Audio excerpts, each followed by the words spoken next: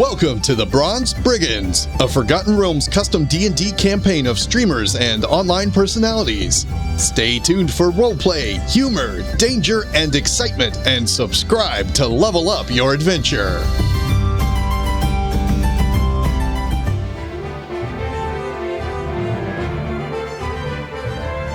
Previously on the Bronze Brigands. Having finished their job interviews, the Nameless Ones made their recommendations to the guild leadership on who to hire. All went smoothly, and fresh blood would soon be added to their ranks. Jack received a promotion, as did everyone's favorite sweet cinnamon roll, the beautiful and effervescent Melody. A good day's work was done. Or was it? Zither ordered up some stables for the guild, and Jack had just the tools to make it happen. With his enchanted lyre and the stone-shaping help of Zither and Chiffelbips, Biv, whoever. In a matter of a few hours, the stables were structurally complete. Now, finally, the group retired for a well-earned rest. At the crack of dawn, Ain was awoken by Aisha. His fellow red-haired ranger was worried. Melody took off the night before to attend to a purported emergency, but hadn't returned. Instantly alarmed at the always punctual bard's absence, Ain was up in a flash and used his magic to recreate Melody's steps. Tracing her to a closed-down bakery in the slums and seeing a hazy image of her being attacked and kidnapped, Ain and the now-arrived Jack, Zither, and Wilson forced the door and entered the bakery's cellar directly into an ambush. A pair of horrific undead Dullahan savagely cut into Zither, pressing their attack and battering her repeatedly. The group responded, with Wilson dropping bombs left and right, but they couldn't distract the fiends from their target.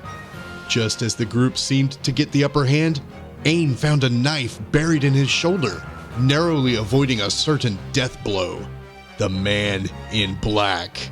Out of nowhere, the arch-nemesis appeared and the tables again turned against our heroes. Desperation flared as Zither was finally beaten to the ground, but Jack acted just in time, ensorceling the Man in Black with paralyzing laughter and pouring a health potion down Zither's throat. Wilson used a smoke bomb to obscure the room, shouting for the group to run, and pulled Zither out.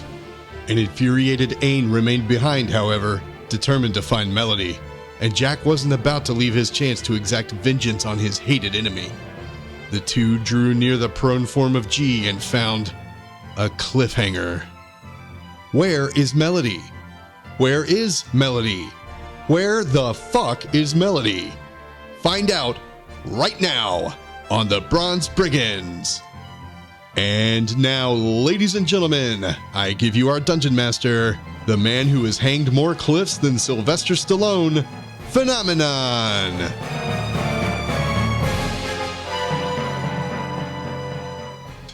Listen, that movie sucked.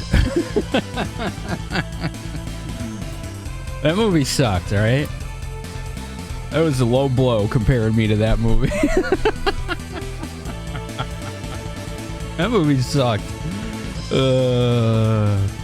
Hello, everybody. Nice, big, warm welcome to you all. And you brought it to here as well.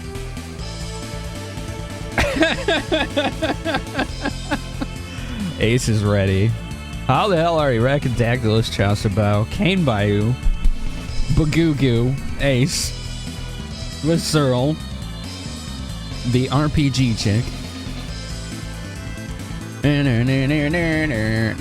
Shafiro. Who else we got here? We got Dinner Tank hanging out. Blue Sammy, who's drinking potions. He's down in those potions, I can see. You thirsty boy. He's a thirsty boy. Hello, Barry. Ghost Eye Vector. What else? Who else to mention? Harvester. Woo. Burpee. Andy. Hi, Andy. Who else we got here? Who else? Regison. Gutsy Gaming. I can't scroll up anymore. Oh, I see Jason, Mr. Inigo. Jabbers with the sub, bringing us to one blessing already. All that good stuff. How the hell is everybody? The streamer said my name. Yay! I like that too. It feels nice and warm, doesn't it? Hello, Trinky. Trinky. I like that name too. That's a cute name. Welcome. Welcome. Bow, bow, bow. I'm pretty sure I said your name, Keo. pretty sure I said it. There, I just said it twice now. See? See how it is? It's good to have you folks here. We are on session 28, and we have this gentleman who is back. There's this gentleman who is back with us tonight. If you can believe that, there is this gentleman back with us tonight. His name is Background Guy. Is that your name? Is that your name? That's my real. Yeah, that's my given name by my parents. Birth certificate. It's on there. Yep. It's on there. The hospital has copies. You can check yourself. Yeah. Rare and elusive. And of course, we have the rest of the group here as well. And hello, group. How are you? How is everybody? Hello. Sup, Finn? Sup? I've been in. How's it going? I've been in a rush for the last 2 hours, so I hope I remembered everything. But otherwise, it's good. Yeah, same. Been a couple of rush hours with Chris Tucker, and No, And you, at least 3 of those. you get to be Jackie Chan. Sorry, you get to be Jackie Chan. That's your job now. okay. Preferable. All right. Right, like, all right, I'll be the one that kicks everyone ass. Why not? I got it. If you insist. I'll do my own stunts. Yeah. Fuck yeah. So, tonight's going to be a little interesting. As you know, BGG's here, but as you can see, there are also the 4 of them here right now. There's also one other voice in the crowd, if you want to say hello. Such a ceremonious intro. Right? Finn's hearing things again. Yeah. I'm still waiting for that voice. Oh, I thought it was going to be a secret. Hello. There it is. That's Barry. Barry's here It's too. Barry. We're rolling with 6 tonight, and you're going to see how that works out. We're rolling with 6. I'm already so mad. I already feel it. Good luck. I'm there. Yeah. How about we start off with introductions? Again, though, thank you, everybody. It's good to have you all here. BGG, thanks for that host. That's always very generous of you to bring your community over. And, of course, everyone else that's hosting the channel, thank you as well. I appreciate that. I think we all do. We're all here to put on a good show for you. So, roll a D6. You're right, I do roll a D6 at this point. Rolling D6. Oh, yeah, a couple more hosts coming in. Thanks, folks. Like a D6. Mm-hmm. Guess who got first? Not me. It was Not Ace. Me. It was No. Ace. Are you sure? Yeah. 3 whole weeks I was in the latter half. I know. It was nice. It was so good. All right, so let's kick this off. I am Ace Burrito, and I am playing Jack Smokesong, Bard and Explorer Extraordinaire. He's everything that you think of when you think of a bard. He loves drinking, he loves performing, he loves philandering, and that's pretty much the whole of it. There's some other stuff, but we'll figure that out as we go. There is some other stuff. It's true. True facts. There we go. Should have used the chat power. Yeah, you're right. Can I get advantage on that? Can you get advantage on that? Yeah. I mean, if you really want to blow it on introductions. No, I do not. Mr. Thor is next. Oh, hi. My name is Norgar, and I play Ain Troder, a half-elf ranger, who has a bird companion named Vision, a big falcon that he hangs out with. And they do all kinds of fun things. Ain really likes things that fly and dislikes long walks on the beach and pina coladas. He also is currently very concerned for the whereabouts of a missing person. So we noticed that that recap. Mm-hmm. But where is Melody? Where is Melody? Honestly, I'm asking the same questions, so I feel like the recap was like my voice.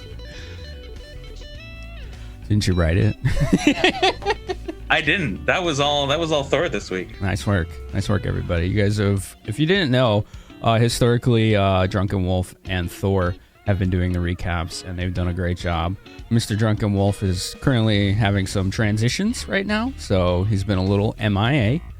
So Ace and Thor have taken up the mantle and kept our recaps going, and all three of them have done an amazing job at those. They're really great. I look forward to them. I legitimately told the group last night, I don't even preview the recaps anymore. I wait to hear them on streams like the rest of you, because I want to know what it says. Like, I want it to surprise.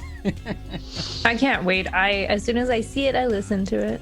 That's some powerful information, my friend. That's true. Oh my god. But you can trust us with Oh no. it. I promise. Next introduction is Bajiji. Hi, I'm background guy, and I play Bredovsky Seanson, who is way stronger than all of you combined, and he could take you all with 2 arms tied behind his back or whatever. Whatever. And I'm a human warrior, or whatever, I guess. Human fighter, yeah. And you have very ruthlessly destroyed some enemies in combat before. Of course. The Dex 'Cause I'm fighter. the best. The Dex Duh. fighter has worked out pretty well. I've never built this character like this before, and it's been a lot of fun. Yeah, I'm actually pretty pleasantly surprised how well it's turned out, because I've never seen anyone play a dual wield Dex fighter before, and it's working real well. You rarely miss. All right, Andy, you're next.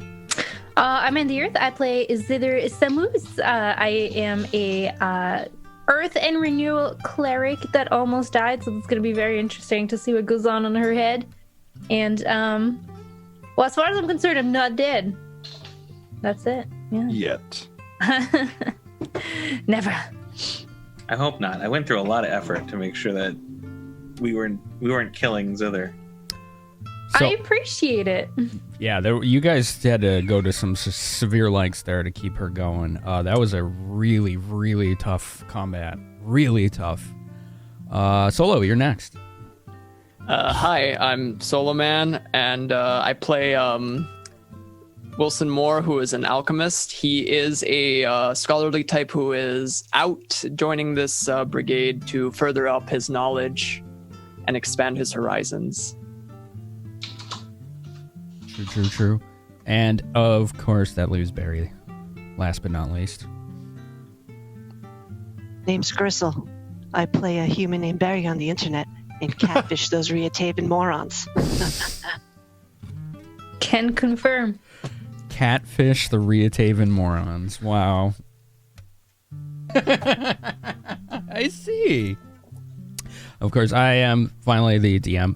I, as many of you know, designed this campaign many years ago, but I have changed it quite a bit to suit the Twitch environment and this group based on their decisions.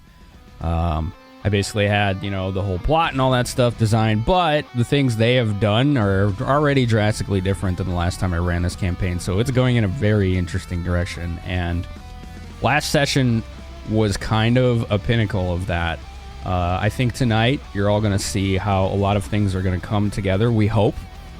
It just depends on how it goes, but we hope. We're going to see what happens. Hanging on some big cliffs, hanging on some other things.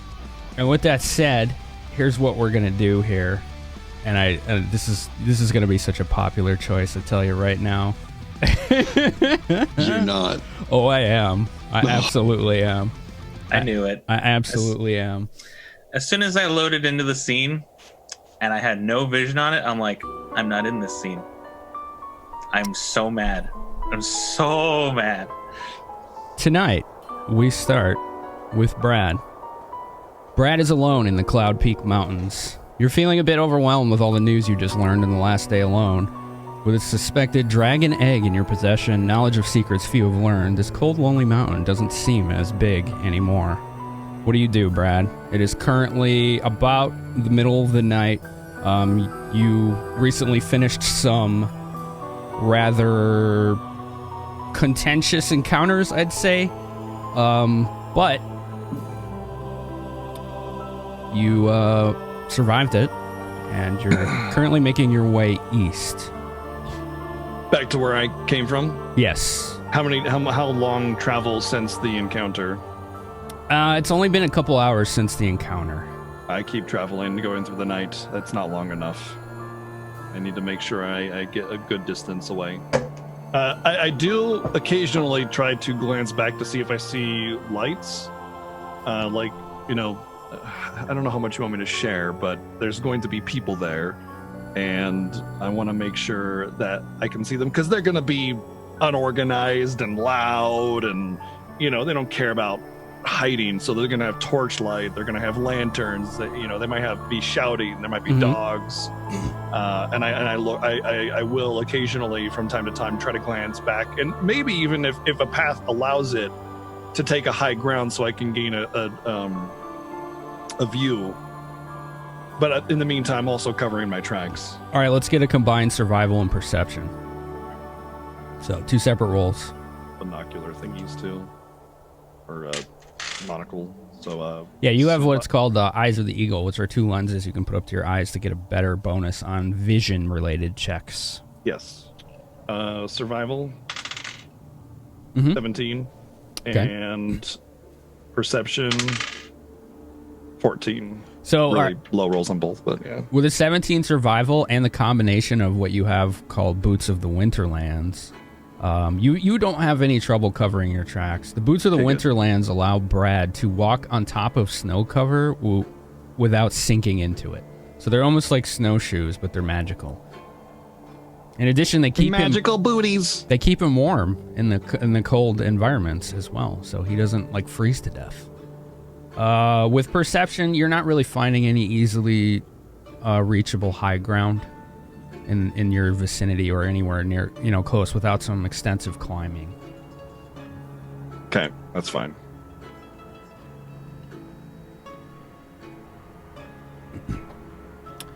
I don't think 2 hours is long enough to get distance, so I keep going east. Okay. If I need I don't think I really have. Well, okay. I'm curious. Mm-hmm. A long time ago, I stashed a little bit of this power pie that was made for me a long time ago. Mm-hmm. I knew it was magical, and I kind of forgot about it. I kind of pull it out of my bag and open up the cloth that's in it and see if it's still not rotting. Much to your bemusement, it's still steaming as if it just came fresh out of the oven. Perfect. Okay. I keep it in a more readily available spot within my cloak or something, in case it calls for it. Okay, very good. And then I continue on, because I feel like I might get tired. I feel like I might get weak. I'm out in the middle of nowhere, and I just continue making my pass. Do I see anything behind me at all, ever? Let's make a couple more perception checks to go with your visibility and over the course of your travel. So over the course of 2 hours, let's get 2 perception checks. Okay, my first one was adding 18. Okay. And my second one was 28. 28. Okay. So in the first hour, you think that you probably are not being followed. It seems pretty quiet out here. You are hearing, every once in a while, the sound of a hawk cry up in the sky or a howl of a wolf in the mountains. As you get closer to the second hour of travel, though, after turning your head back to kind of glance behind you, you kind of caught a glimpse of something glimmering in the distance, almost like a reflection happened. How far? Probably 500 to 750 feet west of you. Oh, that's way too close. Okay, that's like a couple football fields. All right, I try to hasten my step. Okay. You pick up the pace. Thinking, knowing that I have the advantage of these boots, I don't want to trivialize the advantage. So I don't want to go so fast that I'm running and ignoring my tracks or anything. I'm not panicking, but I'd want to use that advantage that I have to gain more distance on my pursuers. I also will end up taking a couple turns here and there, but also still kind of mostly maintaining that eastward trudge to throw them off. Gotcha. Okay. Maybe even like break off some branches that make it look like I'm going one way. So you're trying to throw off the trail. Right, exactly. I'll roll a survival check. Okay. That was a good roll. 30. That's a really good roll. Okay. All right, give me another perception check as well. A visual or audio? Both. All right. I'll just a perception check. I'll just do a perception and tell you both. 19 minus 4 for audio.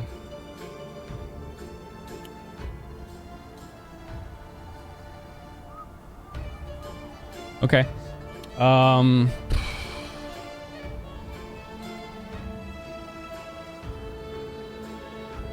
As you begin heading back east after you successfully or are very confident you successfully threw off the trail of whatever that is behind you. You're not sure what it was, but you definitely saw something reflective in the west. As you begin heading further east, you see way off in the distance on a high ridge what looks to be a group of approximately a dozen individuals walking along a ridge, heading down into the valley where you're at. Oh my gosh. I'm being pincered. Are they in the way of my destination? Yes. Yeah, they look like they're cutting you off. Your options are to head back west towards where you saw the reflection or go due south. North is nothing but extremely difficult to climb mountain ridges and cliff faces. So they're like on the ridge that I need to go to? Or are they trying to... Okay. It was the path you traveled earlier to get here.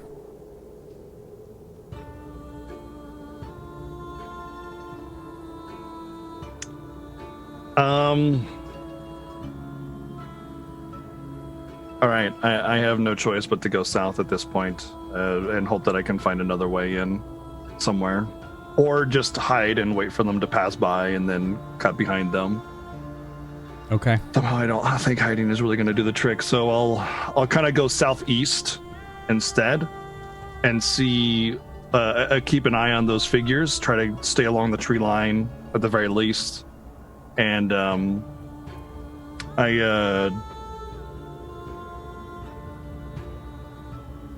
I want to kind of make my way towards my destination, but also going away from them. So maybe I can loop around, like depending on when they get off the ridge, what destination they take. I might be able to loop around while still being within a relatively close space to my destination. As you begin heading south and trying to find a little ways to go east, the terrain isn't too bad for you to get through since you can walk on the snow, but it's very rocky. You look back to the east and you notice something. You begin to hear cries in the distance. The group of individuals are moving faster. One of them in the back stops, and you see suddenly this brilliant flashing light coming from him. It shoots into the sky and is kind of heading in your direction.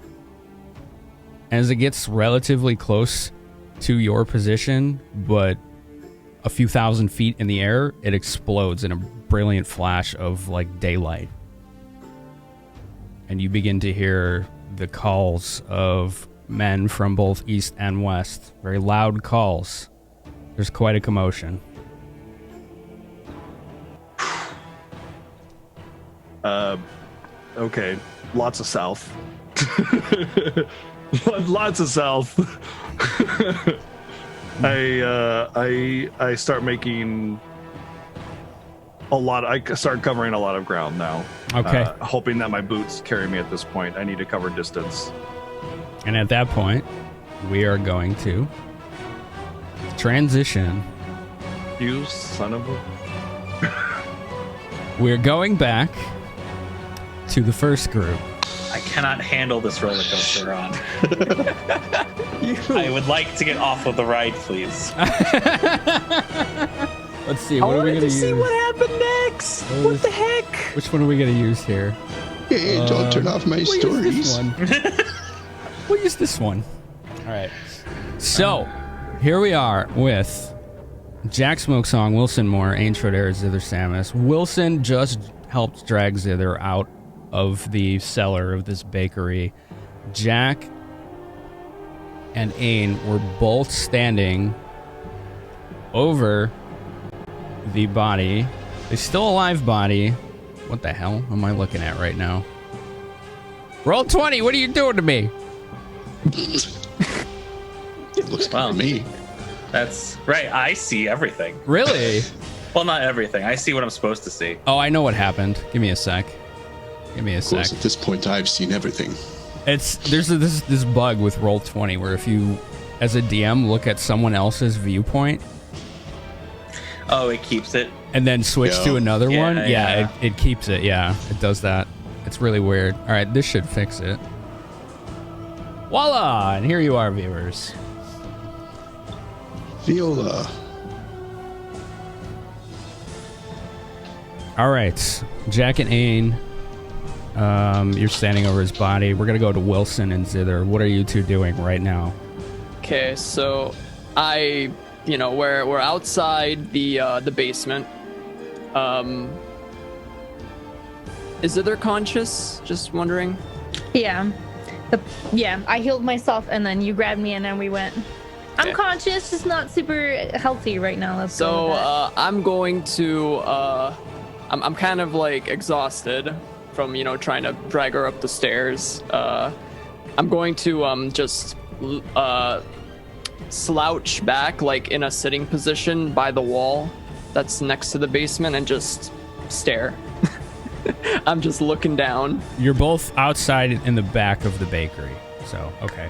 And you I just looking- I want to say this is out of character information for everybody, viewers primarily, but where we're at right now, time-wise, is several hours before where we just were with Brad. So that, obviously that's out of character information. None of you know that, but I want the viewers and the group out of character to know that. Go ahead. So yeah, I'm just I just like slouching. I'm sitting on the ground. I'm like my back is up against the wall, but I'm like slouched and staring on the ground. So as soon as we would have made it up the stairs and closed the door, I assume we did. I don't know if we did that, but as soon as we did that, I'll just fall to the ground and kind of just be like, "What was that? What happened? What happened? Why are we up here? They're still down there. What do we do?" Zither, I would roll knowledge religion at this point, now that you finally have a moment to catch your breath. Yes. +9. Pretty good. 28. 20. Okay. I wrote 28. Sorry, I 28. rolled a 19. Woo. Okay. So you know that what you were fighting were called Doulahan. I believe you checked them earlier before, but it was in the heat of battle. But what you didn't know earlier was that these things, when directed, will mark someone for death, and it will just make them far more susceptible to attacks and an easier target. And that's that coldness you felt suffuse through your body when that thing shouted your name as soon as it saw you. As soon as it went down, though, you felt that coldness leave your body. So you feel like you're no longer marked like this. I'm gonna like pat myself, like look at my bags and grab some potions, and I'll look at Wilson like, "Are you hurt? Are you okay?" I'll just down a potion of moderate, cure moderate wounds. Caster level? 9? What? Is it 9? I'm a caster level 9. No, the potion's caster level. Cure moderate, so 2. 3?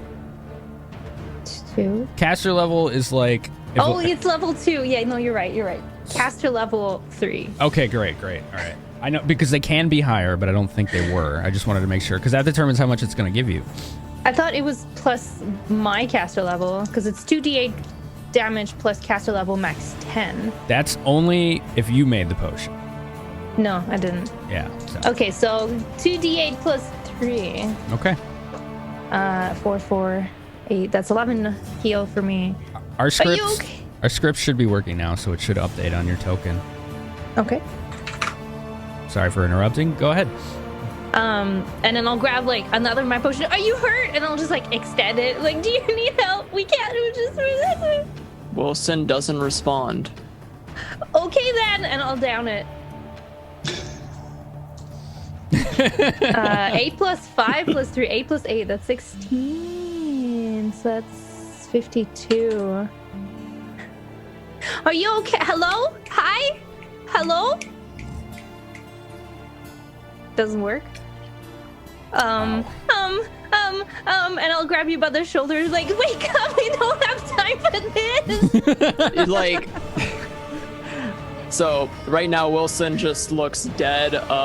He's has this frightened face on him, and he just mutters, "Demon." Yes, they're demons. They're undead. But we need to go back.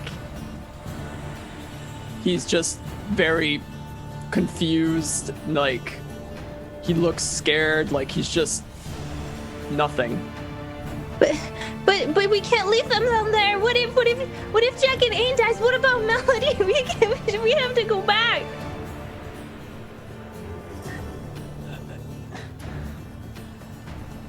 That I don't want anything to do with that. But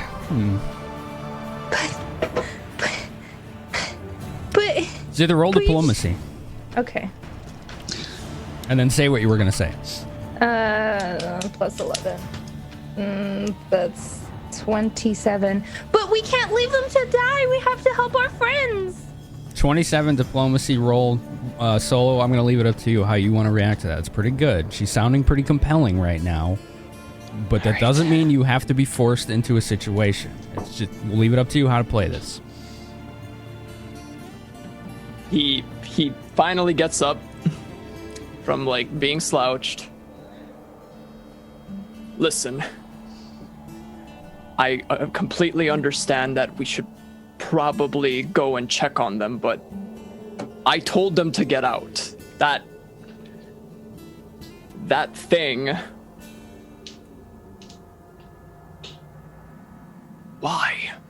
And he just like trails off. Fine, and I'll go back in. Okay, and we're going to go to Jack and Ain as Zither begins walking down the stairs to the cellar yet again, under her own power and looking much better. Jack and Ain, what do you do? That is a great question. There's so many things. The moment of truth. I'll get us going here. All right.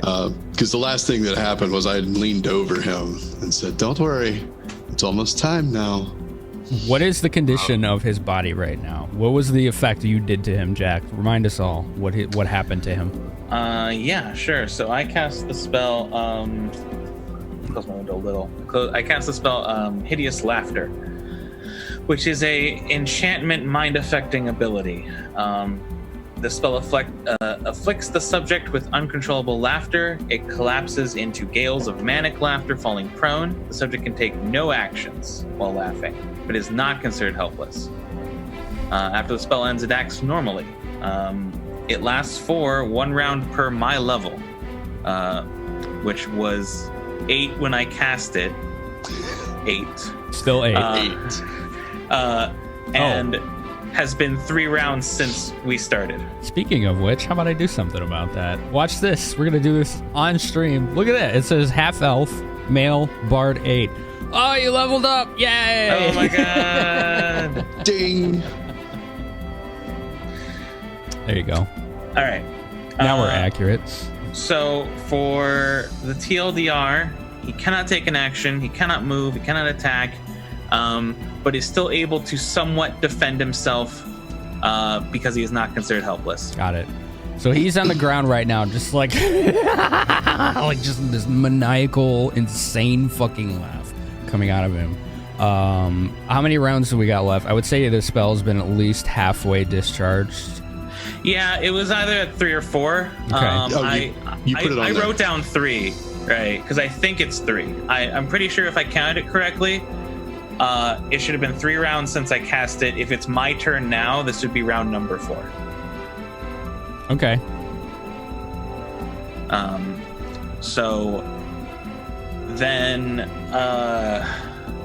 it's basically like forever, however long that lasts for the basically, yeah, about half the duration is about to expand. And if or we be expelled. If we didn't say it, the man on the ground laughing like a maniac is the man in black, the one that's Yes. been hounding this group basically since the beginning. Indeed. Okay, so Thor, I feel like, was going to kick us off, and I wasn't going to interrupt him. But yeah, oh my God, what do we actually do though? Now that I'm presented with it, I'm kind of like, right. So Ains just kind of bent over him, and I think at first Ain thought that this guy was just like losing it and was laughing about almost killing him and the whole situation. But he's figured out now, after what Jack did and everything, he's kind of figured out that this is something that's been done to him, that Jack did this. So he's not thinking he's being laughed at anymore, but he's still kind of bent over him, and he's trying to get an answer out of him. He's going to ask, like grab his collar while he's rolling around laughing on the floor. Just, where's Melody? What have you done with her? Answer me! I just like laughing like a freaking nutcase. Throw him back, back down on the ground, and I'm going to reach in my pack and pull out my 50-foot length of bloodvine rope. And Jack, you cannot see them right now. Right. From your vantage. I'm basically trying to like find my way to the wall, because as far as I knew, they were near a wall, but I don't know how far away I am from it. So I'm just kind of like meandering around. I know that I cast grease around here somewhere, so I'm not just running. I'm like carefully tapping like the floor near me and trying to like arm my way to a wall. Can you beat a DC 10 knowledge arcana without effort? Yes, I can. All right, so you know automatically that since it was your grease spell, you can dispel it at will anytime you want.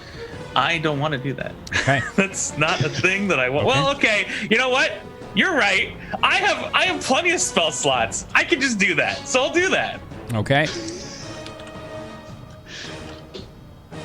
So I do that, and then I'm trying to motion towards or communicate out to Ain. I'm like, Ain, try to get him out of this smoke. I can't see anything.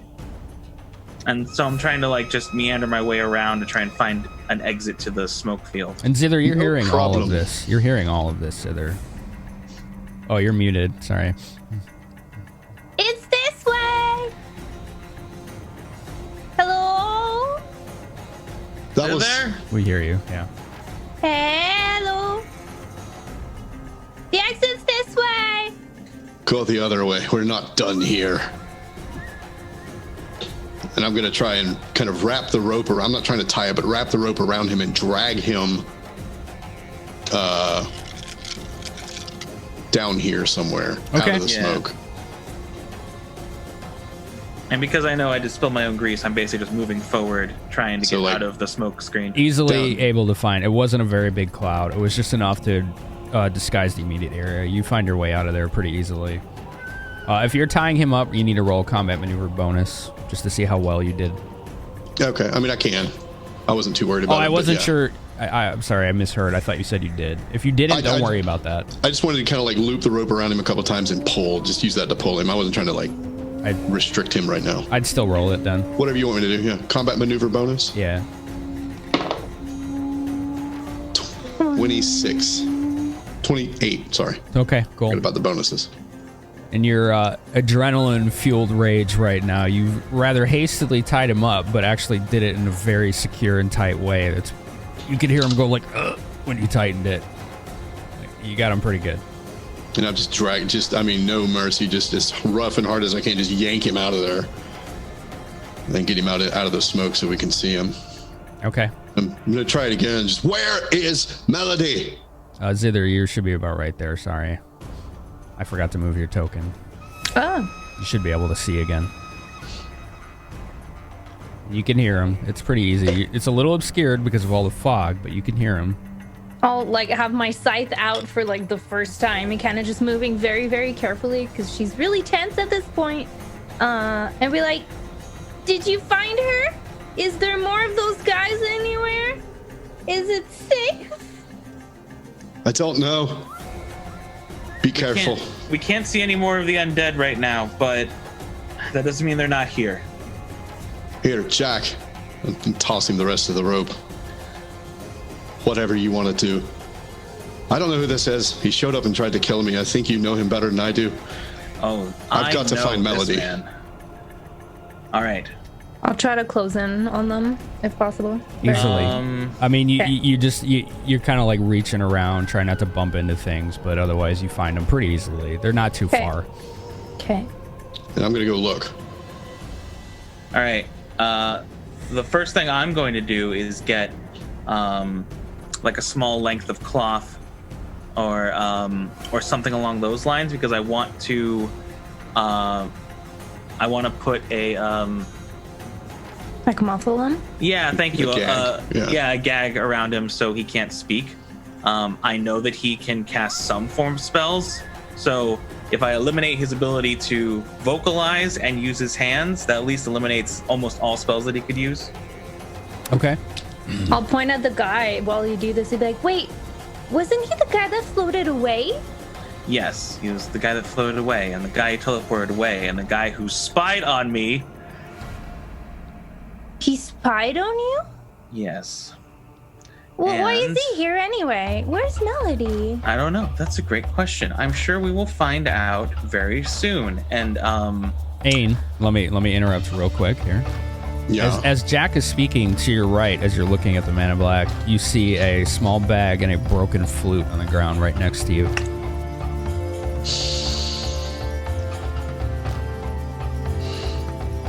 I'm going to pick it up. In your hands is a broken flute that looks familiar and a tailoring kit.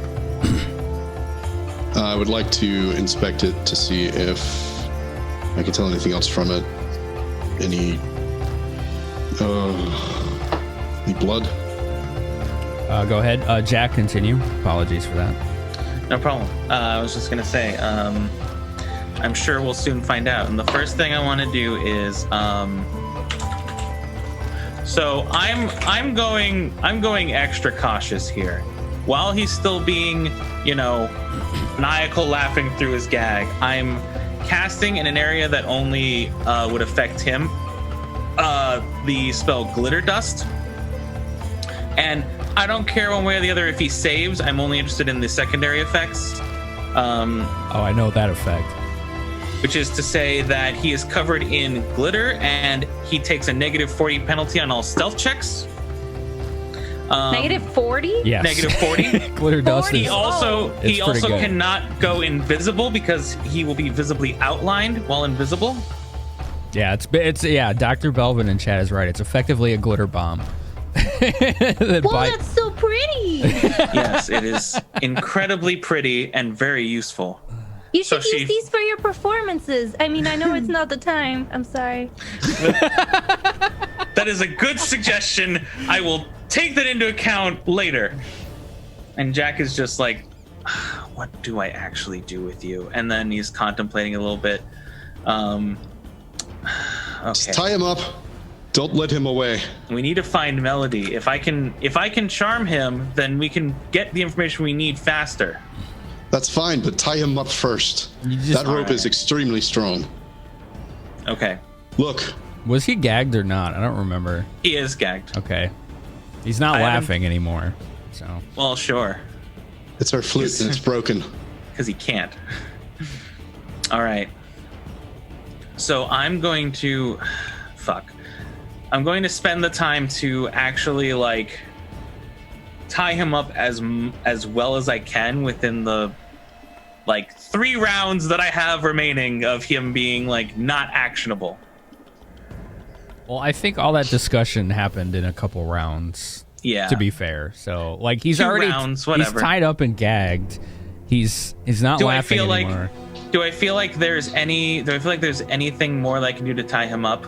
Like, or is he? Do I feel like he's pretty secure? You could probably reinforce it by like tying his hands and legs together. Okay, I do that then. Okay, CMB, please. Oh boy. Chat power.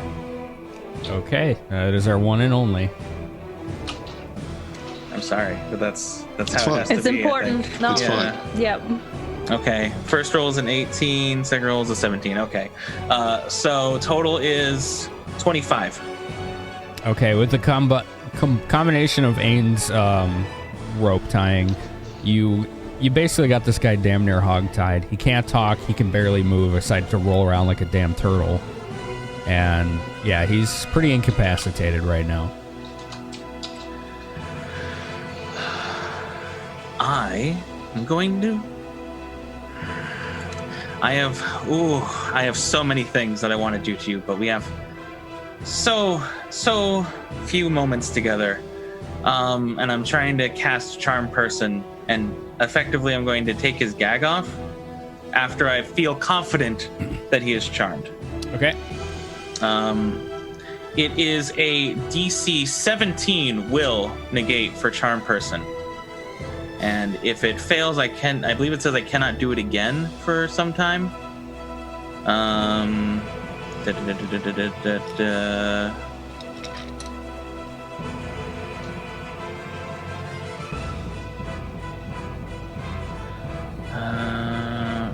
Right, you can give the subject orders. Wouldn't ordinarily do. An affected creature cannot obey. Right, okay, so it doesn't have that limit. I think there's another spell that does that, but let me link it. Sorry, there's just so much adrenaline. Okay. Yes, I know. They're coming. Oh no, they heard the commotion. Yeah, right. Oh, they got you now. Politia. Oh yeah, I'm bringing the cloaked or the cowled wizards in on this in a second, but yeah. So the only limit is that I have to speak the person's language, communicate with them, or be really good at pantomiming. But anyway, Okay. So did he succeed? Do I feel like looking at him? He has the complete and utter like regard to me as a friend. All right, let's see.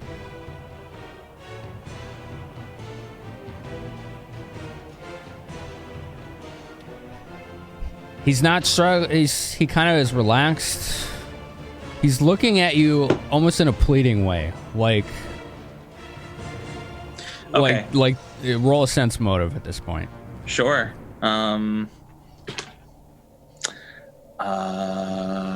32. Okay, so here's what you get from the sense motive. Your charm person worked on him because what you're getting from him is the look of someone who just feels betrayed right now. Why would my friend tie me up like this? So he's just looking at you like... Oh, well, I take off the gag and start talking to him. It's like, hey, buddy, sorry about that. It's just some weird circumstances today, huh? I'm also purposefully, like, I'm not in a threatening way, but I'm going to just be like, here, maybe you can see better if I do this, and sort of like start pushing his hood back, because I want to know who the fuck this guy is. Okay. But so you push his head back, and he doesn't resist, but he kind of blinks. He's got long curly hair, kind of shoulder length. It's like kind of greasy brown. He's got a beard and a goatee, same color, dark eyes. He looks like he's probably from the south. okay. So further south than so even warmer climates. Okay. That seems strange, but all right. So I'm making a note of his sort of appearance and making a note of his face while I talk to him, and I'm just like, okay, so sorry about the ropes. That was my mistake. I wanted to ask you a quick question though. Do you know where Melody is? Oh, you may not know her name. The halfling bard that you may have ran into. And he's just like, I don't suppose you could untie me, friend. Yeah, sure. And then Jack's like reaching to do that, but is doing like very slow, meticulous motions that look like he's fiddling with the rope, but isn't actually doing anything. You want to roll bluff then? Oh, sure. I will roll that every day. Okay. I know you're good at it, but I'd still ask for it. It is a 25. Oh, God, you beat it by 1, you lucky fuck. I was scared because that wasn't my best roll either. So I was like, oh, God. He beat it by 1. Oh. He's like, oh, yeah. He's like, he told me I can't talk about it. I'm sorry. But you understand, I know who you're talking about. She's dead. Sorry to break the news to you. No! I see. Who said you couldn't talk about him? Maybe I'm misunderstanding. King turns around. I'm not allowed. I can't.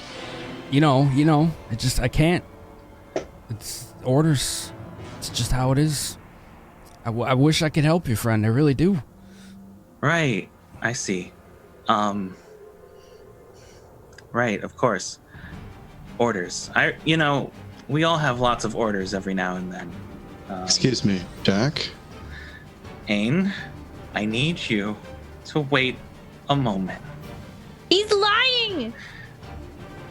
Sense motive, do I think he's lying? Let's go ahead and roll it. It's 36. No, you don't think he's lying at all. You think he's being very truthful, and you react with such a high roll, you're getting a hint of fear from him about even broaching the subject. Right, so someone else ordered him to do it, which means he's not even the big bad. This is someone else rolling these. Okay. That's important information. Zither, can you roll perception? Yeah, sure.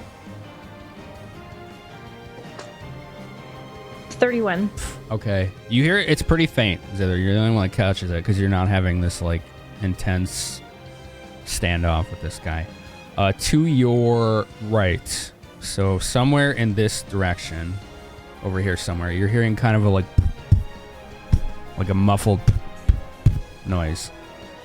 There's something in there. He's lying. I don't believe you. And I'll like knock on the door, and not on the door, but like on the wall, and try to make my way. And I'll stop at the door and be like, I don't want to go alone. Yeah, I would just kind of drop her pack and broken flute and run. Do you hear this? After Zither and like put an arm on her shoulder, like no. You first. You do not go first. After you. But do you hear this? Do I? Yeah, at this point, now that she's pointed it out to you. So this room, is it dark? No, there's torchlight all over the place. If it was dark, you could not see right now. That room's a little dark, but that's what I meant. Oh, are we going in there? I thought we were going in this room. Stay back. I'm here. You know what? Yeah, I'm gonna move. As you get here, it seems like it's a little further in, not actually in this cellar that you're standing by. Further in, not in the cellar, so further this way. I'm gonna stare intensely at the barrel. It looks like it's coming from around there, somewhere around there. In there, Remy. Knock on the barrel a little bit. See if can I tip it over? Is it got a lid on it? It's got a lid on it. It's pretty heavy. It's really heavy, actually. I'm pretty strong. I want to take the lid off. All right, the lid is easily removable. It's a barrel full of flowers. Either you hear the noise again. It sounds like it's coming from next to the barrel somewhere. Not in it. I'm like, knock back. What could it be? Is there a mouse in this wall? Is there a secret passage? And then I'm like, intensely look at the See if there's an indentation in the bricks or like the wall itself. See if there's like a secret passage. You actually do see very like minute cuts in the brickwork on the wall there. It does look like there's actually a hidden door frame on just to the right of this barrel. I'll do the like, aim, look. Okay. I just slapped you on the shoulder. Felt like nothing, probably. Hope it was the left shoulder, not the right one. Sure, left shoulder it is. It's a very bad wound over here. Oh, well, I can't really do anything about it right now. No, that's fine. Okay, so I guess I try to fit my fingers to see if I can push on it, pull on it. Is there any way I can get it to move, pull a brick out? Does it seem like it's responding at all? It kind of like, as you push on it, it kind of does this where it's like there's like a hinge in the middle and where it like twists like on a center axis a little bit. Okay. Oh, that's not a good sign. So I'm going to push carefully, slowly, and see if I can swing this thing open.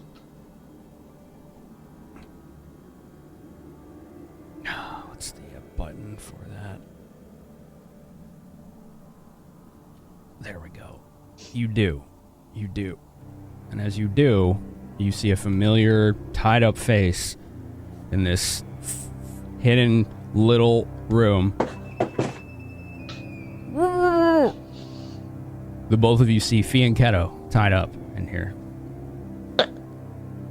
The overly obese halfling that cooks magical pies. What? You're What not is he Melody. doing here? Wait, just a moment. How do you do this? I want to make sure there's not a trap here. What do I do for that? Perception. Okay, I'll do that. 34. While they're doing that, I'm still asking him questions, trying to get more information. Okay. So my hold on number one sec. one. Let's, let's go to Solo since he's been hanging outside by himself. I mean, after a certain amount of time has passed, I obviously... Wilson has regained his composure and he's like still shaking a little, but he's making his way slowly back into the basement. Just very slowly. Okay. Go ahead, Jack. So I'm asking him, this is really bad timing. This is really, really bad timing. Shit. Can I come back to you in a second? Mm-hmm. Okay, great. I have to literally answer my door right this second. Go ahead, dude. That's fine. Okay. Solo, if you're not doing anything, we'll go back to Zither and Ain, unless you have something to do. I don't see anything because the smoke is still there, right? Smoke is still there. That's what that green ring is. Yeah, so it's hard to see. Nothing. Okay. Ain and Zither. Fee and Keto is tied up and gagged in this little like hidden alcove in the wall. I'm gonna rip the thing that's gagging him off him. There were no traps, I assume. No traps. You did not see any traps. No. Okay. He's just like, voice is scared. They're all scared. They say leave. We gotta go. Fee and Keto scared. What voice? And then all he does after this is just keep saying, and this is, I want you to roll an insight check before I say this. So Is that wisdom or intelligence? Wisdom? I always forget. It's wisdom, yes. Is that both of us? Yeah, go ahead. But it's gonna be easier for Zither. 15? You got it. 22. 22. Ain, you got it only because of stories you heard. This guy has never once, in your encounters with him, nor have you ever heard of anyone, ever hear to him refer to himself in the first person. But all he's doing right now is saying, touch my mind, touch my mind, touch my mind, touch my mind. And a strange glow is beginning to appear in his eyes and on his forehead. This like blue glow appearing on his forehead. It's like a ring. It almost looks like a door. You can kind of make out minor details, sort of. It's very blurry. And he's just like, touch my mind, touch my mind. The knowledge religion to see if I recognize the symbols? You're not seeing any symbols. Oh, okay. I thought it was symbols. No, you're making out details. Like I said, it looks like a door almost. Just look at Ain. I vote no. Well, just So, stand back for a moment. I don't Okay. want you getting any worse hurt. Okay, cool. so I want to ask him Go ahead. in such the most friendliest manner ever. Where did you put her body? Out of curiosity. I didn't do anything with her body. I didn't do anything with her body. It wasn't me. Oh, I see. Someone else did something with her body? Gotcha. Do you know? You know, you're just asking some really scary questions right now, and I know we get along, all right. but I really want you to stop. Well, I don't want to scare you. I'm so sorry. I didn't mean to scare you. And Jack is stopping, untying the rope to put a hand on his shoulder, and it's like, it'll be okay. It'll be just fine.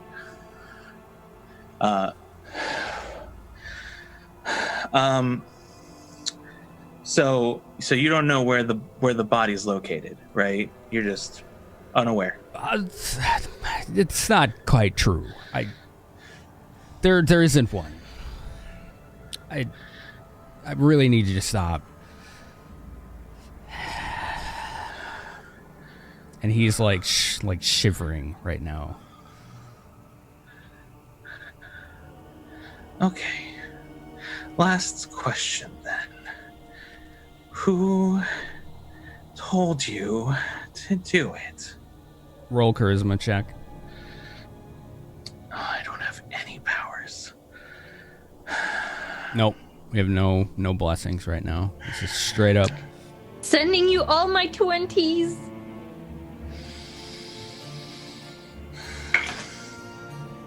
Okay. The total is 16. That's pretty good. All right. Odds are with you. Let's see.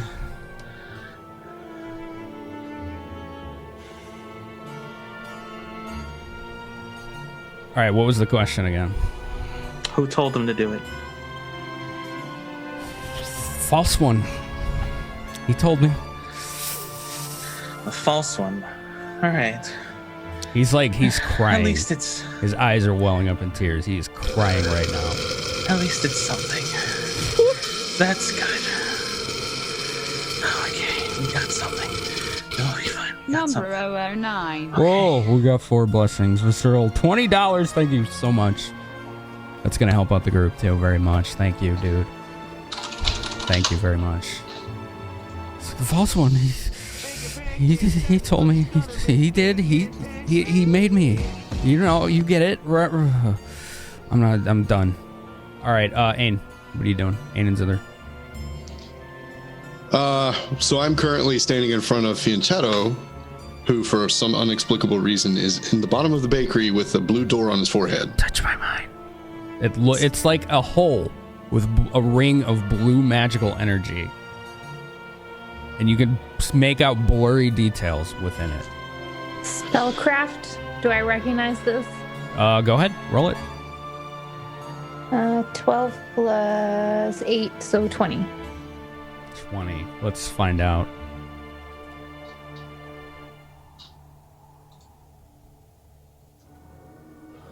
It's obviously magic. Hold on. Probably. I always forget if it's 10 plus or 15 plus, so I'm just going to check that real quick. Apologies for the slowdown.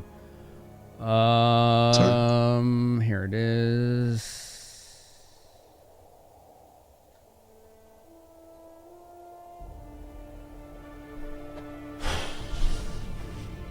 This is, it looks familiar, but you're not sure. Like, there's something weird about it. It's almost like you think it's kind of similar to, it's definitely conjuration magic of some kind. You know that.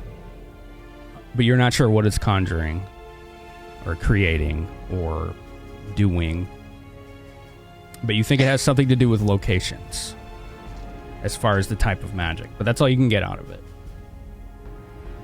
I don't know if it's safe to touch, even though he wants us to touch it. Sether, What?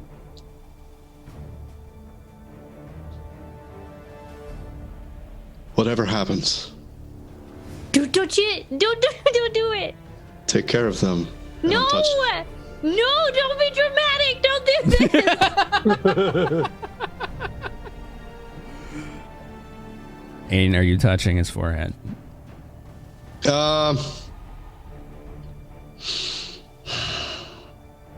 No, not just yet. Okay. Not just yet.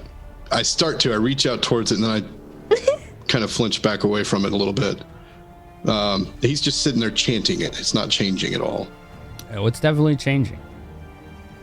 What is it changing? The details within it are changing. Can I tell? Is it showing me different places in there? But just How different closely are you shapes and- looking? I mean, I'll kind of kneel down in front of him and lean in a little. I don't want to get too close to it yet, Okay. but close enough to try and see what the heck this is. Focus your eyes. Let's see what you get. Unfortunately, he's not human. That wouldn't help here. You're not focusing on a human. That's what I said. Unfortunately, he's not. No, I'm saying you're not. It doesn't matter what is in front of you. You're not focusing on a human right now. I gotcha. That's a 28. It looks like it's hard to make out. There's no discernible landmarks or anything like that, but it looks like shifting landscapes.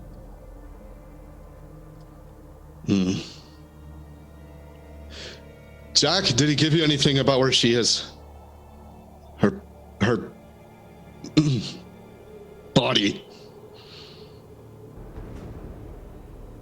She's not dead. Yeah, I know where it is. Fuck. Are you lying? Did you just lie? You just lied. I think you need to roll bluff. I already did. Okay. I rolled it as soon as I said it. 22. Sense motive vein.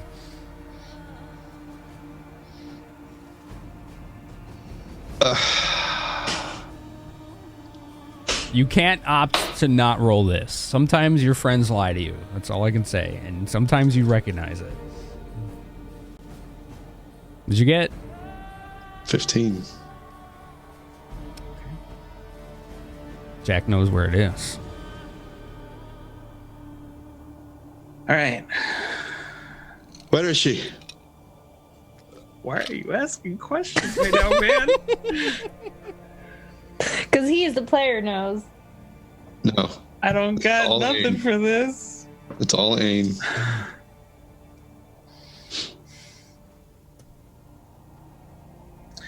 God. I can explain why I'm asking if you want. You don't have to. There's no body. So I'm going to say something with a grain of truth. It's probably exactly where they left it.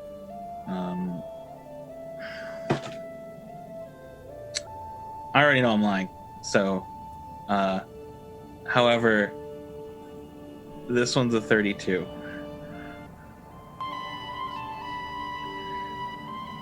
On bluff? Okay.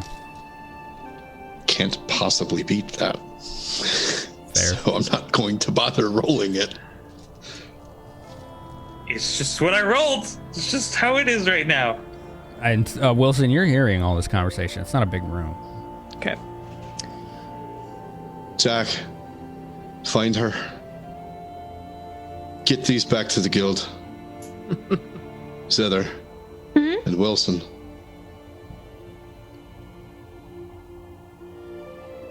So did you kill him? No, I haven't killed him. And I leave out the part where I say yet. And then I'm going to put the... I'm pretty sure I have expended all that I can to know about. I'm going to put the gag back on him. And then... Before that, can I walk out of the smoke? Yeah. Okay. What do I see? He am I is just like the man is black, is gagged on the ground, tied up, hands and feet separately, rope tied around his back as well, his torso as well. It's kind of bound to that. so? Is there an Aner in the corner? They look like they're talking to someone in a hidden alcove. And there's in front of you a tailor's bag and a broken flute on the ground. So Wilson, seeing the man in black all tied up, like slowly his fear is just going away. He's regaining that composition, but he's still tense. I'm gonna approach the two. I see you tied up our friend here, Jack. Yes. Do you mind if I have a moment with him? Jack is sort of holding onto the man in black's shoulder as he's standing up and is just looking at Wilson and is just, in a very smiling and pleasant way, say, I mind. We have a bit of history, so to speak. Oh, you don't say. Well, you will have to get a ticket because currently I am the first in line. Just make sure he's all right, please. Oh, I'll keep him just fine. I give him some space. Just give him some space. I'd like to roll bluff with disadvantage. All right, Wilson. You have to roll bluff with disadvantage. I got even with disadvantage, a 30. This is for bluff. Wait. You lost me. Did you make Wilson roll bluff with disadvantage? Is that right? I rolled bluff with disadvantage. Oh. Because I'm barely keeping it together Gotcha. and have no intention of keeping him alive longer than 30 seconds. And you still got a 30. And I still got a 30 with All right, let's disadvantage. sense motive that. All right. 16. All right. You have no reason to think that Jack has anything other than what he told you planned. Before he walks away, I'm like, out of curiosity, Wilson, why do you need him to be fine? I need to ask him a question. Very important question. You may want to ask him sooner rather than later, then. Will you give us some space? Just the two of you? Just the two. All right. You have 1 minute, and Jack slowly walks away and leaves the rope sort of like dangling in his hand, but goes far enough out that he is, as far as he can while still keeping an eye on him. I'm gonna kneel down. I'm gonna go into like a whisper. Hi. He's gagged right now. He's just looking at you with narrowed eyes. I look at Jack. Can I undo the gag?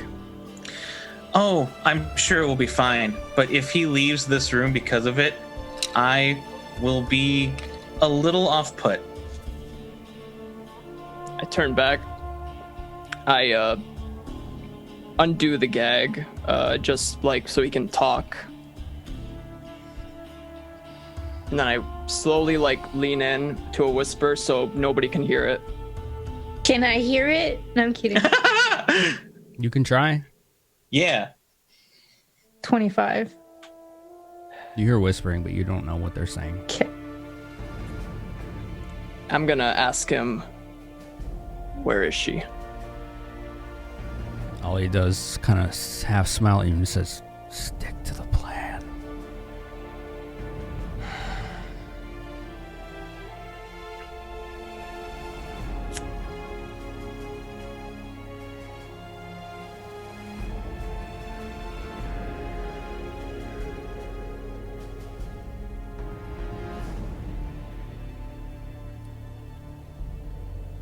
do you want out?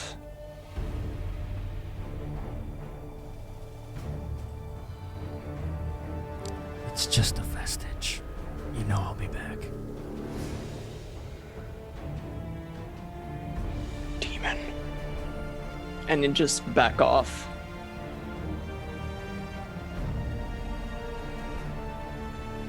I am finished. Excellent.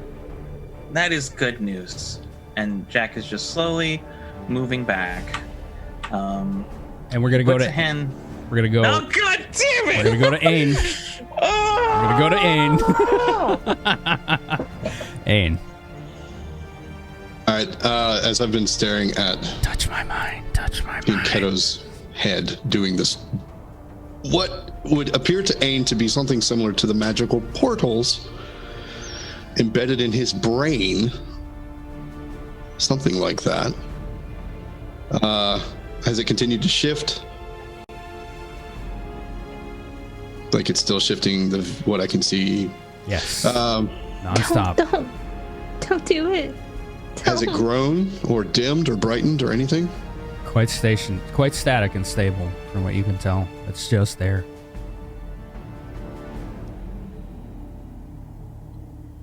So I'm going to try and talk to him. I know he's just repeating that over and over. Is it Finketo or Fincheto? Finketo. Finketo, can you hear me?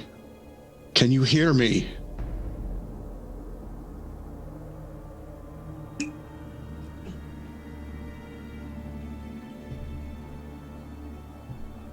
Give me a sec. You lean in to ask him that. And he's like, touch my mind. Touch my mind. Touch my mind. He's repeating this. And we will see what happens here. I have to check something because I have 80,000 character sheets, as you know. Mm-hmm. Of course.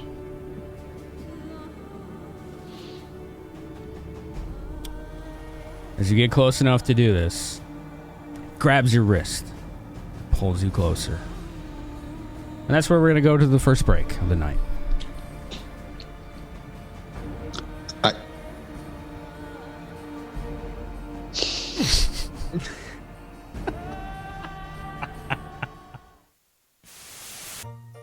Welcome back to the Discovery Network. We now return to our amazing wilderness with Matthias Bloodhound of Karatua.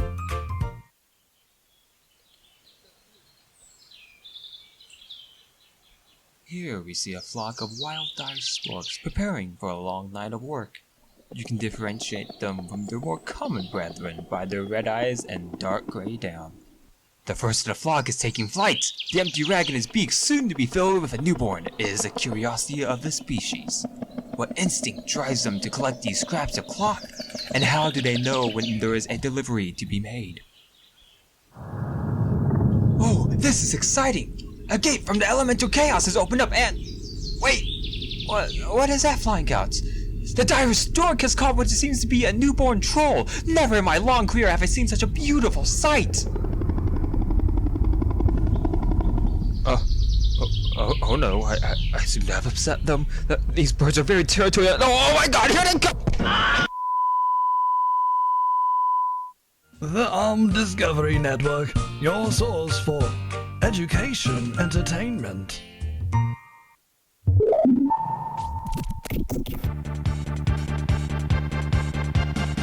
Hello, and welcome aboard Tonberry Good Airlines. I'm Smooth Operative, your attendant for tonight's flight.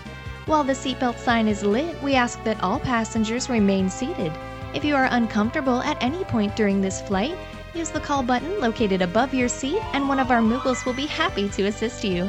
Should cabin pressure drop harder than a clumsy chocobo knight, all bed air masks will be released from the overhead compartments. Secure your mask before helping others. As an additional safety measure, we'd like to remind all passengers to please refrain from teasing the Moogles. Our captain is a well-respected Tonberry who really holds a grudge. In-flight dinner options from world-renowned chef Queena are also available for an additional 9,999 gil. Tonight's special is duck soup, and our chef does recommend a pairing with the agave cactuar margaritas. Yum! From all of us on board, we'd like to thank you for choosing Tonberry Good Airlines.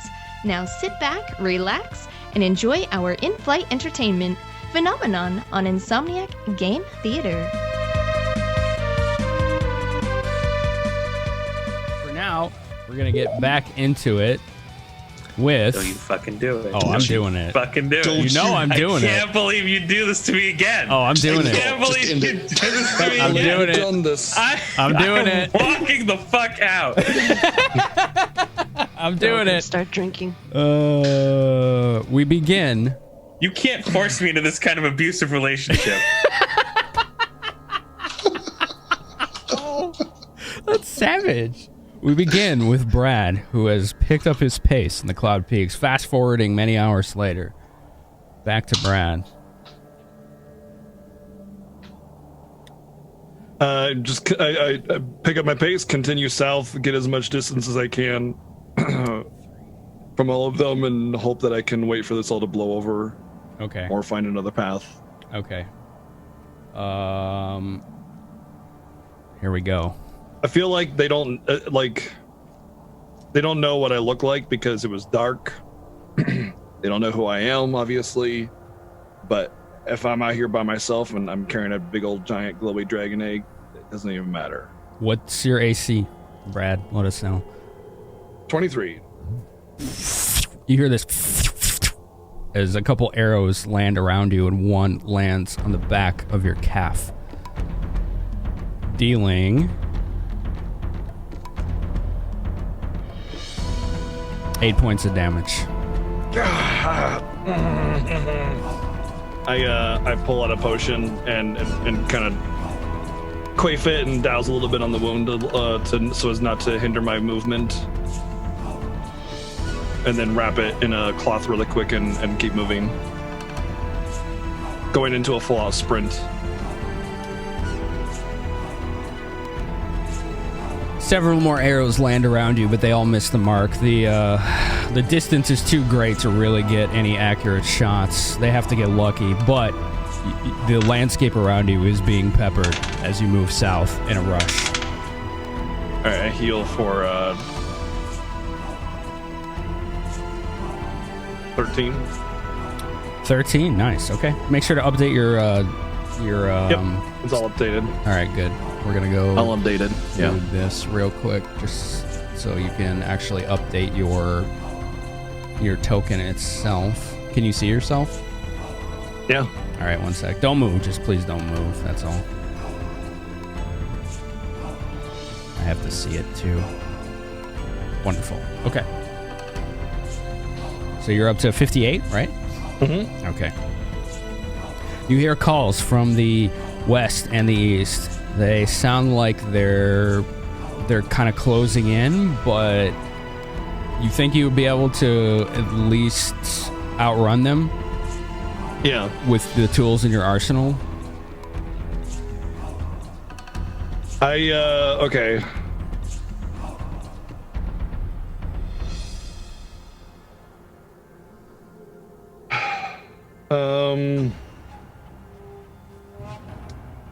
In an act of desperation, I pull out the piece of pie and I consume it entirely. Consume it entirely. Hoping that it'll give me some kind of power to increase my stride. So from what I recall, this pie was something that actually made you feel more toned and muscular. Right, yeah. So as you ate it, you get a +4 enhancement bonus to strength. Okay. For... Let's see. We'll see what the duration is on that. I think it's a minute a level? Yeah, so it's going to be about 7 or 8 minutes out of character that you're going to have +4 to strength. Use that strength to propel me harder and faster through the snow. Okay. And hope to gain some distance. Okay. And I'm kind of racking my brain as I run through the snow. Obviously able to make a lot of distance on my opponents because of the boots, assuming that they don't have the similar advantage.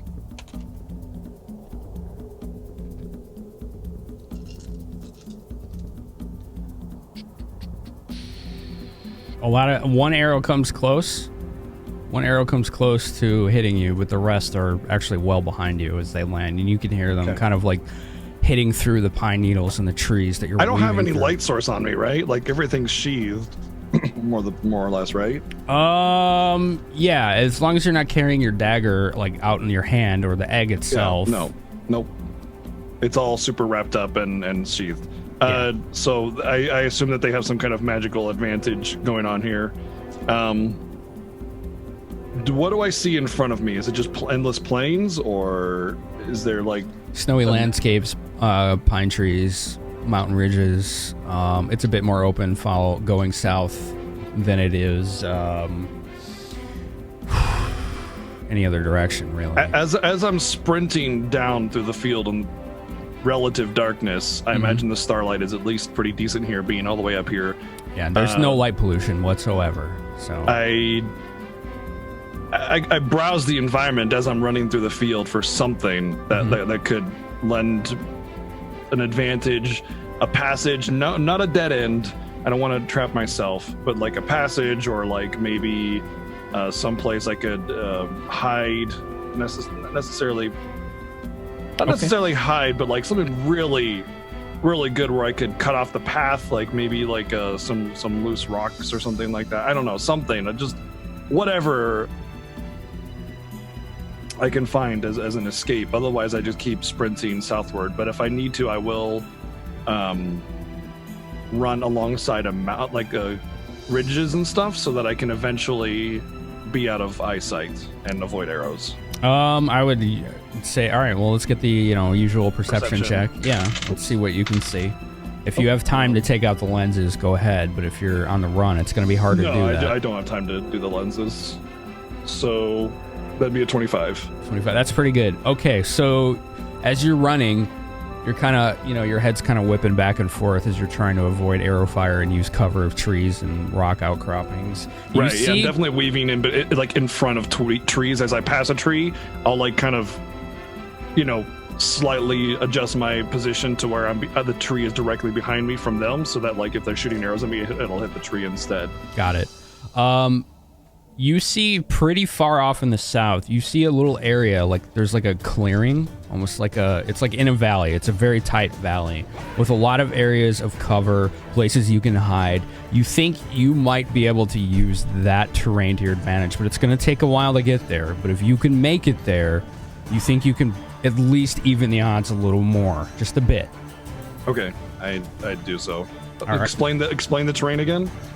So far off in the distance to the south, it looks kind of like a valley where like the trees kind of like ring around, like they didn't like like it's like two like kind a bottleneck, like a natural bottleneck. Yeah. Actually, yeah, an absolute bottleneck in the path. So anyone coming through there has to go through this bottleneck. Perfect. You might have a chance there. And with that, we're gonna go back to the other group. Fine, I'm going AFK. You're slowly killing us all. Cliffhanger after cliffhanger, dude. Juggling players like crazy. I don't know why I compared to the Stallone. All right. Where were we? He was about to touch a thing, and I'm yelling at him to not touch a thing. Fee and somebody's got my Keto wrist. grabbed your wrist, and he's pulling you closer. Zither, you see this, and as Ain gets closer and closer to Fee and Keto, it's almost like the space in front of him begins to shrink, and he begins to compress, and suddenly just get pulled in. No, I try to catch him. You try to catch him? Okay, CMB. Roll CMB, Zither. Go ahead, Ain, what were you saying? I was going to say, can I have a quick reaction before all this happens as I realize he's grabbing my wrist? No, he beat your CMD. 25? That was just something I wasn't going to resist. I wanted to say something and do something real quick, like on the way to whatever's happening here. Go ahead. I'll get to you, Zither, in a sec. So I'm just, as he's grabbed my wrist, I kind of feel like this is about to happen, so I'm just going to real quick. I have a handy haversack, so whatever I want is the first thing I grab. It's part of the properties of it. So I'm just going to reach in the side pocket and grab that whistle. And just kind of, that bird whistle. Okay. pull it out and drop it on the ground and say, Zither, take care of Vision for me. I'm gonna try to catch him. Well, you got a 25. What's your CMD, Ain? 25. What is it when it's flat-footed? Does that matter? I don't know if that matters. It doesn't say anywhere. If there's something for that, I don't know. All right, well, you grab onto Ain as he's being sucked into whatever this is. Why are you letting it happen? And you're beginning to get sucked into. I can't fight it. Let go or it'll take us both. Jack and Wilson make perception checks. Fuck me sideways, dude. Perception. 19. 19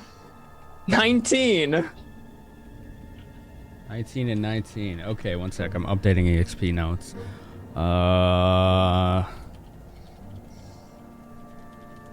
Okay. You both see Zither and Ain, like the actual physical reality around them is being compressed as they're quickly being sucked into this alcove, and within a couple seconds, you hear this, and they're gone. They're gone. For real, they're gone? They're gone. They're not in the room anymore. Zither and Ain, we go to you.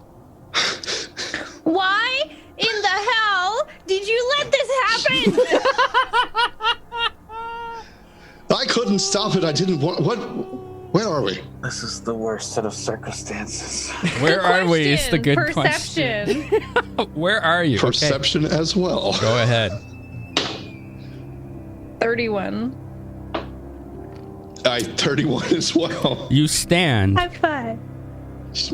in a ring of snowy terrain. It's maybe 20 foot in radius.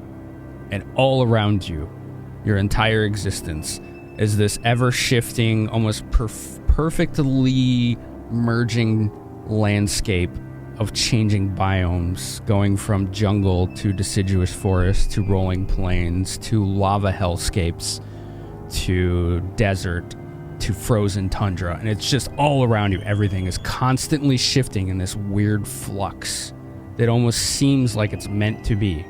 There's no imbalance around you anyway. Like, these reactions of these shifting landscapes aren't changing each other. They're just constantly shifting into each other. Okay. I'll put my hand on your left shoulder. And I think we're dead. What happened? You can get another spellcraft roll, Zither, because you just experienced whatever that was. I don't think we're dead. Spellcraft. Yet. 28. Nice.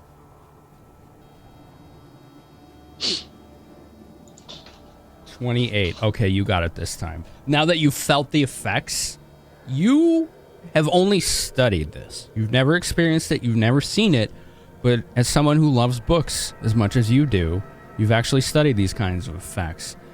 You think that this wasn't just some kind of teleportation, but you actually shifted to another plane of existence. So you're no longer on the same universe or dimension as your planet that you've known all your life. You are in some completely other reality right now. So good news, I don't think we're dead anymore. Bad news, what do you know about planes? Do you have knowledge planes, Mr. With, Thor? Super awkward smile. Planes, is it? I know a little. I know exactly this much with a chat power. 'Cause, Down to 3. Oh, much Kimora's better. blessing. Here we go. Bailed out. 21. 21. I mean, you do know that as far as like the afterlife is concerned, when your soul goes to the afterlife, it goes to one of these planes of existence. And it entirely depends on who your patron deity is, whatever they are or whatever path you followed. Maybe you didn't, so much as dedicate yourself to a deity, but you dedicated yourself to an ideal or a cause or a code. A lot of these planes are ruled owned / controlled by various deities. And then there are the other planes which don't follow those rules. They just exist for one reason or another. They're not controlled by anyone. They're almost like neutral territory, or they're more primeval, or they're unknowable, completely unknowable. This one, whatever you're seeing right now, if this is some other plane of existence, it's not like anything you've ever heard of before or seen, or someone even told boogie tales about. This is completely different. All right, I want to cast a spell. Okay. This is mostly to make sure that I can cast a spell here, wherever we are, because I'm so confused as a character. So I'm going to attempt to cast Aspect of the Falcon, which I got to get the page pulled up for, so I can post it in chat. Oh no. Oh, it's not a bad spell. Well, if you go for it. So basically, I kind of start to look a little bit like a falcon. So my eyes get wide and raptor-like. Feathers grow off the side of my head. And I get a +3 confidence bonus to perception. It's the only useful thing for me. You make the... What is happening to you? He makes... It's all right. Stand by. We're making assumptions here. You make the usual offering and prayer to Adriaphenia, I believe is what the goddess is. You don't hear or feel the response. You have no touch with the divine within this place. Oh, this is very bad. Zither, I can't use my magic. Oh. I can't hear. I can't hear the winged mother. There's nothing. This is not good. Detect magic? Okay, can you make a will save? Oh boy. Will plus 10. 25. Damn, that's a lot of 25. Damn, that's fine. Okay. I rolled a lot of 15. It was a DC 22, so that's pretty high. You detect magic and suddenly your vision is overwhelmed by just blinding coloration and light. And you're just like, ah! You immediately dispel it and cover your eyes and stop before it was enough to just start burning your vision and your mind's eye as well. But everything around you is worked. Everything around you is overwhelmingly magical. Everything. Okay. I was more testing to see if I could do magic, but the ground. I will not do this anymore. The ground, the air, yeah. It wasn't so much that you could do magic, that was more innate. But if you were trying to reach out to your goddess, that's a different thing. So. Okay. What's happened? Are you all right? Yes, I think I'm all right. I probably shouldn't have done that, considering where we are. What are we gonna do? How did he even put us here? I don't know. He's never spoken like that I've been around him. And of course, he's never had a magical symbol on his forehead either. And with that, I want you two to make a perception roll. Yes, please. Probably shouldn't have touched it. I didn't mean to. He pulled me to him. I didn't expect it. Math 34. 33. Sorry, 33. 33. I can't math. That's very good. 38. 30. Oh, Jesus. Of course, I brought the two perceivers in here. It's almost like this was designed for you. Ain, you feel this nostalgic breeze at the back of your neck, and it pushes forward, and it has this smell of the what was the name of that place that you came from? It was the High Forest? The High Forest. Yeah, the High Forest. It has that nostalgic smell of a lot of the flora and the flowers that came, and it's pushing in a specific direction. And Zither, you kind of feel this tingle at your legs, and you look down, and tiny flowers are sprouting from the ground. And they're sprouting in a very specific line in a direction off in the distance.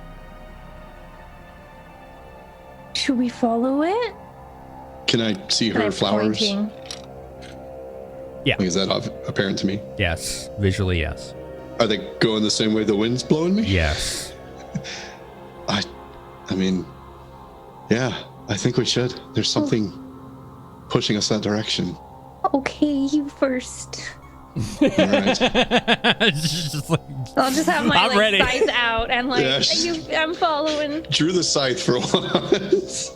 Shanti is about growth, but also the harvest. Let's go. That's right. I'll pull the sword and kind of ready my shield and on me then. And I guess we slowly proceed forward. And I will be directly behind you. Just hold on to my cloak. Okay. No, I can't. 2 hands. 2-handed weapon. Wrap it around your hand and grab your scythe with it. Just keep track. Don't lose touch. That's a good plan. Okay. All right. So as you two are doing that, we are going back to Jack and Wilson. Of course we are. Hey, we got 6 people. I'm just like... Jack and Wilson, Jack, at least you, I don't know if Wilson saw it, witnessed... We have the same perception roll. Yeah. You just saw Ain and Zither literally... the world, including the walls around them, compress and shrink, and the 2 of them, specifically Zither and Ain, just zapped right into this little alcove and disappeared. I quickly go over to the guy and I don't touch it, but I just like examine his head or like examine like his body just to see like what happened. All right, 1 sec.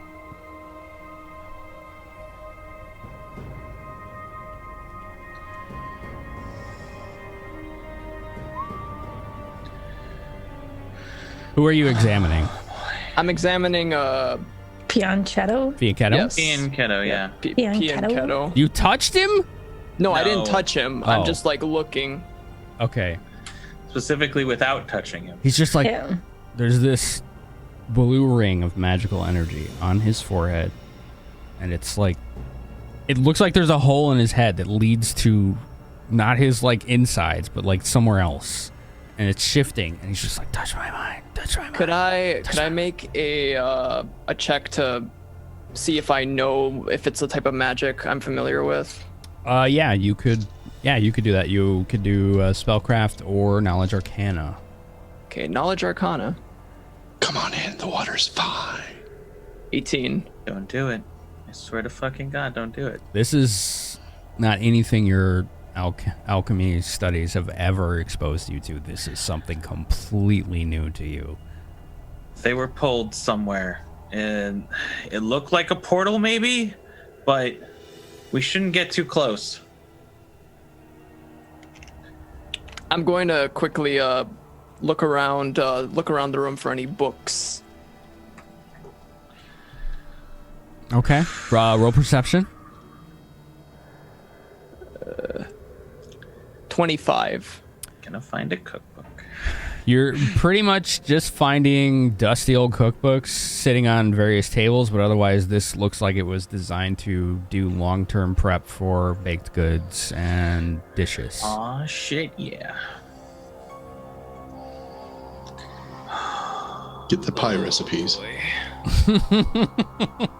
Yeah, we'll have to figure that out. another Side time. quest. It was a big thing for Max to get him for Fianchetto. I remember. Important side quest. Hey, Nothing, that's Jack. roleplay.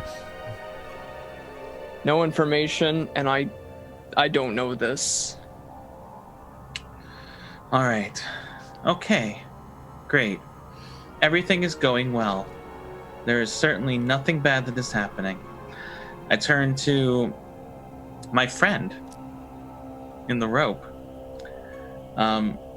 So, part 1. Where are my friends?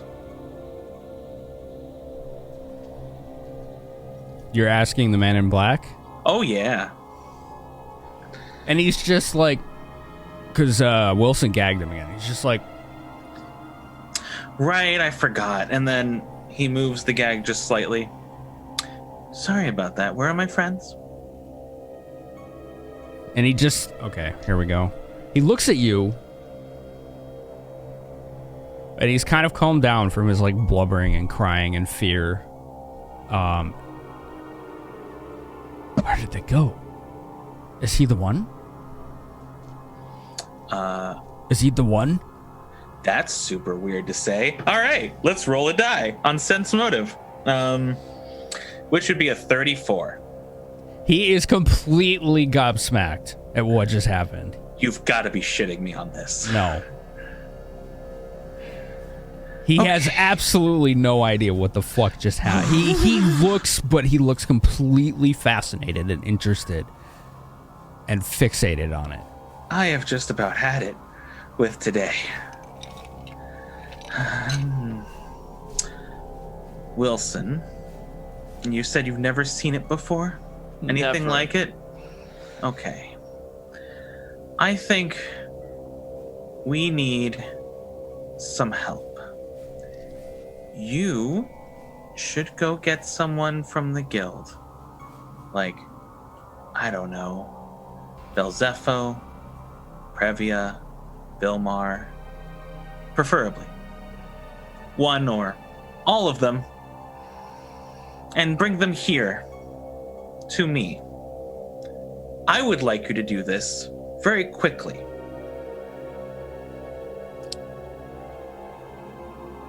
I'll see what I can do. And I proceed to. So I'm gonna first run out the basement. Doing. As he's passing me by, I cast haste on him. You have an additional 30-foot move speed per round. So if your base move speed is 30, you basically have doubled your running speed. So I am running out. Goku mode. Sorry. As I left the basement and I'm upstairs outside, I'm just going to slowly walk to the guild.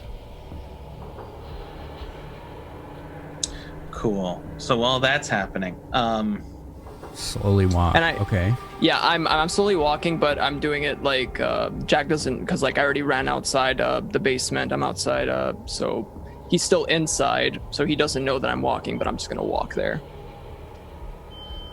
Okay. Beeping. It's gonna be harder. You have to consciously move yourself slower because you're literally moving double speed right now. So I would roll bluff for that. Because you're actually forcing yourself to look normal while you're moving double speed. I'm not forcing myself. I'm just walking normally, just trying to, but I'm not actively forcing myself. I'm just moving at a slow pace. I understand that, but he casts haste on you, which doubles your move speed. So you actually have to physically hold yourself back to do this. Okay.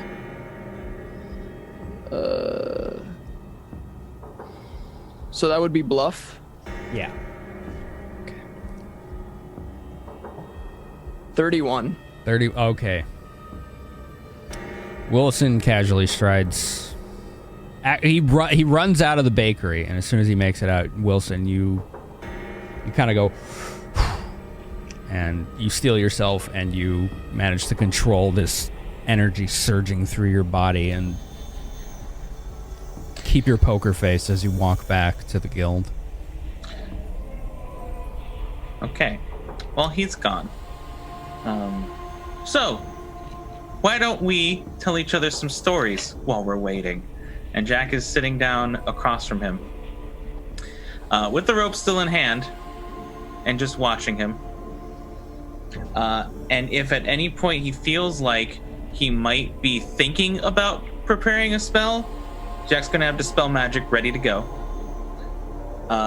And he's going to just start asking him some questions. So, first off, what did you mean by, is he the one?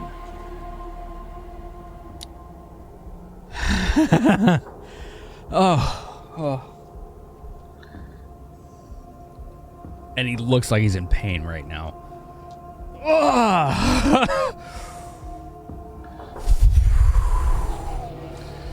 What are you doing to me right now?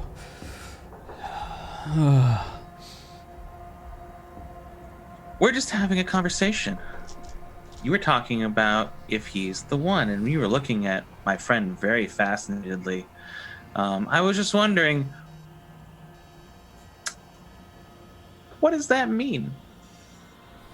All right. I'm gonna need another charisma check here. Sure.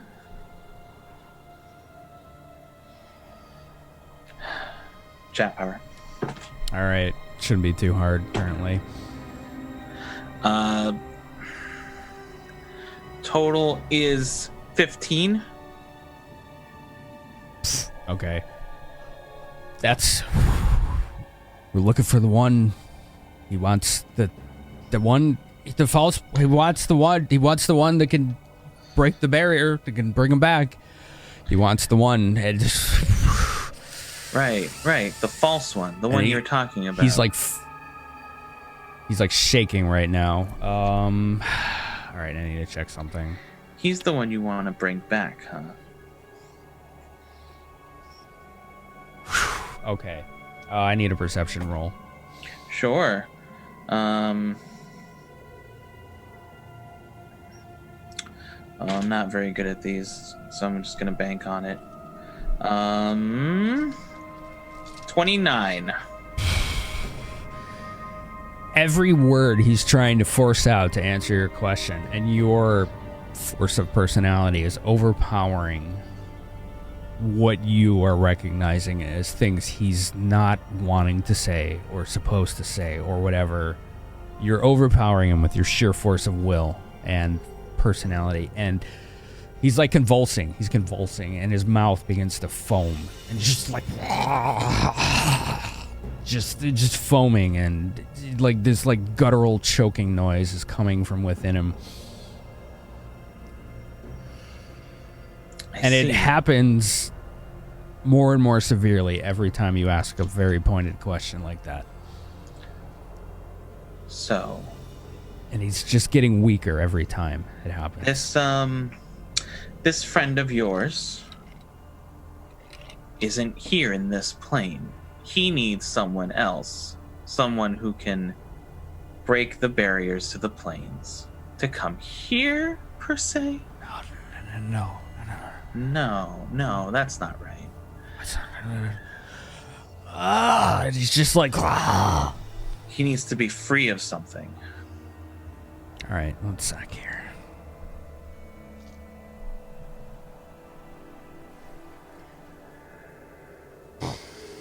He just begins screaming, "Kill me! Kill me! You're my friend. You'll do this, Mercer. Kill me!" Yeah, we're friends, and so I will mercifully kill you soon.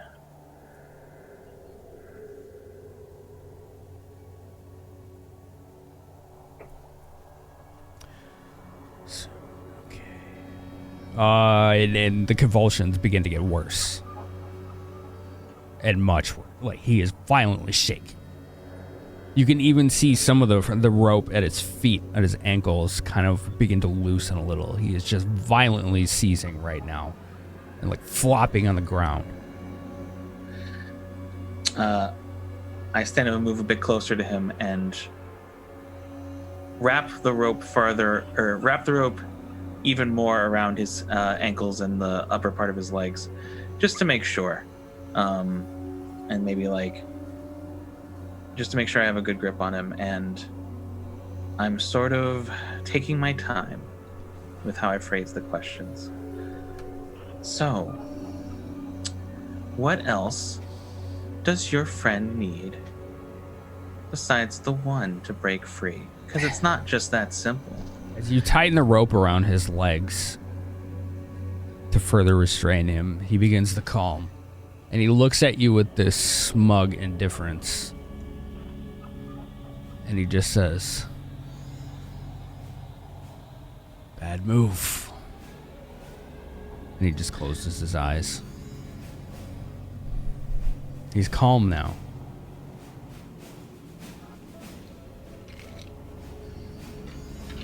Was it a bad move, though?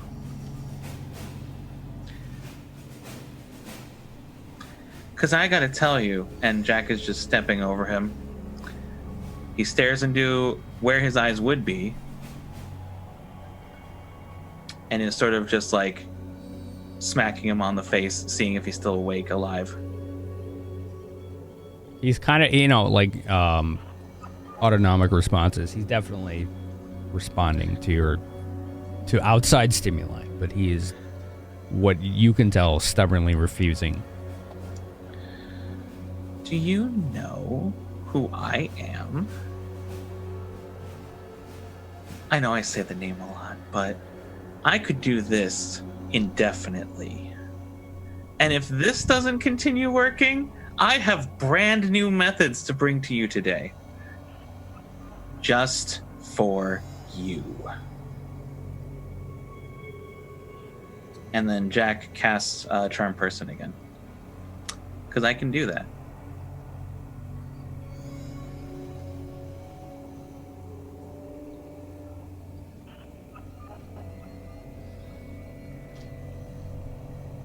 All right, what's the DC? The DC is 17. It is a will save. Oh my god, camera. Wake up, camera. There it is. All right, roll a sense motive. Sure, I'll do that.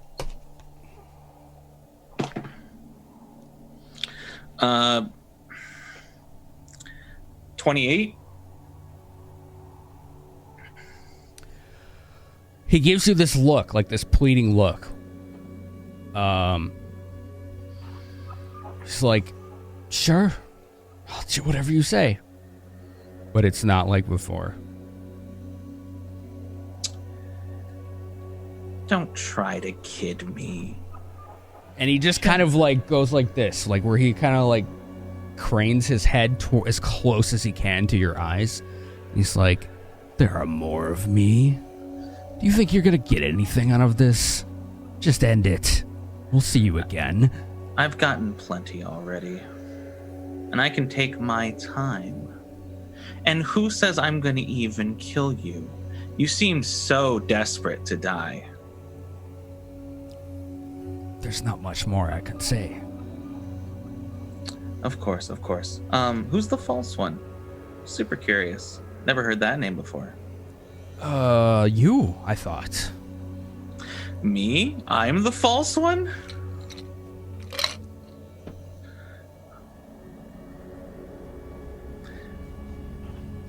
Sense motive. Go ahead. 30. 30? All right, one sec.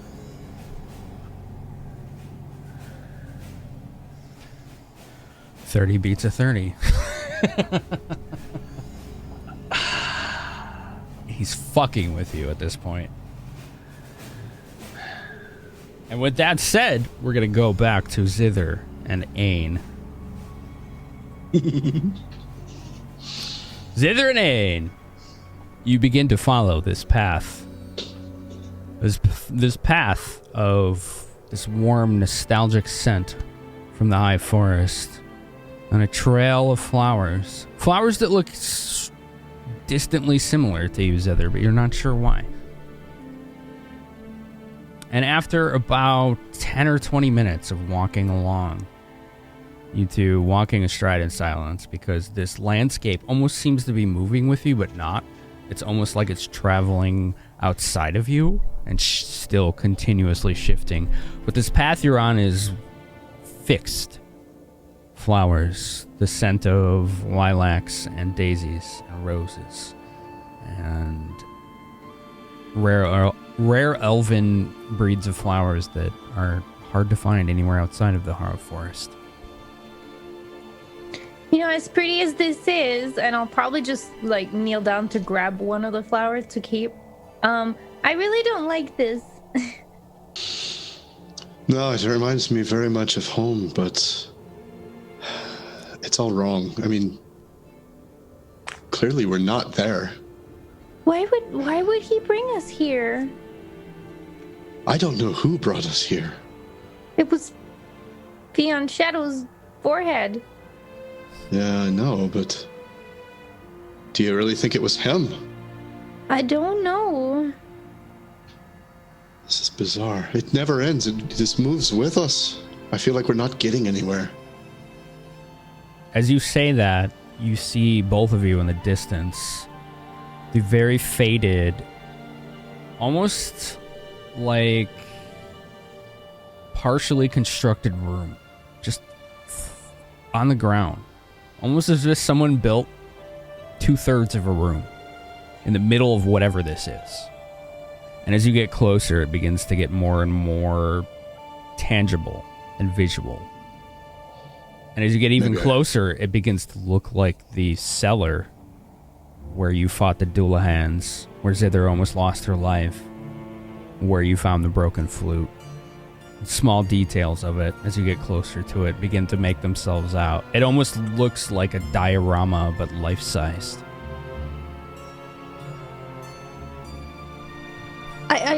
Are we supposed to go there? I don't know that I want to. I'm legit stopped walking for a bit. Let's get a little closer and see. It looks like the cellar, but Well, what if there's more of the undead things? I can't fight these again. And you hear from behind you, "Do not fear." Don't feel? Fear. What was that voice? Fear. who's there? There's a wolf behind you. A gray wolf. He looks very old. Very old. Hi. Large, but very old. I was not aware that I could speak to wolves. How am I even understanding this right now? Do you always worry about such mundane details? Do not fret, Miss Zither. Sir?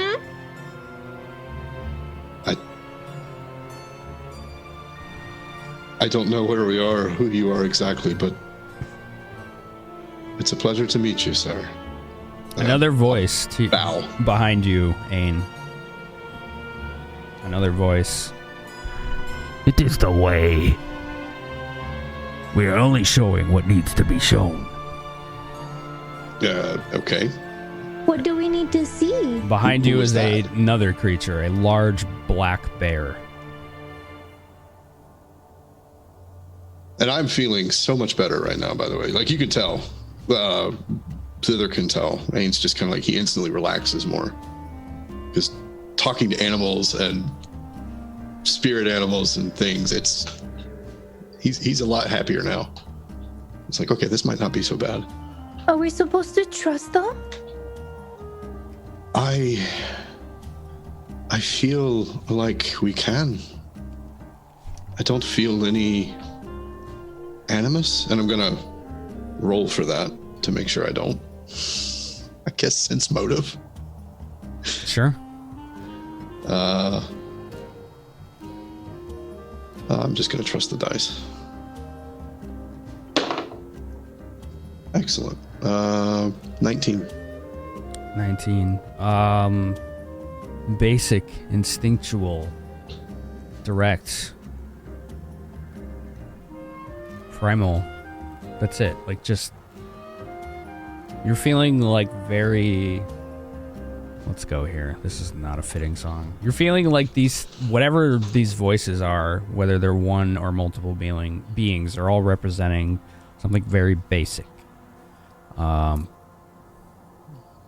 And you hear another voice. Why don't you leave? Run off into the landscape. Be gone. It could be fun. Where is this trickster? Zither, you see this voice. It's actually above the both of you. It looks like this weird, impish-looking creature that's very, almost like sky blue, and there's like this just cold aura around him. He's got a little horn on his forehead and tiny little claws and bat wings. Well, we want to leave. I'd like to go home, please. And it's just like, go over there! And it just points off in the distance somewhere towards the rolling landscapes and shifting biomes. Sense motive on the imp. Go ahead. What's my sense motive? 16 plus 10, 26. The initial impression is it wants you to end up in an unknowable situation, and then you kind of narrow down more into a deeper perspective. You notice that everything about it seems too right and too perfect and too basic. This thing just wants basically random events and unpredictability to happen to you. That's it. It's just so singular in every way that it's regarding you. We've met our in Jesus. Minus 50 experience. Thank you. Okay. Well, I just don't want to be here. What do we do now? Master Wolf, Master Bear, can you show us the way? Zither, there's some little, like, pawing at the back of your calf. Turn around. There's this cute little badger on the ground below you, just kind of going like this, just gently pawing at your leg. I look down. Yes. Do you talk too? And it's just like, don't you? Yeah. Yes, I do actually. Well, why wouldn't I? Because in the world I come from, you don't. You're not there anymore. That is a good observation. I am indeed not there anymore. He's like, don't worry.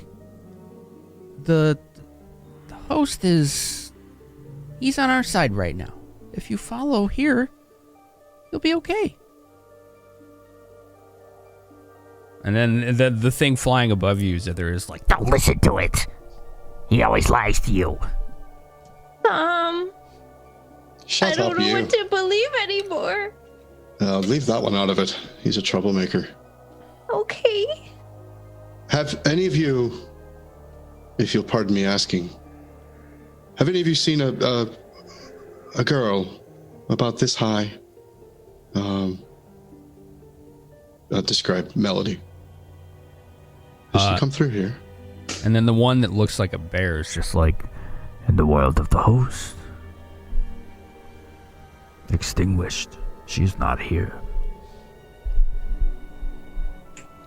Wait. no more questions. Just look. And then it just kind of like kind of moves its head to point towards the partially constructed cellar. Okay, I think we don't have a choice. Yeah, I think you're right. I don't like this. Ugh. All right. With me now. Mm-hmm. We'll approach slowly. And roll a perception check. Good idea. 35, yeah. Oh, that's a bad roll. 27. You're uncharacteristically disoriented, Ain. Like, you are used to tracking through unknown territory. You've lived it for decades. But this place is throwing you off. You can't even discern if there's a north. The stars don't look right. There's a moon in the sky, but it's moving with the terrains as they're shifting. Zither, you recognize that there's some kind of pattern to this. A very weird pattern. And it's almost as if the pattern of the shifting terrain and the direction you're heading in is matching your own thoughts as every time you observe something or your inner monologue recognizes something.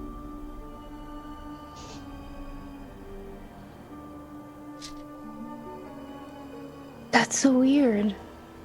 It's like every time I think I know where we are, then it changes. It's confusing us on purpose. So it's responding to what we're thinking. Try thinking of something. I want to go home. The cellar, the vestige, the facsimile, suddenly goes as it expands and encompasses everything around you. And this is what you see. Oh. You are in the bakery cellar. One man stands, who appears to be the man in black. Another is next to him. He looks like a jester adorned with green and silver, holding a jagged-looking scimitar. Over his blouse is a chain shirt of minuscule but fine-looking links. His eyes look distant and absent. I need the both of you to roll either perception or sense motive at this point, right now. Perception. Perception. 28.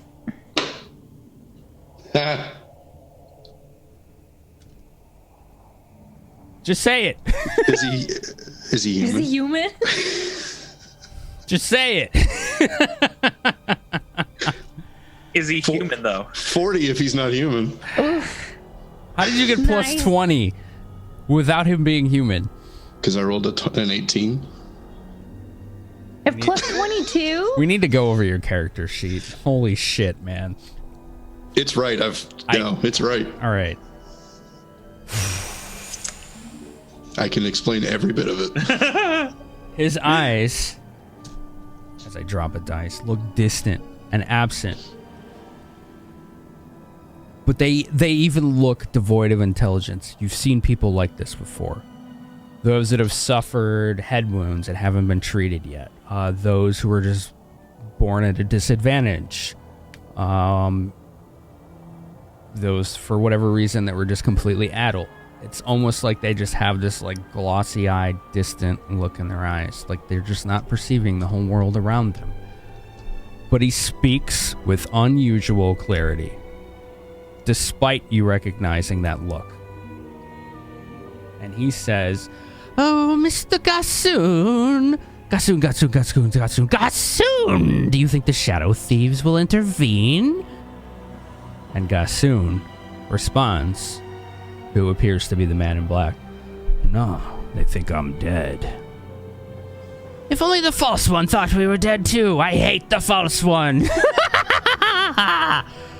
And Grissul responds, "If you obey, he might let you leave Aura's service.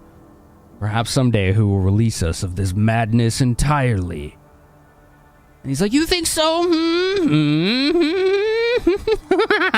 "Yes, perhaps. Perhaps." And then your existence begins to fade and fade and fade into black and fade. And your eyes open and you find yourself standing in front of Jack and Wilson, who look completely shocked that you just appeared out of thin air right in front of them. Just flash a light, bam, you're there. Oh, hello. Where did you come from? I don't know. There was Zither, a are you bear. here? There was a bear, and then there was a wolf, and then there was a badger, and then there was a road, and then there was a house, and then there wasn't, and then we were here. Where, That doesn't answer anything. where, Good for you. where are we? It doesn't answer anything. We're in the basement. What do my half-elven eyes see? I'm not there though. Oh yeah, he would be. Well, I don't know. What do you mean you're not there? Oh, right, you're walking. Yeah, I ran out. I'm walking. Apologies. I'm Go ahead. I'm just happy to be here right now. Wait, is he here still? I assume I'm still holding the rope, right? Yeah. Yeah, okay. Yeah, he's still here. You mean my friend? My friend is just right here. You. I'm gonna kneel down next to him and grab him again, like the collar, kind of lift him up a little bit, and lean right down into his face. Who's your jester friend?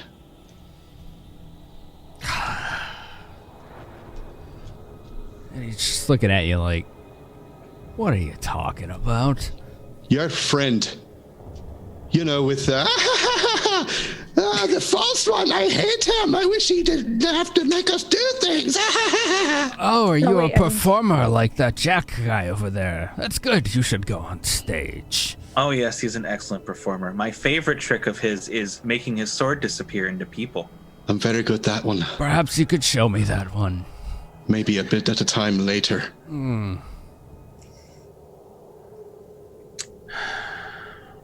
Where is Wilson? Where is Wilson? Where is Did he follow Wilson? us?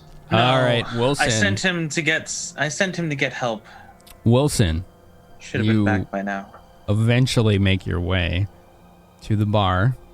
So at like the entrance to the bar, I start like going fast, like not going fast, but I start to like quicken my pace. And I actually like barge in, go to the headquarters of the brigade in like a fast walking pace. I'm not even like trying to hold in the haste anymore if it's still active. Yeah, you just, people are like a couple of people you walk by, they're like, whoa. So you're just like super fast walk. Whoa. And you make your way into HQ. The Bram, Balzepho, Previa, Alexander, none of them are here. You see Asteldaria in the room. She's talking with Aisha. Those are the only officers you really see. Grissul is in the room too. Everyone else seems to be either busy in the barracks or the warehouse. Excuse me, everyone. We have a bit of an emergency. Aisha looks at you and she's like, what is it? We caught a suspicious man down at the bakery, and Jack currently has him restrained. But at the same time, Ain and Zither, they magically vanished. They approached the pie maker. The Fiancato. And they vanished. We don't know what happened. I tried searching the room for any information regarding where they went, but there was nothing. So I was sent here. Did you do that? Hmm? Did you actually do that? Yeah, Okay. I searched for books, remember? That's true. Grissul, if you're hearing, you are in the room hearing all this, so just you can jump in at any time if desired. Asteldaria looks at Aisha and she's like, everybody's out on an urgent mission. As Aisha responds, there's something going down at the Splendor River by Kexula. So all the higher-ups are out on mission. This suspicious male is very dangerous. We would like some more assistance in dealing with this matter. Asteldaria is looking around. She's like, we will give in strict orders to stay here and coordinate any guild members. She's like, Grissul. Grissul puts down her drink. Directions. Follow me. She's gotta babysit those kids again. Mom, Grissul I didn't follows. do it. If he doesn't walk fast enough, Grissul hurries him. No, I keep up this time. He's keeping up with you, Grissul, somehow. How long does haste last, Jack? Is it a minute around or a round level? It's round per level. Round per level. Okay, so we would have worn off by now. Yeah.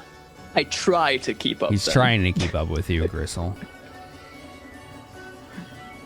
How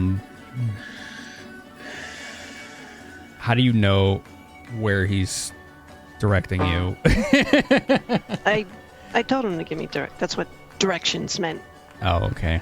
So he better have been filling her in, otherwise she would repeat the order with more force. I will tell her as we like when we exit the bar and like we're outside, I give directions to where it would be. Anybody hurt? Oh boy. One sec. Zither took a beating, but Which one? I don't know what happened to her afterwards. She just magically disappeared. Oh no. Oh no! There we go. Wilson What is suddenly got more happening? beautiful. That's interesting. I was trying to move things and it didn't work right. All right.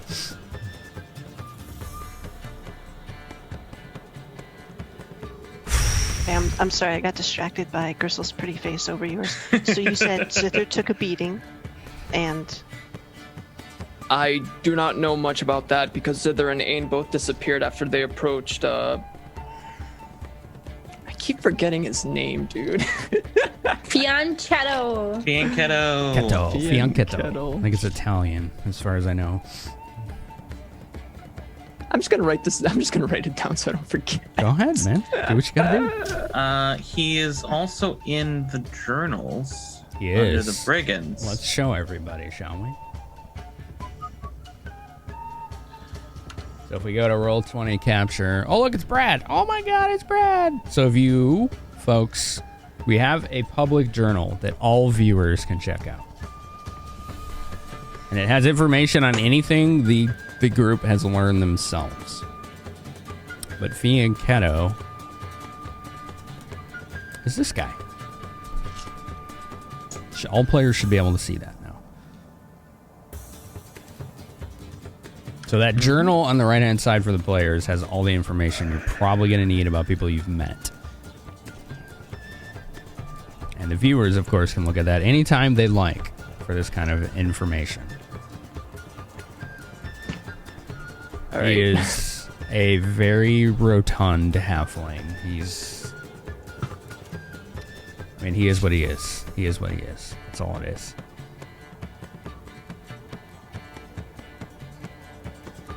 All right, so you're making your way back. You head through the slums. Quickly, Grissul, it almost seems like Grissul is dragging you along. he is, yes. You make your way back to the bakery cellar. Jack, Ain, Zither, Wilson, and Grissul make their way down to the cellar in no time. Shortly after, Zither and Ain reappear. Grissul? What? Huh. Don't take this the wrong way. I'm glad you're here. I was just expecting an officer or two.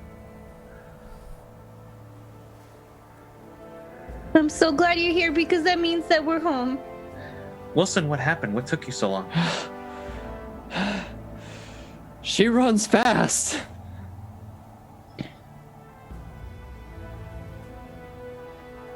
Yeah, I'm gonna sense motive that. Okay. You didn't answer the question. Let's see. 31. All right, bluffing up, Wilson. Let's go. 20. All right, so Wilson. You don't know if you failed or not, so. Like, in character, you have no idea, right? So. He asked me why it took so long, right? Yeah. So, how would he be sensing this? He definitely just looks exhausted from running right now. As for like why, how do I answer this? 31. He beats you by a lot. Yeah. He knows you're not forthcoming right now. What is he sensing from you? So right now right now Wilson is pretty exhausted. He definitely isn't telling the whole story. Like, he probably still has some reserve energies in him, meaning that he probably wasn't hustling back on his first trip. But on the way to here, like running with Grissul, he's obviously just tired, but he hasn't like fully exerted himself. I guess that would be the best way to describe it. So he seems like he's holding back to you, Jack. I look at the man in black, and I look back at him. You said you knew him. How do you know him again? We had a bit of an encounter.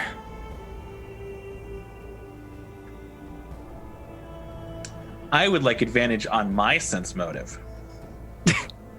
So you're gonna use a blessing, I'm assuming. Uh-huh. All right, we're down to one left.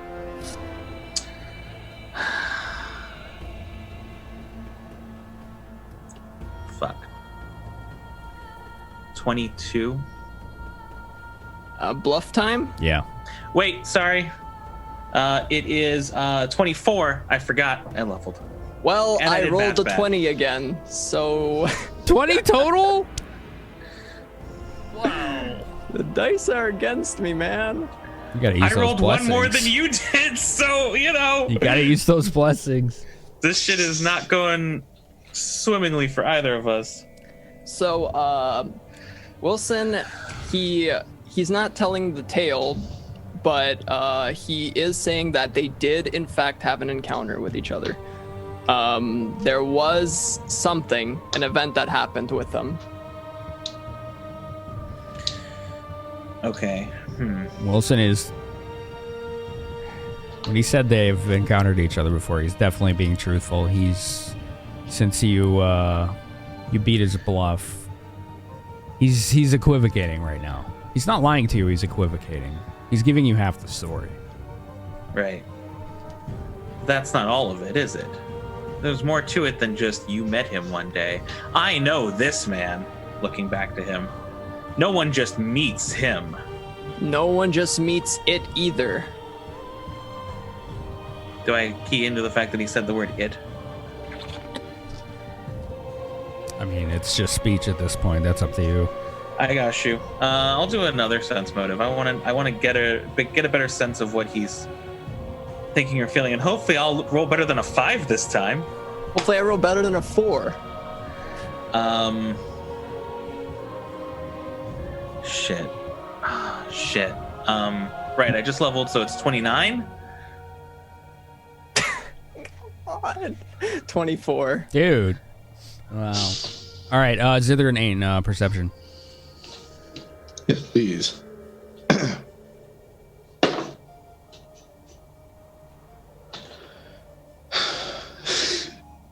37? 37 too.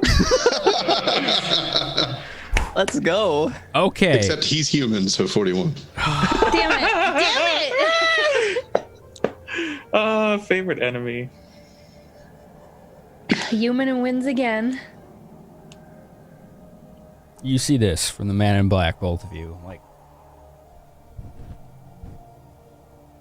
it's like trying to reach, like just kind of very, very subtly. Like, I grab his arm immediately. you grab I just his pointed arm at him. and you have his Immediately. fisted hand in your grasp. No, sir. No, I don't know what you're doing, but stop. What's in your hand? And he's just looking at you with this smug, like, entitled sense of arrogance on his face. They try to. I'm gonna. Do Is you he want to still see? trying? Do you want to see? No. Is he still trying to get in his pocket or whatever? No, he stopped moving. Does it feel like there's something in his fist? Like, does he have something in his hand? Can I tell? No. You can't tell. All right, so I'm going to kneel on his wrist, and I don't care how bad it hurts or if it breaks it. Okay. I'm going to put my knee right on it and put all my weight there and just hold his wrist to the floor. Open his hand. Check what it's in hand. What he has in his hand. I'll see if I can peel his fingers back a little bit, see what's down there. If he's got anything in his hand. Okay. So here's what you hear. He's like, and you hear this like, almost like a pop of cartilage as he leans on his wrist, and his hand opens, and there's this red gem in his hand. And he just says this 2-word phrase in an elven dialect. And you just hear this like this flash of light in his hand. And there's this smoking, charred, like scorch mark on his hand, and the gem isn't there anymore. It is done. And as he says that, his physical form begins to get more and more pale and colorless until it's almost like a bluish white and gray. And then he begins to melt into piles of snow and ice and water. And the only thing that's left is his belongings and this puddle of slush and snow and ice. Okay, that was a bad idea. I'm so sorry. I quickly just run over to his belongings and search. Like, just ignoring everybody. Yeah, I stop Wilson. I try and, like, brush it off. I cast Shadow Trap on Wilson. What's the DC? The DC is a 15. The target cannot move if it succeeds. All right, roll is a that will 15? save. Will save. Will. It is a will negate. That's 15 even with your new feat? Yes. Okay. 20. So you feel like something was like almost reaching from below the floor to control and restrict your movement, Wilson, but you just kind of like wrench yourself free of it from behind.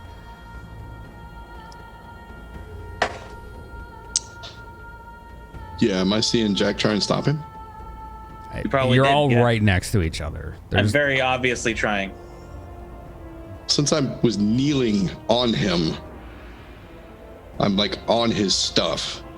If I see Jack try and stop Wilson, I don't know what's going on, but as he's going for his stuff, I'll just like kind of pull it all to me and like kind of push him away. Like, what's going on? It's like his armor, his weapons, he had a bag. Let's see. What else?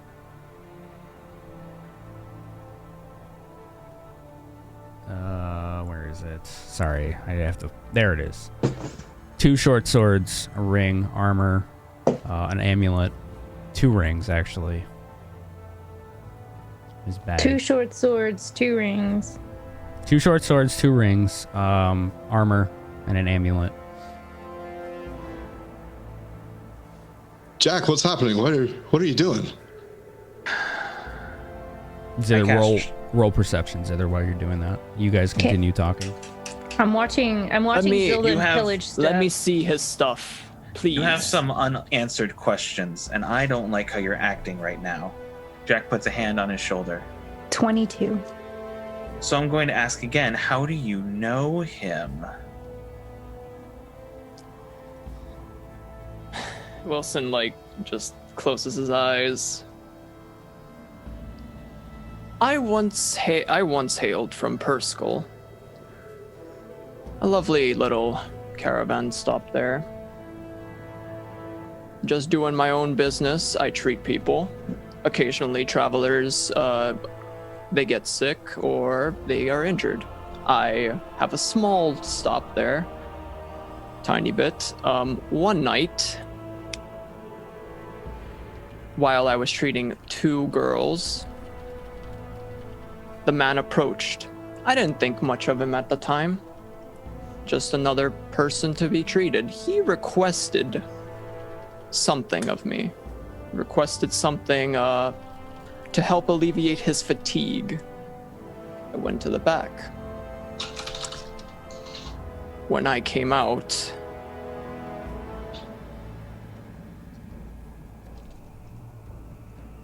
what I saw was not human.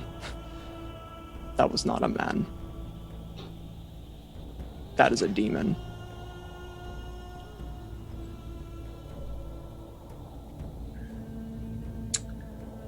$28 sense motive? I'm bluffing. Right, when he said he was from Perskal, does Grissul remotely recognize him? You got knowledge local, Barry? Yeah. Yeah, roll it. With advantage since you're from there.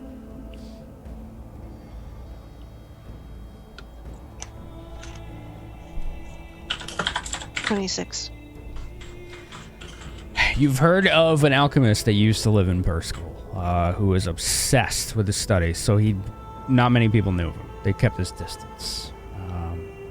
With a 26, he knew that it was basically him and his family. They kept to themselves. They lived kind of on the outskirts of town and only really interacted with people in the village if they were convinced to do so or if necessary.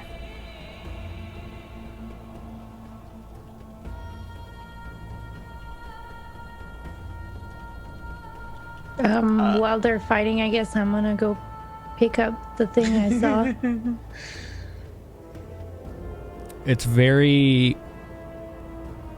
It's got this like almost like deep red coloration, like not even quite maroon, almost like the color of like dried blood, but deep red, very dusky. The shape is as if you put two pyramids and stacked the bases to each other. So four-sided.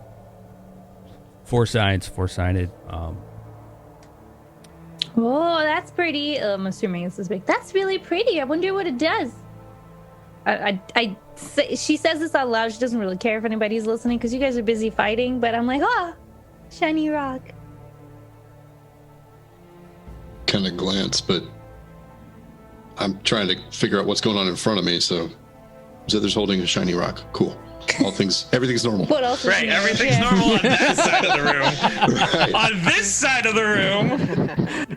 I was trying to figure it out too. I rolled a 28 in bluff, so I don't know how that works. What'd you get, Jack? Yeah, 28. So when it's an opposed check, if he's trying to sense your lie, then he's got an idea that he met your DC, basically. So, okay. So he got me. Barely. Like, your guys are like... There's something... So, some truth to this, but not the whole picture.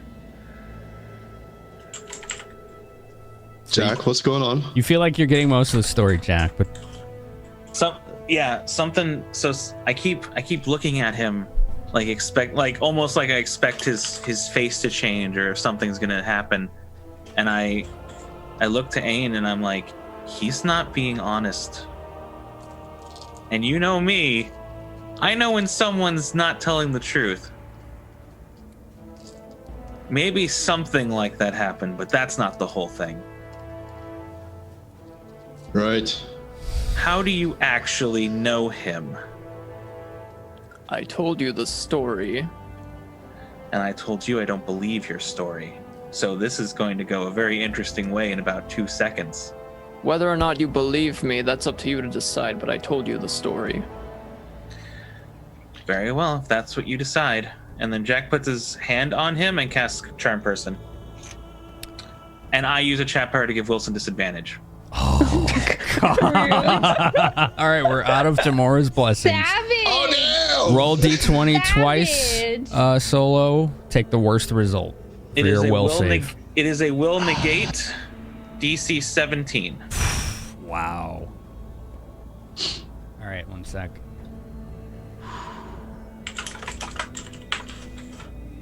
This is going to be interesting. I'll be sending you a DM soon, Solo.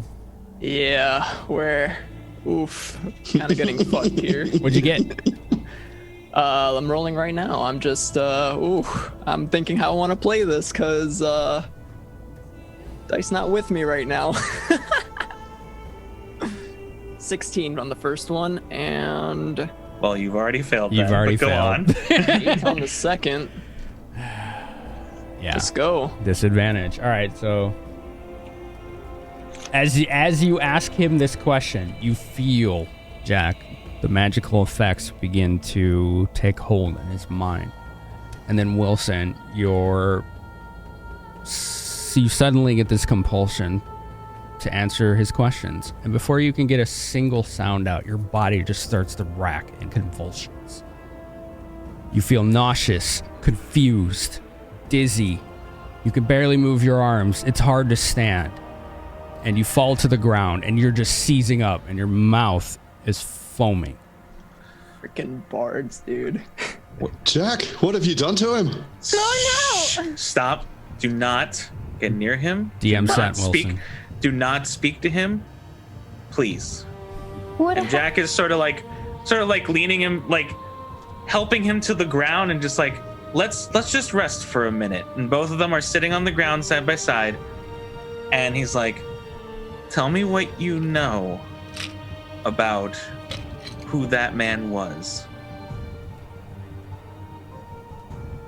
All right. So as he's asking this question, I'm going to attempt to quickly just reach in and pop a quick dispel bomb on top of myself to dispel this effect. All right. If that's possible. Go for it. What do I need for that? It's a caster level check, I believe. Oh, I noticed him reaching. No. Like I'm like trying to reach for the bomb so I can like pop it immediately. Do I notice him reaching for a bomb? What are you... Holy shit. Sorry. I will pause. I will let Solo talk.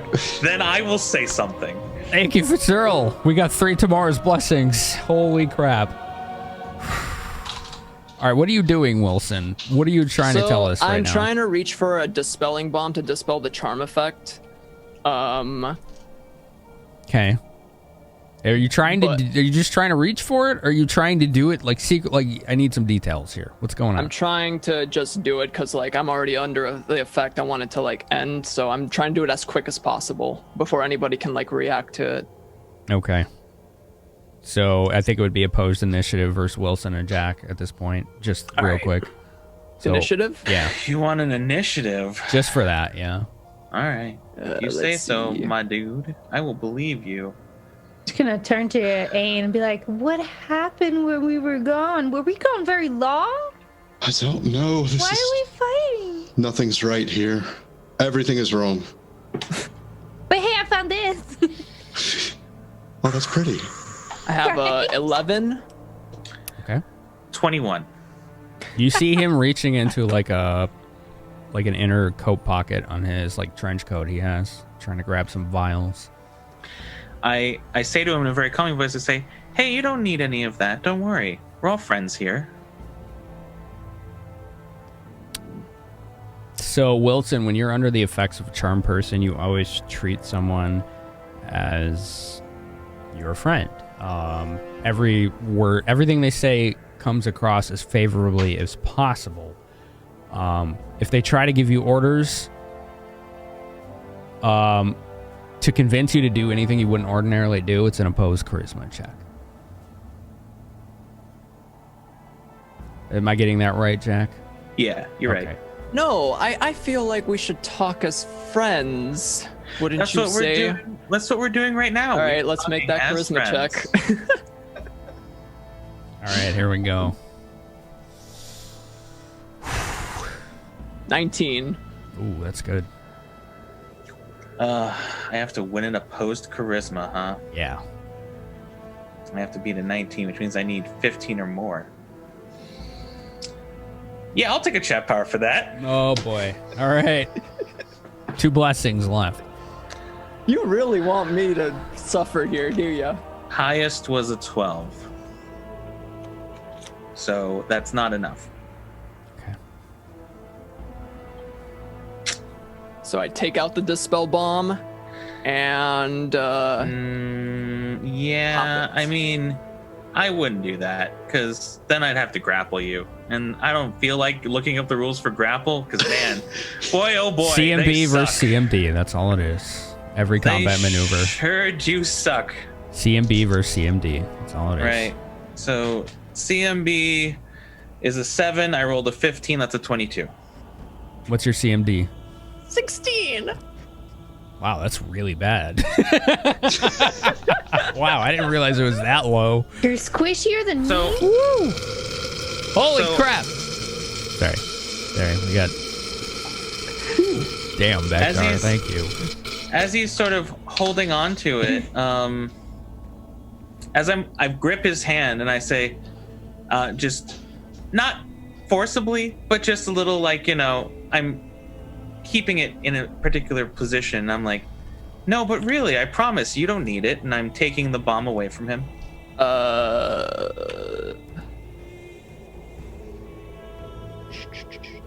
It's like 2 vials in between his 2 fingers. That's what he's got. He didn't have time to mix them. So I'll just take one of the vials then.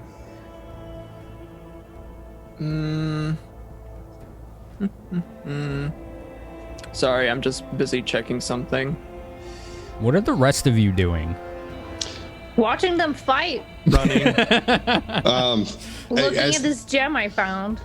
As this is happening, Jack has done something. He's Wilson's frothing on the floor, and now they're grappling, and I'm just like, Aiden has no idea what they've walked back into here. This is just weird. So he's gonna look over at Grissul and say, "Can you? We've got to. I don't know what's happening, but this can't continue. This isn't right. I don't know what's going on. Can you help me? Like, can we separate them? What do we do?" You don't know. I was told you were in grave danger from a very dangerous man who's a fucking snowman puddle on the floor. Those 2 are arguing. I don't even know who that one is. Why are you even here in the first place? Melody went missing, and then the guy said that she was dead, but I refuse to believe that she's dead. Okay. And at the mention of Melody, again, Aiden just stands up and looks really, really pissed. Who's Hearing got that- knowledge arcana?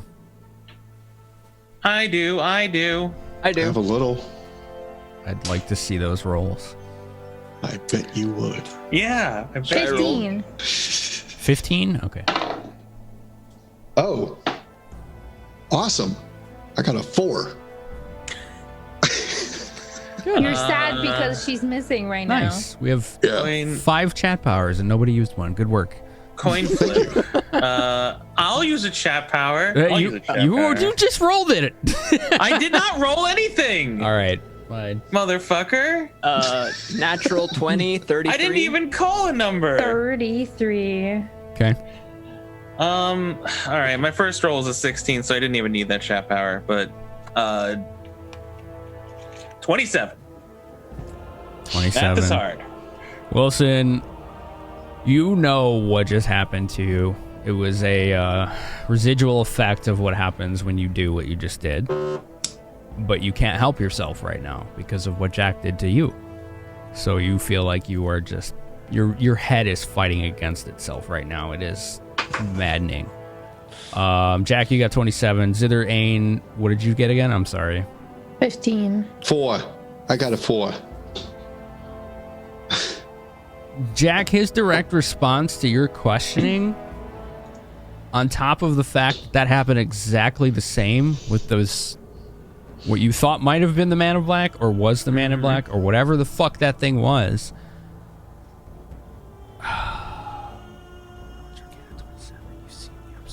Spellcraft. Spellcraft 2? Man, we are hitting all cylinders today. Should I roll that, or am I like done? You can roll it if you want, Wilson. Okay. Total 24. 28. You didn't think it existed, Wilson, but you know what it is now. You know they did something to you. They did something to you when you first met. And you didn't know it was real, but you've heard about it because there are, you know, you were warned against it by certain other friends that were in the alchemy studies, that this was used against people who kind of didn't follow the path, the same path as them, like wizards and whatnot. It's called a geas. And Jack, you've heard of that too. Okay. Of how this can effectively dominate someone's actions without so much actually controlling their mind.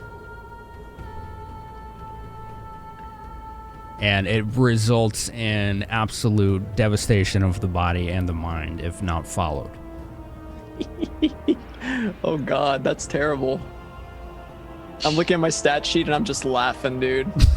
I'm just looking at him and I'm very like in a very calm and friendly tone. I'm just saying, what was your I'm gonna make an assumption. What was your mission? What were the orders you were given? I know not what you're talking about. You'd have to make another opposed charisma check for that, because he's still under the effects of charm. Let's do it. Oh God. Okay. Or you might actually beat me. This is really bad. This is gonna...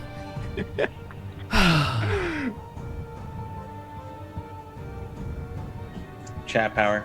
16. Oh, that's really good. 23. You have to answer, Wilson, and you begin to convulse yet again.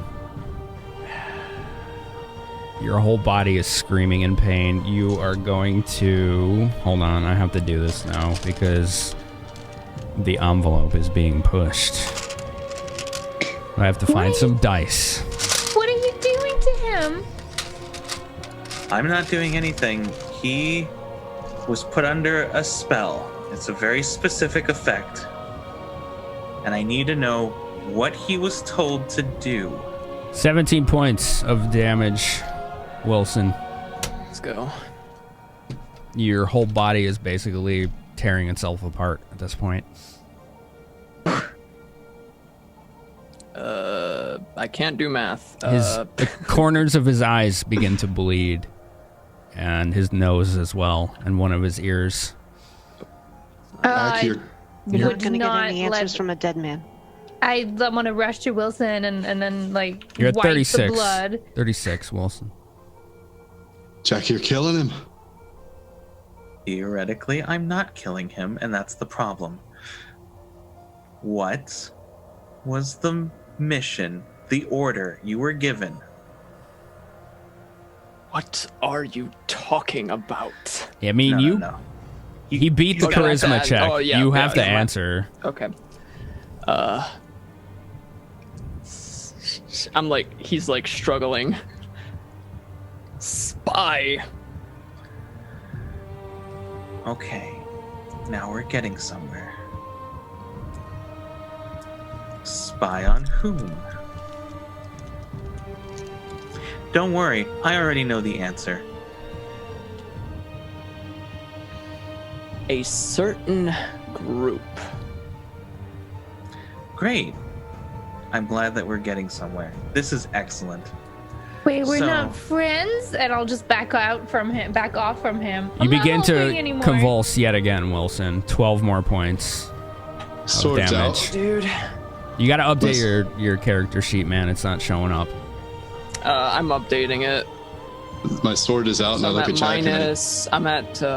Whew. So what is that? Minus. Minus 9? Is it doing this again? You should be at Should be a 24? minus 9, I think. Crashed again, that's why. should be at 24 according to Kane Bio. Thought we fixed this. Sorry, one sec. Just because it was 17 down to 36, then 12 down to 24. Oh, jeez. See if it worked.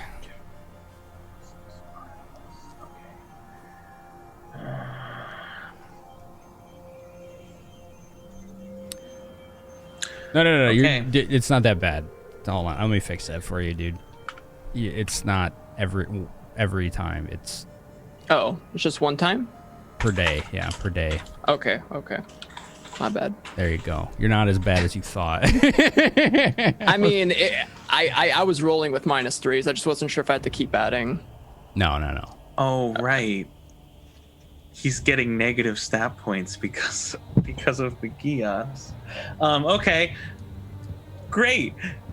Final question. I can't wait. Oh, God. Who asked you to spy on us?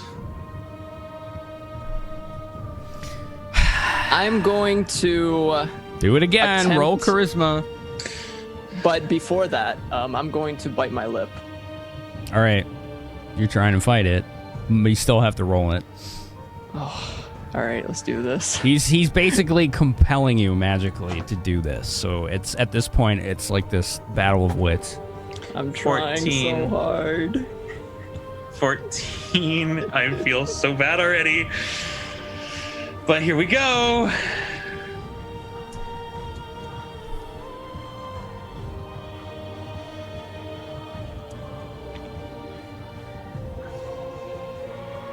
The man in black. What'd you get? Don't answer until he says what he 10. got. No, I said Sorry. 14. I said 14. Oh, I didn't He hear beats me. Wilson's answer. I'm sorry. Oh, I see. Sorry, I see Wilson's answer. It's 10. Sorry. Oh. He's rolling in D20, so I see it. Yeah, no, we need to know that. We can't see D20. Sorry, my bad. I rolled a 10. Okay. So you said the man in black. Okay. Wait, you work for the Man in Black? But we weren't friends after all? Heartbroken. Pissed. 16 more okay. points of damage, Wilson. Fuck. He's like vomiting on the Fuck. ground at this point. Like he is just, his body is convulsing and racking itself and tearing itself apart. As he's His tearing knuckles himself begin to apart, bleed. He grips his chest, pulls out this pendant, and he's like gripping this pendant that's around his neck really tightly. Maybe we should get him back to headquarters and Flip. and wait until he's not dying to ask some questions. I can't help him. We can't kill him.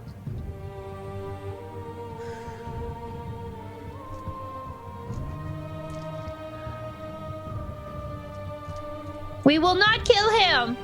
My rope is still here if you want to bind him securely. Coin flip. Evens, I ask him a question. Odds, I remove the effect. We bind him in his weakened state and we figure out something else.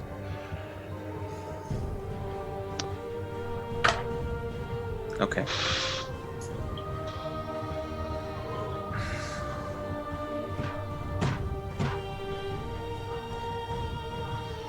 All right. Jack motions for Ain to come over and for him to bind him.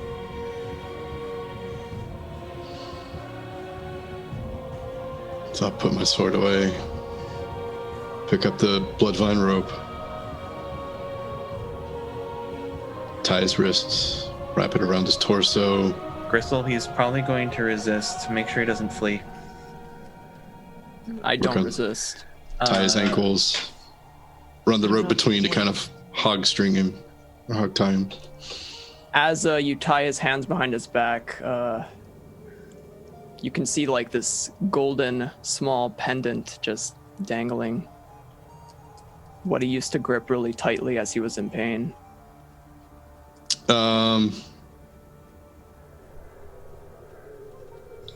So that image hits Ain really square in the face because he knelt down next to the man in black and saw something shiny in his hand as well.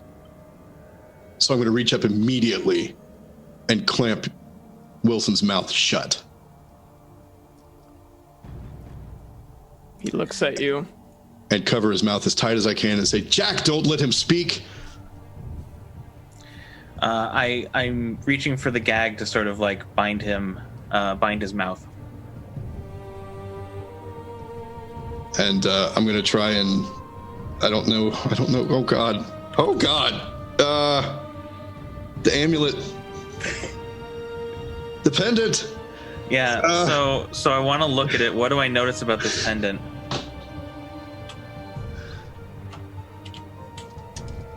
What do you notice about this pendant? Yeah. Wilson, tell him. Solo, tell him, I should say. So, they're addressing it. They're addressing me, right? Yeah, I'm looking at you and just sort of like eyeing your pendant. So what does it look like? He wants to know out of character what he's looking at. So tell him what it So looks it's like. it's like a golden locket kind of pendant. It's like one of those that you would carry around and like it has a little picture in it. Okay. What's the picture of? He's looking right at it. You don't have to be secretive about it. Did he open it? Sure, I'll reach out locked. I'll reach out to. It's locked. Can I open it? Yes. It's like one of Okay. those, I'll reach Push out the to top to pop it open. Yeah, I'll reach out to open it. Inside, you see a girl. She looks to be like in her early 20s. She has like long black hair and freckles. And that's it. Okay. I close the locket back up and I help Ain to gag Wilson. Take the locket. Keep it safe. I've had enough of magic today. They're taking So your you take the locket, I reach to remove the locket and see Wilson's reaction. Sense motive. Go ahead. Great. Wilson, you don't need to roll anything. I don't think there's any 29. opposition here. Okay, he got a 29 sense motive. What kind of emotional response is he getting from you right now? Fear, incredible sadness, and begging. I get the feeling that if I remove this locket, Wilson may die. It might not be a good idea for me to remove it. Did you see what the man in black did? Yes, I saw what he did. He held a gem aloft in his hand, uttered some words, and then turned into a snowman, as Grissul had pointed out.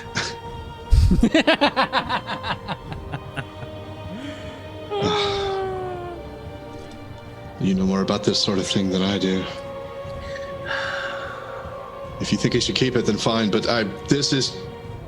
Knowledge Arcana 31. I don't want to be here anymore. Knowledge Arcana 31, what are you doing? I want to know what the locket is. It's just the locket. Sure. What is Okay. it to him? Why is it that man in black got turned into a snowman? Okay, Like, Knowledge Arcana. How are these connected? We need to do this one at a time. Knowledge Arcana is gonna, with one roll, gonna give you 3 questions. So All right. let's take this sequentially here. What are you trying to do? So first I'm gonna let's back it up. First I'm gonna examine the locket. I'm gonna detect magic. Is the locket magical in any way, shape, or form? Not even a little bit. Not even a little bit. Great. No, it's completely mundane. It's next dirty. It's question. dusty. It's very old. Next question. From my sense motive, I feel that if I take this off Wilson, grievous harm will come to Wilson. So, knowing that, From your sense motive, no, you don't get that at all. I don't. No. Nope. He's heartbroken that you're taking it away Yeah, from him. he is completely gutted and crestfallen, and you feel like you're taking the one thing that's important in his life from him by taking that. Oh, really? Okay. Or Thank you for sentimental wording that, value. Finn. My bad. No, that's fine. I misinterpreted, which is, okay.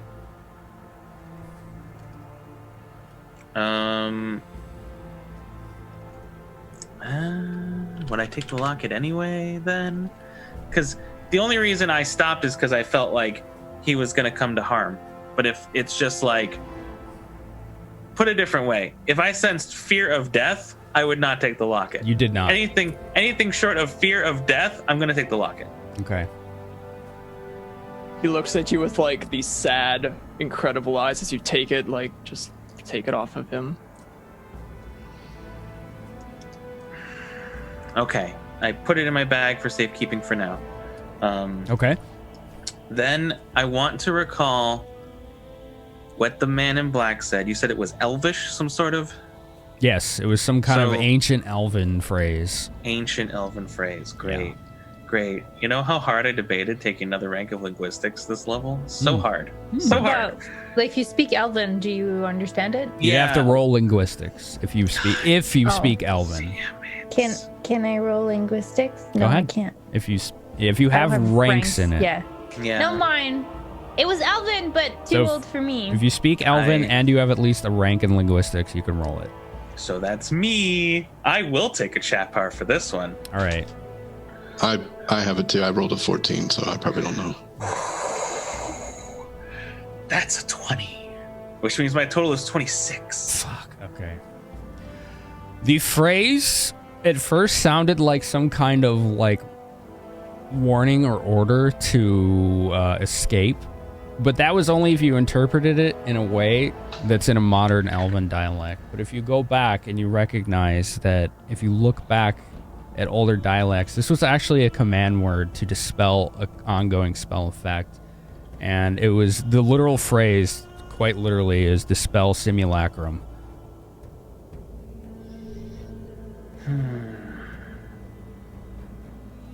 Dispel simulacrum. So he dispelled an effect and then turned into a fucking snowman? All right, now I need that 31 Arcana knowledge to know what the fuck that means. A very rare, almost unheard of, high-level arcane spell called Simulacrum. And what this does is it can create illusory duplicates of almost any creature that's not quite as strong as its normal self. Linked in chat. The duration is permanent until otherwise gotten rid of through various means. That's what he meant by there were many. Okay.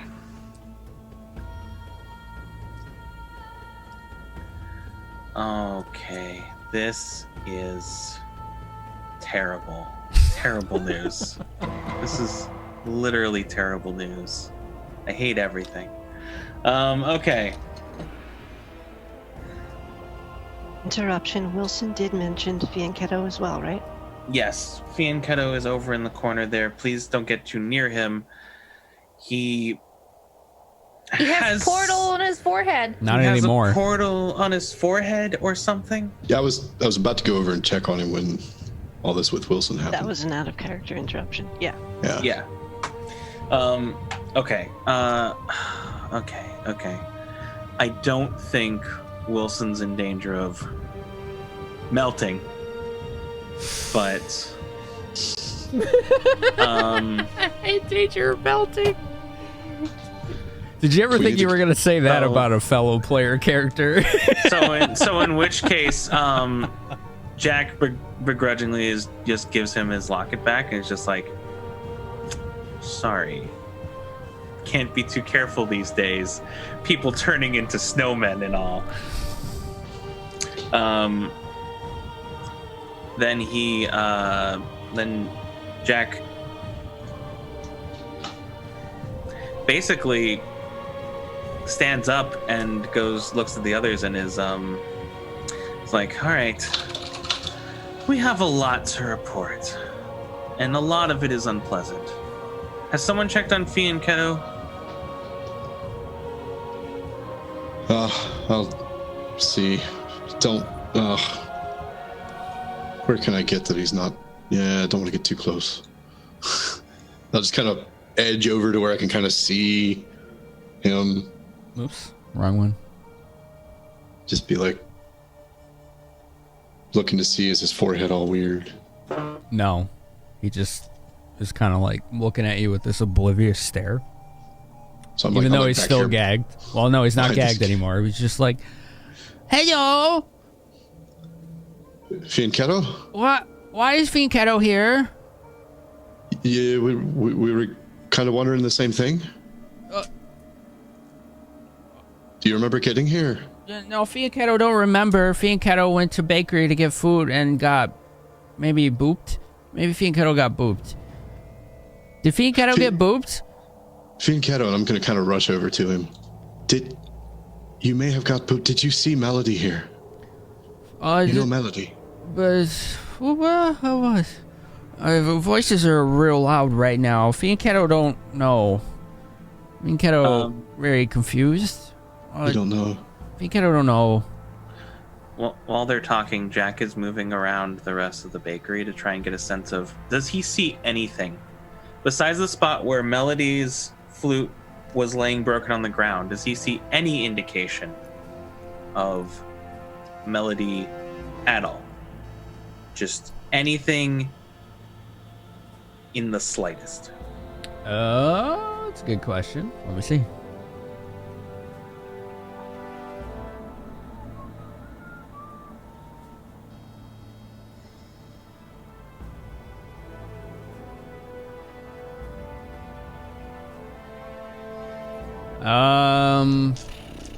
No. Okay. Great. In about this time, Grissul's patience timer has run out. That was actually probably 5 minutes ago. Explain about Melody. We don't know. Why are you even here in the first place? Ain saw a shadow of a past. All right. Ain, can you please come over here for a moment? What? Fianchetto, can you stand? I've got to go back over here. Can you come with me? He's tied up. No, I'll cut him loose. Okay. He's I'll like, help him out. oh, Fianchetto will have a hard time eating like that. Yeah, come with me. Okay. We'll take you back to the guild here in just a few moments. Okay, but Fianchetto didn't get his bakery ingredients. We'll send someone for it later. That's okay. Oh, okay. Fianchetto was ready. So we'll just walk back over here.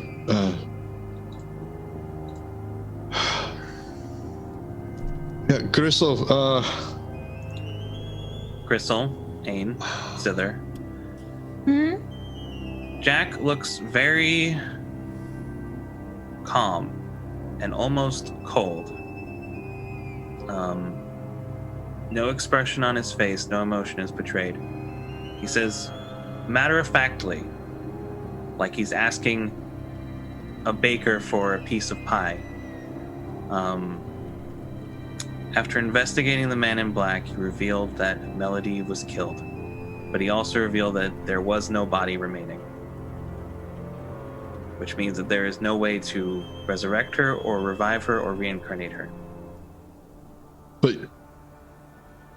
But she might not be dead. you said No. you knew where she was. He's Oh, you did say that to him. Too many voices, sorry. She is dead. I know this for a fact. No. No, that's not true. Maybe her body disappeared. We disappeared, didn't we? Maybe she's stuck somewhere. I refuse to think that It is very likely that he used a high-level magic or something of the sort that could disintegrate the entirety of her being. No. There is no way to recover from that. I repeat my question. How did you end up here? And why? We ended up here due to someone reporting that Melody may have gone missing. We then had, Ain followed the tracks to here, knew that Melody had been abducted and brought to this place specifically, where we had countered 2 undead and the man in black snowman. How did you know that, Ain? Grissul looks like she's being very patient and trying to get the most basic elements of questions one by one out. So Ain kind of looks up at you just a little bit wild in the eye. Says, how did I know? What? How did you track her here and know that she was harmed? Magic. I could see her movements. She's here somewhere. I know her flute. It's there. It's broken, but it's there. And that's her sewing kit. She's around here somewhere. You no, tracked she her is. with magic. Do it again. I can't.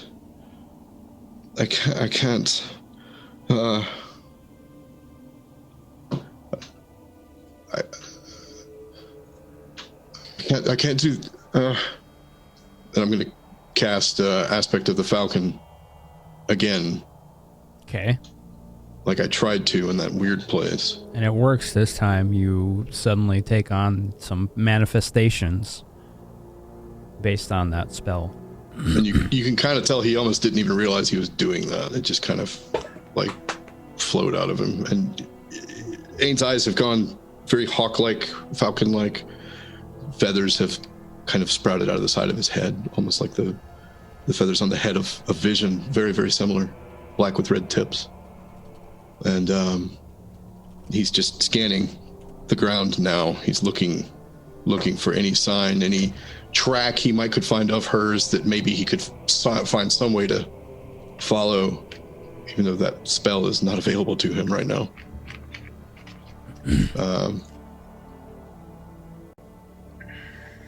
So I'm going to roll survival, even though that spell has nothing to do with it. I'm going to roll survival just to see if I can find anything around where her flute and bag were. Any sign of her. Sure. And I'm going to take one of those chat powers to do it.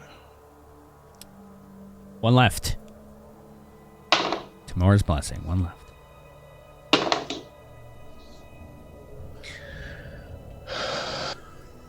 $25. So there's an unusual disturbance on the ground where you found her loot. It looks like a body was dragged there. But then it almost looks like whatever dust and grime was on the ground was almost just scoured in this like expansion, like rapidly expanding pattern from the center of where the body was left. So there's just this like oddly almost body-shaped kind of expanding pattern that has completely scoured clean the ground of any dust or grime or dirt where the dragged body would have been left. But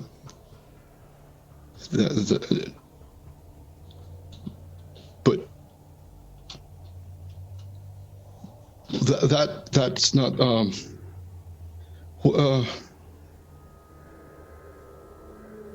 where and just kind of like kneel down right next to that spot and like kind of like he's feeling the floor, like trying to see if he can pull the boards up. Is there something underneath, or just kind of finally just stops with his hand on the floor.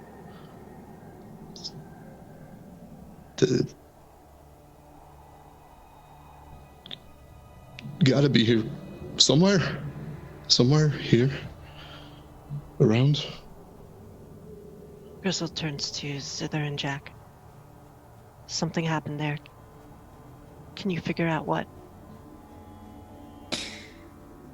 Detect magic. All right. Same. Let's see what you get.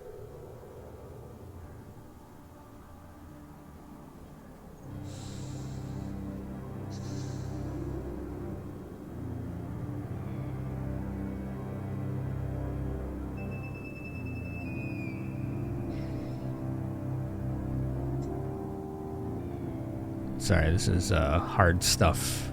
Hard stuff to figure out. Here we go.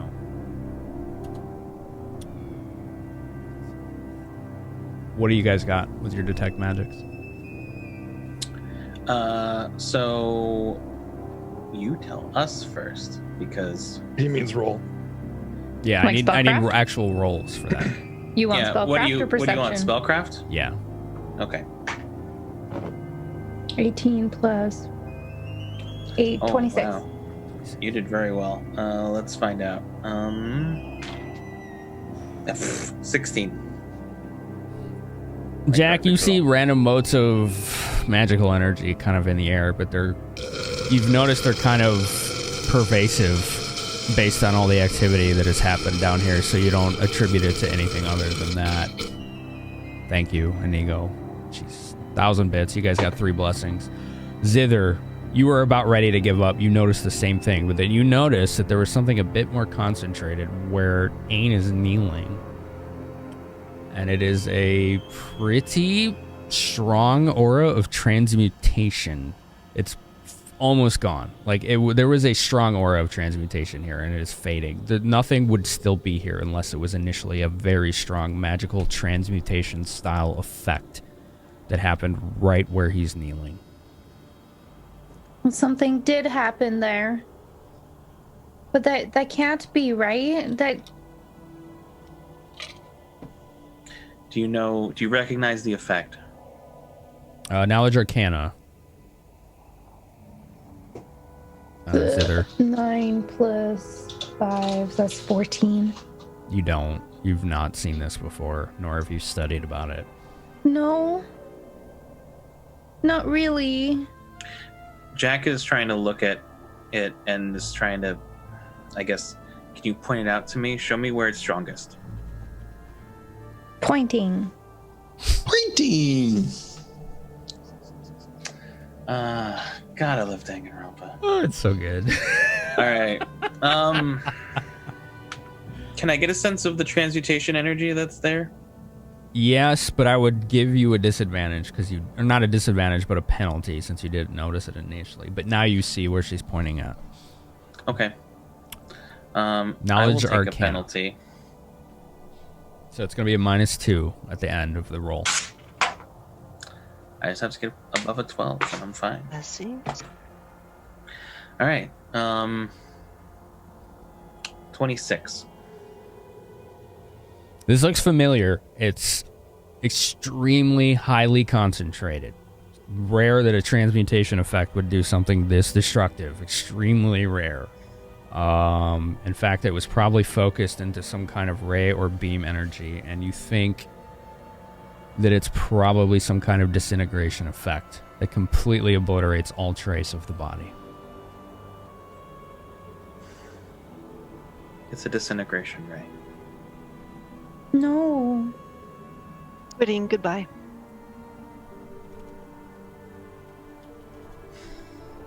What was that? I didn't catch that, Barry.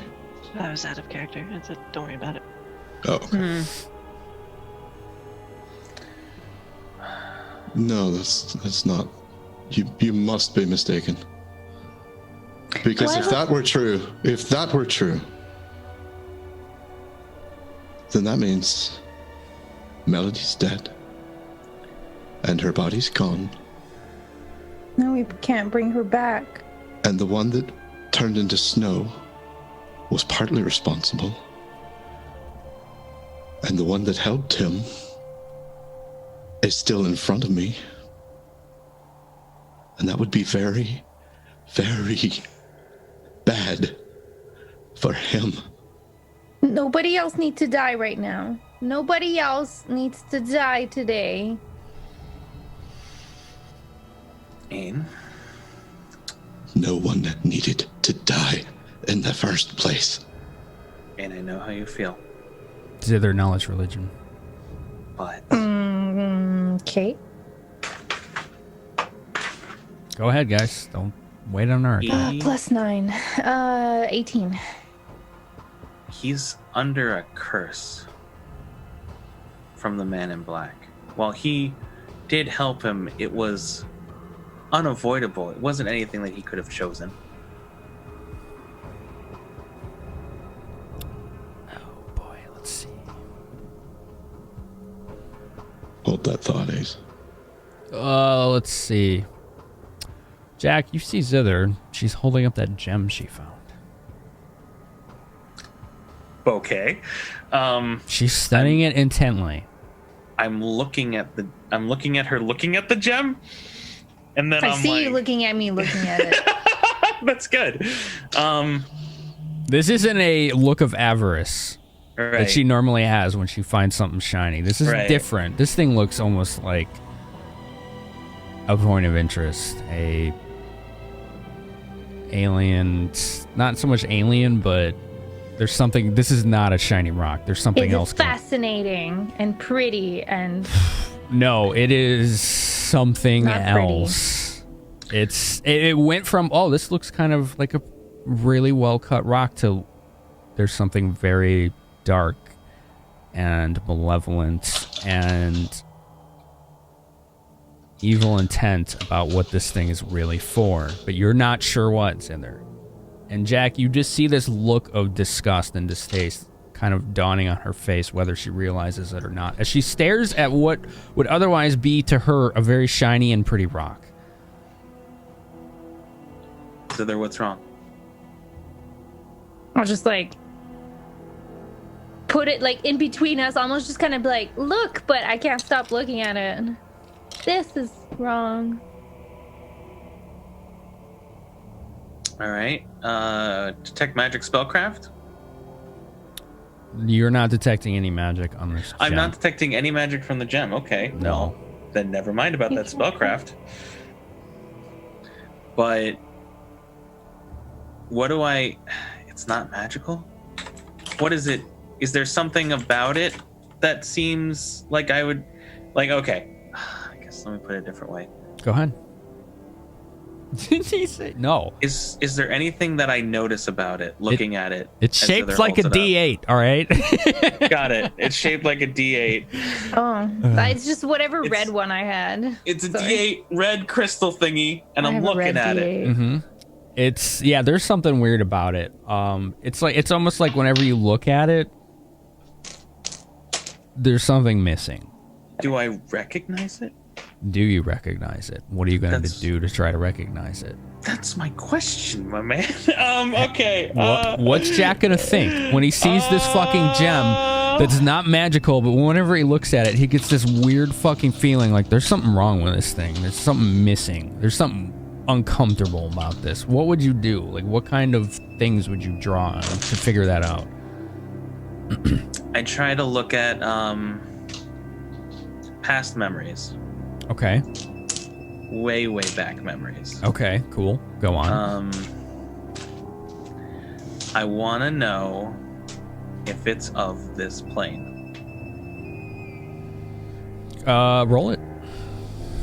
Okay.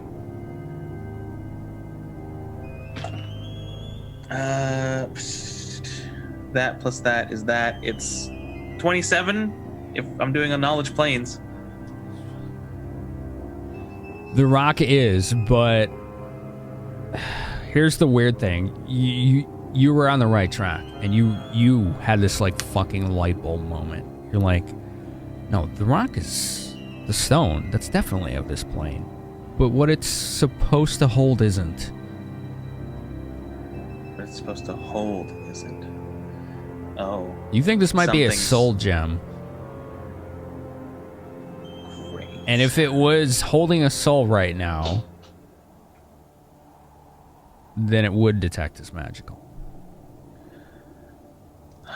So something was in that. You think In something this? was in it, or it could be in it? Something you very rarely see those as empty. It's a soul gem. There would have been a soul inside of it. So what do I do with it now? Can I keep it?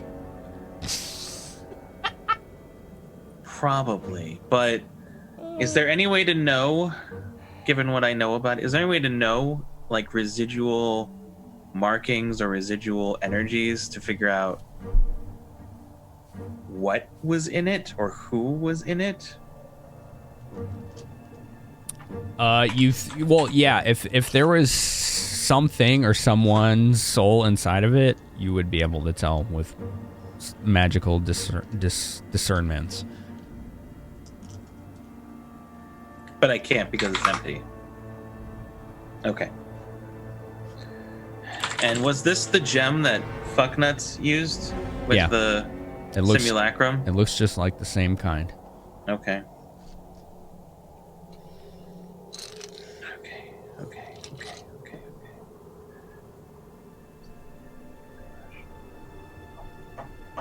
Okay. I think it's time you took him out of here. To get medical treatment. I don't care where. Take Fianchetto, Ketto. Take Grissul. Take Zether. And take Wilson. And leave, please. And what will you do? And you hear as someone's walking down the stair to the cellar. Take whoever that is, too. And you just hear, "Oh, I'm not going anywhere, young sir. But I do have some information you might be interested in, all of you." And as she comes into view... Is that Astral Daria? No.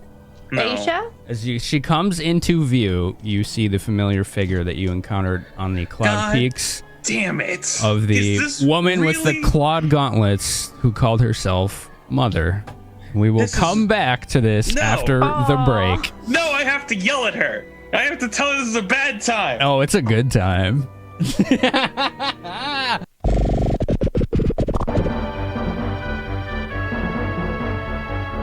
Hey, Chaos Kitty here. For a perfect experience on the stream, we need to take some breaks. Get stretchers, snacks, drinks, and stay hydrated for maximum joy. So get up and do so. Meanwhile, some nice tunes for you here on twitch.tv/Finamenon. That's a German kitty purr.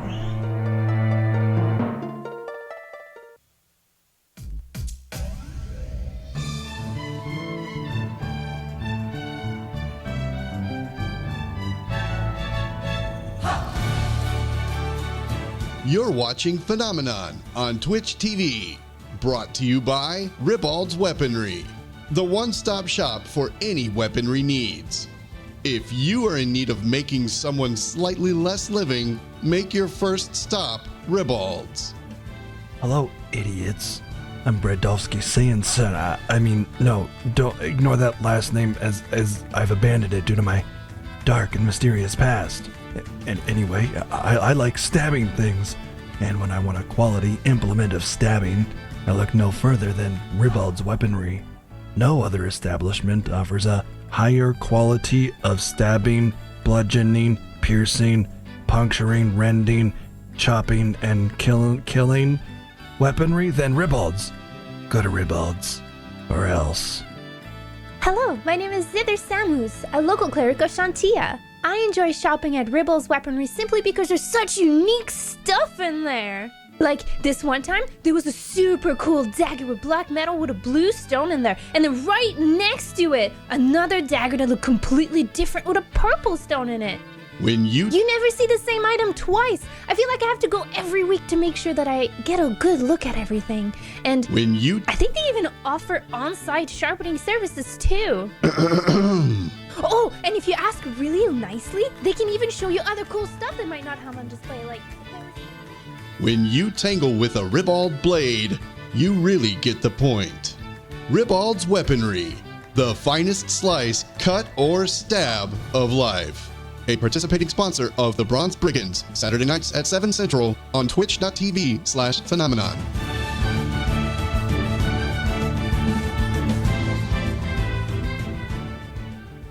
Brad, friend to Daffodil, is running from what appears to be at least 24 people chasing him. And none of you know why. In the Cloud Peaks. 24 people chasing him. At least 24 people chasing poor Brad. Now, Brad's taken a shot to the calf. He's successfully healed it. He's got a stockpile of potions. Brad likes to be prepared. But he's in a tough jam right now, and he's still on the run. As a reminder, when we go to Brad, we fast forward several hours in the day. Indeterminate time, because we're keeping it loose. But that's what's going on with Brad here. So, you're still being chased, Brad. You're getting tired. I need you to make a constitution check to keep up this unreasonable level of endurance and determination to escape these people who have found you out, you think. Endurance? How about, isn't there like a running or... I swear there's like a skill for running. It's a plain constitution check. There used to be like an endurance or a run or something like that skill back in the ye old days of... Back in my Dungeons and Dragons, you had to have run and endurance instead of constitution checks. Listen, buddy, you can take your Thaco and throw it in the snowdrifts as you run by them. I rolled an 11, so because a +3 modifier to con. You're fine. You definitely you're starting to feel the burn, but you've done this kind of run before. I pace myself a little bit. I don't want to run myself out of energy. I just wanted to get an initial burst out from one of them. All right, here's what we'll do then. We'll give you a +1 to every con roll to escape because you do have those Boots of the Winterlands, which is just ridiculous serendipity that you of all people were the one that took that, and you were the one that got taken away. These were boots that you got before you got kidnapped. So. Yeah, very, very convenient. I'm also I don't have like that cold air in my lungs hurting me or anything like that. It's just out on the track, something like that. Right. Warm summer day to me. It feels like you're having a jog right now in 60-degree Fahrenheit weather on the plains. So outside from the hills rolling up and down, but otherwise, so it's not the plains. It's like a hilly countryside and a nice weather. Gotcha. And you made your first check. You're still running. They're mostly keeping pace with you, but they're having a hard time, and they're still taking shots at you. And here we go. We're looking for 20s. All right. Or I'm getting away from them, rather. All right. So there's one.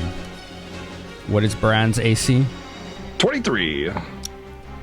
Okay, so one of them actually managed to land a hit on you, but it threatened to crit because it was a 20, but it didn't crit. Right in like the hip. So okay, I immediately pull out another potion and down it and pour a little bit on the wound to make sure it doesn't. Let's slow down because you might change your mind when I tell you it only did 1 point of damage. It kind of was like a flesh wound. It kind of grazed you on the hip. It stings like a bitch, but it's just like ooh, but it didn't really. Cut. Paper cut, Not so much a paper cut, but it definitely. Well, I mean, it's like if a bullet grazes you, a bullet grazed you, like it's hot and it's still going to hurt you. Like if an arrow grazed me, it's still cut to cut down below the skin to make it bleed. So it's still gonna be painful, but yeah. I guess I won't quaff a potion and return to that in response to that. I instead just continue my pace, sprinting down to that natural bottleneck. Okay. Give us another Constitution check. You were jogging, and they are keeping up with you. You think there are a lot of people that are on your trail, and for whatever 22. reason, they are catching up with you. Would you say 22? 22. I'm assuming magical means a magical enhancement of some kind of rallying cry of. Well, I just let me do a quick wizard. interruption here. We got a nice raid from someone named Arvin Elron, the Arvanauts. I like that. The Arvanauts. They were playing D&D too. Like this is what I'm like. Hey, were we playing D&D in space? Because hell yeah.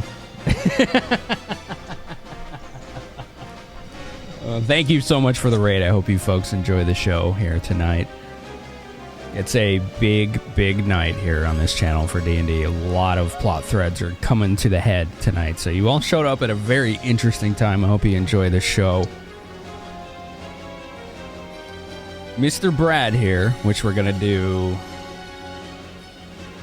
that for. Mr. Brad here, you just made your most recent Constitution check, 22 DC. You, despite the grazing wound that you just felt, you think you could keep this up, but eventually you're going to end up at that bottleneck, that valley that you saw in the distance, and you're going to have to make a decision. It's going to take a while to get there, but you think you can beat him there.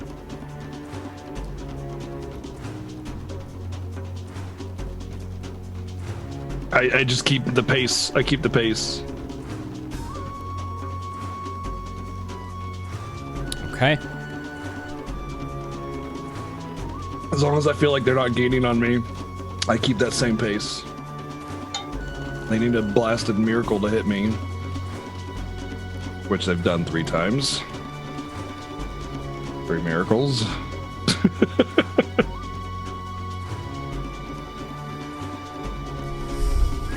Miracles do happen, apparently.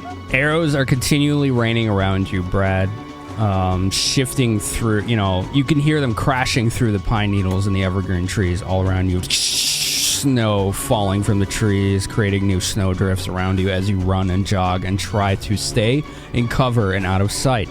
A lot of these arrows are very misdirected, but so far so good. You can't keep this up forever, but you think eventually this is going to come to a head. Dude, Sam, holy crap. All right, we're camped on blessings now, folks. Oh, God, Sam, thank you so much. I immediately consume all the blessings for superpowers.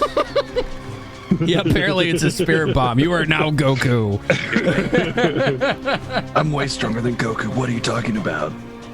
Oh, man. All right, so here we go.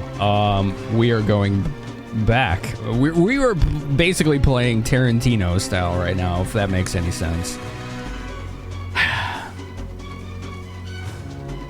We're going back to this group here who just encountered Mother. I mean, I could have used a little more Brad time, but all right. You could have, me too, but, let's just trust the DM. We'll get there. Yeah, I know. I need a Senzu bean. Just use your Kamehameha and win already. Jeez. I wonder why the text isn't showing up. You notice that? What text? The blessings. Yeah, that's Mora's blessing. I noticed it disappeared when you put it to 10. I'm not Layer sure. probably. Cool. I don't know if you clicked on a particular thing or clicked off a particular thing. It was a misclick. Thank you for pointing that out. No problem. Mother. You've seen her before. She walks down in her resplendent gold, platinum, and silver full plate mail. Her gauntlets are sharpened at each finger point to look like talons of a dragon. She's looking rather regal and draconic. And she simply said, I have some information that all of you might need, but it seems you've been quite busy. Forgive me, I've been eavesdropping. It is a terrible time for you to show up, but sure. Why don't you just tell us all about it? How did you find us? I did ask you to take care of the egg, after all. And I guess. So I went to where you all headquarter, and they said you were here. Forgive me, but and another man walks down behind the stairs behind her. He's a robed elven individual looking quite young. His hair is silvery blue, goes down to his lower back, bit curly. His eyes are azure, almost ice in color. Very sharp nose, and he's rather silent as he just stands aside her. She's like, your superiors or your fellow compatriots, however your hierarchy is, I don't know. They told us you would be somewhere over here. You wouldn't believe the stares we got walking over here. This city is quite lively. It is. And there's so much rich culture and things to see. And please tell us why you're here. Brad needs help. No, I don't. I can take them all behind me. Back. Son of a bitch! Shut up, Brad! Not here. In the back of my mind, I hear that voice. I'm just like, no, he's fine. He can take them all out. No, he's good. He's good. He won't take His ego will blow up a mountain. It's cool. Right. I think he's fine. God damn it. Brad needs help. Great. Let's just drop whatever we're doing and go help Brad. I thought you said he was helping you and that he'd be fine as long as we're taking care of the egg. Yes, that's the problem, isn't it? Shall we go to your headquarters? I think I need to show you something. All right. Please, let's get out of here, please. There's so much hostility here. Let's leave the basement. And Jack is sort of like motioning. Grissul, could you help? On it, she unceremoniously tosses Wilson over her shoulder. She holds Fianchetto's hand. Thank on you. short stack. Okay, do you want some pie later?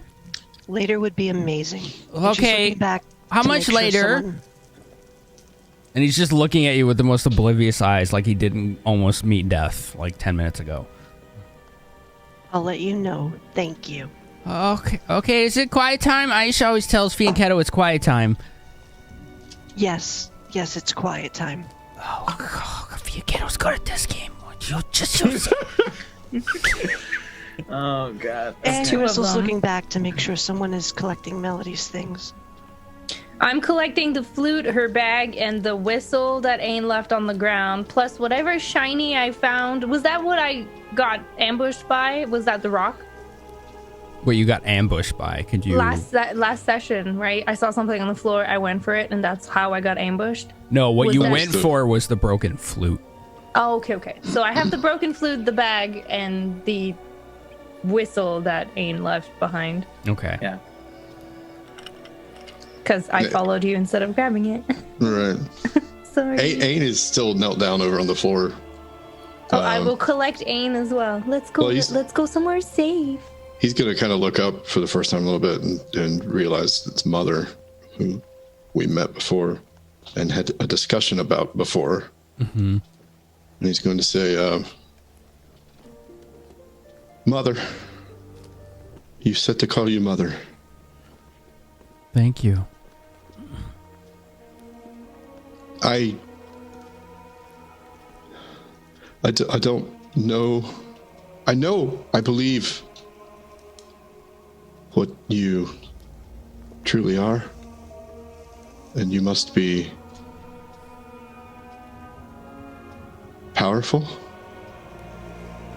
I'm devout. Someone was here earlier and they said she was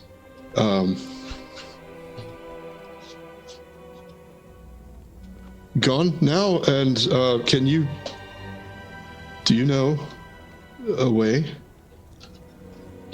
I heard the discussion, and I can offer you a small solace, but it's a good news, bad news situation, Serene. I'll take any good news. I can't bring Melody back without the gem, but I can remove the curse from this potential fool, and maybe you'll get some answers from him. What gem do you need? Is it this one, or what about this one? It was one like that, but it sounds like, from what you said, someone else took it away or sent it away. I could only hear. I don't know. Jack puts a 2 and 2 together finally. He sent it somewhere before he disintegrated. He sent it, and then he's like doing the math. Okay. The original. He must have sent it to the original. The simulacrum can only be a copy of a person. It was sent on a mission to get... Wait, but that doesn't make any sense. Why would it be sent on a mission to get Melody's soul? Okay, here we go. Jack, you got knowledge local. Roll it. All right. I want to just take the 21, but we have 10 blessings, so I'm just going to use a blessing. All right. Tomorrow's blessing being used down to 9. 25. You remember, as part of earlier missions, rumors you heard in bars all over the country, and this has come into play a couple times, especially in the Cloud Peaks. When you headed to Nashkel, the rumors of arcane web spellcasters being kidnapped for unknown reasons. That's right. Melody is a bard, as far as you know. She has the ability to cast arcane magic. Okay. So is Fianchetto. So, Fianchetto? Anyway, we'll talk about that later.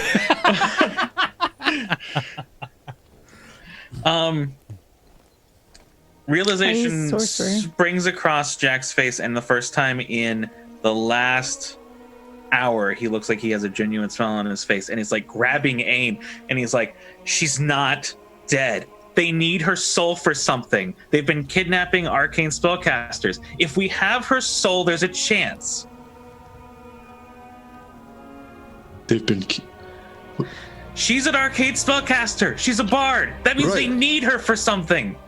Kidnapping. She's not gone yet. You're right. No, they are... Mother, thank you. Let's go. We'll take you up on your offer to remove the curse from this one. We need answers. She's like, let's go quickly. I don't like this area. Too many people stare at me. I'm not used to... And she kind of does this, showing her symbol of Bahamut on her full plate armor with all the like gold and like platinum, like, you know, like gilding on it. Walking around with a small fortune on her back, just being like, in the whatever. slums. All right, so you all quickly make your way back to the Copper Coronet, the tavern bar that you're all very familiar with. Walking through to get to your headquarters of the Bronze Brigands headquarters. It doesn't take too long, aside from a lot of weird stares from people, which, again, you've gotten quite used to. Briefly, on the way, I want to ask Zither if she'll give me the flute. What will you do with it? I just need to hang on to it for a little while. Would that be all right? Speaking of that, Jack sort of reaches over the pieces of the flute and casts Mending. Which Mending is a cantrip, but it's effectively to restore the hit points of a broken object. If the object has a broken condition, this condition is removed. If the object is restored to at least half its original hit points. So effectively, I can repair an object. And the flute does become whole, but you notice as you make it return to whole, it no longer holds its magical properties that it once had before. You definitely notice that like wisps of magic kind of just float away from it. So it's no longer, it was magical at one point, but it isn't no longer, but it is a whole object once again. Thank you. You'll keep it safe? I'll keep it safe. I trust you. Do you want your whistle back too? Sure. Thank you. Might be useful. I mean, it is your burb. He is. And she said burb. I go ahead and call him so that he follows us. And off we go. All right. So as you make your way into HQ at the war room, Asteldaria and Aisha are there, and they're looking at you and they're like, well, Red, I suppose you found this resplendent wonder who seems to know everything about us for some reason. She found us. I would be respectful of her if I were you. It's not like she gave us a choice. Well, whatever. I'll let you talk to her. I don't think she's got anything against us. I just don't trust people who know things more than me. Well, I mean... And Mother just kind of... I have to not just gives be a very snarky. Calm be snarky. Shoulder shrug.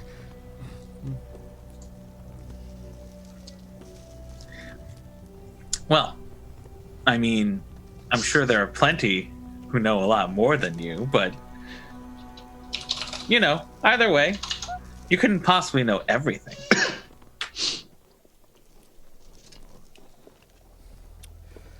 She's like, so here's the story. Brad was sent on a mission for us to find a dragon egg. But not just find a dragon egg, find who's been stealing them. I thought they came from the rain. I thought they came from the meteor showers. You're right. Very observant, young lady. But it's kind of a race to determine where they're going to land and who gets to them first. And there have been some unknown parties getting to the eggs before us. Not only that,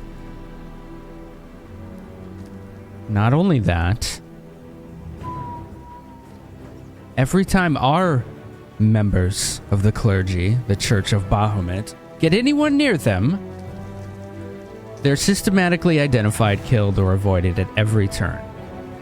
We needed somebody, a third party, to immediately handle the situation or risk losing the young. The very lives of dragonkind are at stake.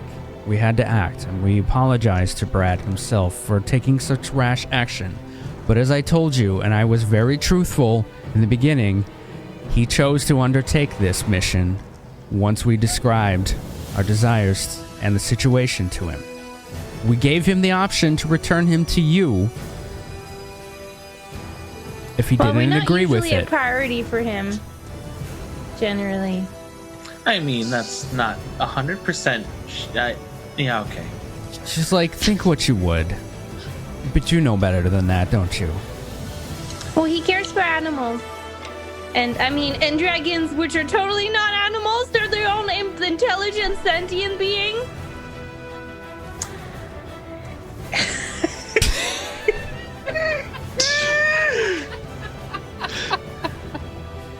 I didn't mean to offend. Right. What I think Zither's trying to say is Brad definitely. Oh no! What Zither's trying to say is, I think Brad definitely has a very kind heart. Underneath all the many layers of snarkiness. If you would like me to be quite honest, we picked him out of the entire group because he was the one most likely to be discreet and quiet about things. You are all a very loud bunch. I've noticed that too. And so I would just like to say, excellent choice made. Here's the situation. 3 days after we sent him on this mission, we could no longer track him. We sent him on this errand to find the egg and to learn who was taking it. All of our efforts to scry and divine what is happening in the area are being blocked. We think it's because they know we're coming, but they don't know you. We would like you to go help Brad and to find out everything he's learned. We have a general area in the Cloud Peaks, and she looks at the map that's laid out upon the war table that's always there, and for visual reference for all you viewers, of course. Here is the wrong map, but anyway, go here. Right here. This is the war map right here. Not everybody's here, but anyway, she begins to point out. Melody's there? Approximately southeast of Mount Speartop is the general area he went. We would like you to go in some kind of pincer formation. 3 of you will teleport to the north of where we last knew where he was. And she points to her compatriot who has said not a single word, the elven man with really long, curly, silvery hair. He will give you a scroll that lets you teleport there. 2 others of you could potentially go south of where Brad was last known. Maybe even meet up with him. Your silly gnome, the one that caused all the trouble in the mountains. I believe he knows how to get people around. Yes. He could take you there. Okay. Excellent. we would like to leave it up to you who goes on which side, but time is of the essence, and we think Brad may be in trouble, as well as the egg he may have found. When will you help our friend? Pointing to Wilson. Still bound there. As soon as you give your word that you will undergo this.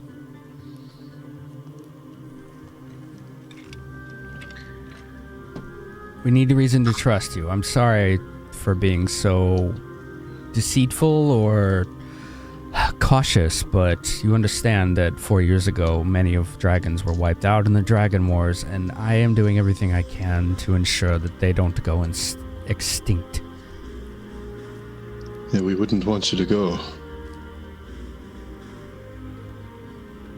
As you two would put it, and she points at Zither and Ain, a cornered animal is the most dangerous.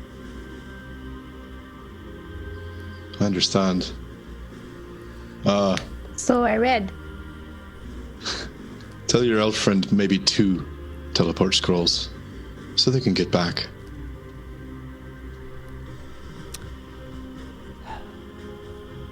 It depends on how it goes, doesn't it? We didn't have as much time as we would have liked to prepare those scrolls. But suffice it to say that if you complete your mission, we'll probably be able to tell and then come on in to assist. All right. I see. So you're using us as a form of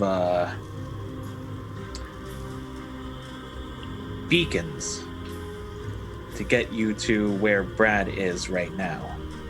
You can find us, you can find him, theoretically. No, we can't find anything in the area. Something or someone is blocking us. But you'll know if we find him. We'll know if you get rid of whatever is blocking us. That's all we can say. I see.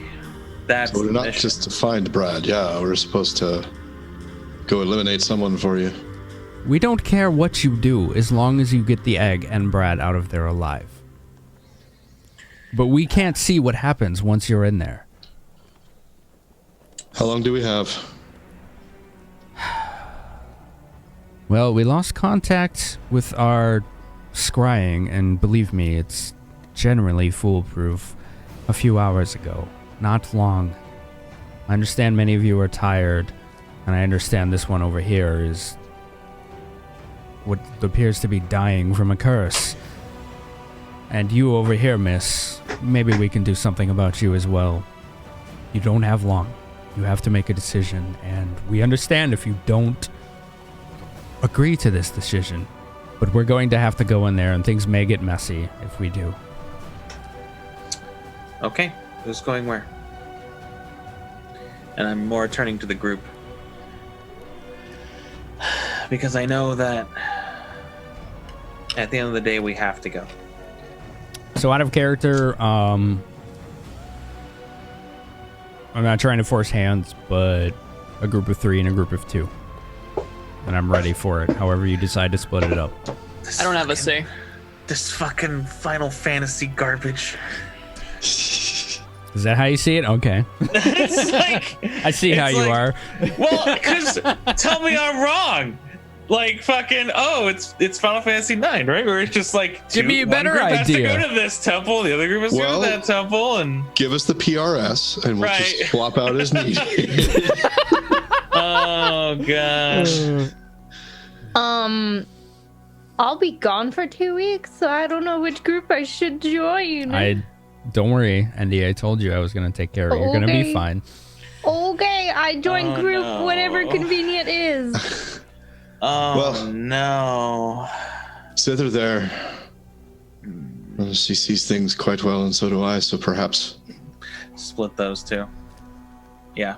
But are you going to be all right? I know you're even more tired and hurt than I am. You got Zither, Ain, Jack, Wilson, and Grissul. Her? Me? Him? You? Them? So she's like, have you agreed? Have we? Good question.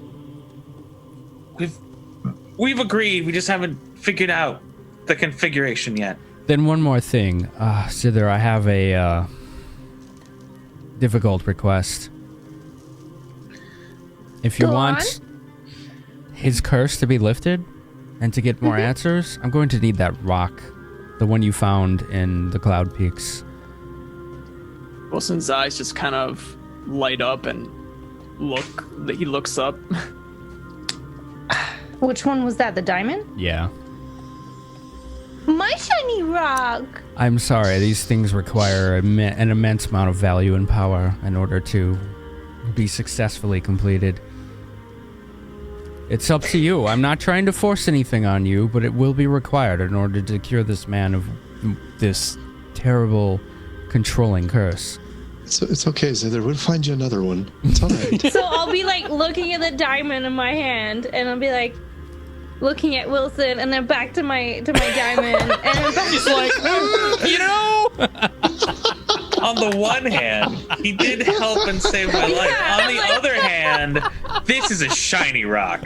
Have you seen this rock? I mean, look how it sparkles. It is the shiniest rock I have ever seen. Well, I guess he did save my life. Okay, you can have it. She holds out a gauntleted hand, trying not to cut your hand with the sharpened talons on it. Like witchy as hell looking, like they're an inch long at least. Hell yeah. She just takes it and clasps it. And she's like, does anyone oppose to me removing this man's curse? This is your organization. No, please do it. I need solitude. Does anyone have a room we can go to do this in privacy? I do. Would you please be kind to lead us there? And she's holding the rock very protectively, and she kind of like offers this taloned hand to you, Wilson. He's still tied up. She's like, I don't suppose you could stand, young man?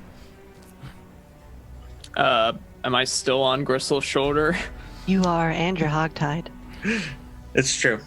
Grissul can take him there. She does so. And she goes up to you, Grissul. She's like, Mistress, I understand, but I do need to do this. Just bring me my rope back, please. She's doing her best to pay deference to Grissul because she's used to dealing with, we'll say, a multitude of personalities. I don't know what you're implying, DM. Yeah, you do.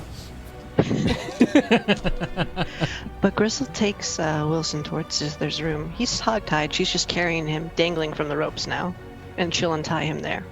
Okay. And return Ain his rope. Andy, aka Zither's room, is this one right here. It's this one. So, in here, Wilson is unceremoniously just kind of dropped to the floor. So I'm up there somewhere. Yeah. Yeah. Jesus Christ. It's a little weird moving things around, yeah. Yeah. I wouldn't worry too much about it. You also can't go through walls. You have to go around So walls. can you ping again where I am? Sound does. Yeah, someone else you. can do it. There you go. You can't move through walls. Correct. That's the point. So you don't see things you're not supposed to. So here's what she does, Wilson. Wow, I can't believe this is just a standard action. She takes the diamond and she clasps it in her hand and she begins to squeeze it tight. And it begins to glow. And she leans in very close to you, Wilson, as you're untied through someone's hand, whether it's hers or someone else's. I think Grissul said she did it. She whispers in your ear. And Wilson, this is where what you say is going to greatly affect how this works. She whispers in your ear.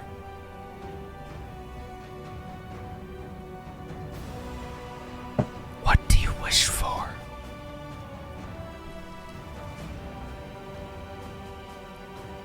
I wish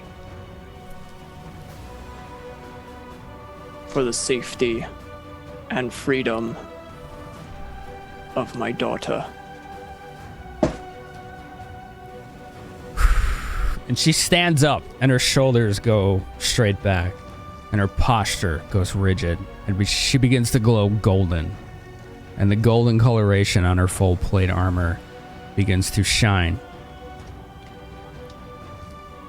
And the rays of light coming from the shining golden gilding coloration on her armor begins to actually bounce as rays on the walls in the room. And they begin to strike you, Wilson. And they're shocking, but not painful.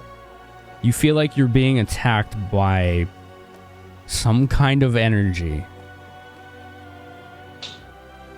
Your whole body is being struck and shook and vibrated by this strange energy, but it's warm and welcoming. And it feels almost like the chains of your soul are beginning to shatter and come undone. Until finally, after a brilliant burst of light for everyone in the room who needs to make a will save, you feel free for the first time and you don't know how long. The shackles of your body and your soul feel free for the first time and you don't remember how long.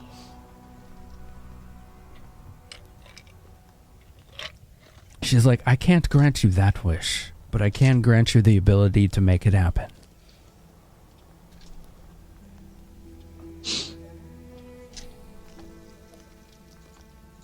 Doesn't say anything. Will saves anyone that was in here. Do I have to make a will save? No. 21, since I'm just kind of standing there on my desk. Zither, you have been through this song and dance. You have been through so much hell in the Bronze Brigands that you recognize them when something is going to blind you or strike your mind or shatter your head that you were just like, oh. You basically relied on your devotion to Shantia and your own physical, development that you're okay. Who else was in the room? Grissul, you were in the room? No, she untied him and left to give Ain back his rope. Okay, was anyone else in the room? No, I would have stayed in the war room. So it was just you, Zither? Same. Okay. So Zither and Wilson and Mother are in this room by themselves. Wilson, prior description still implies you feel free. But you still know the reality of the wish you just made and who potentially controls the situation. So, what we discussed in DMs applies. Play it how you want. Out of character, can I take off the minus penalties now? Yes, you can. Okay.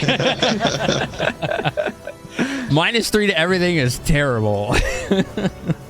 All right, so just for reference, I was at negative wisdom, -3 strength, 1 charisma, 3 dexterity, 1 con. Yeah, Jack almost killed you. Jack almost killed you.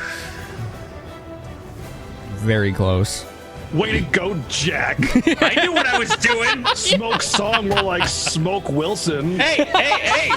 Almost isn't the same thing as did. I will have you know. Okay. I was in complete control the whole time. This isn't horseshoes and hand grenades, BGG, all right? Almost doesn't count. Right. Sploosh. Oh my gosh. Okay.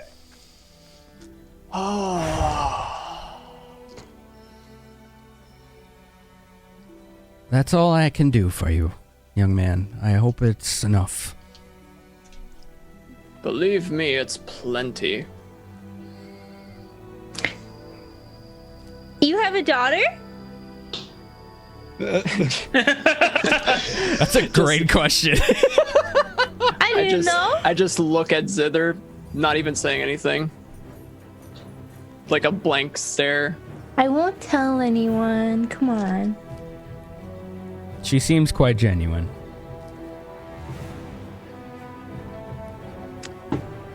Well,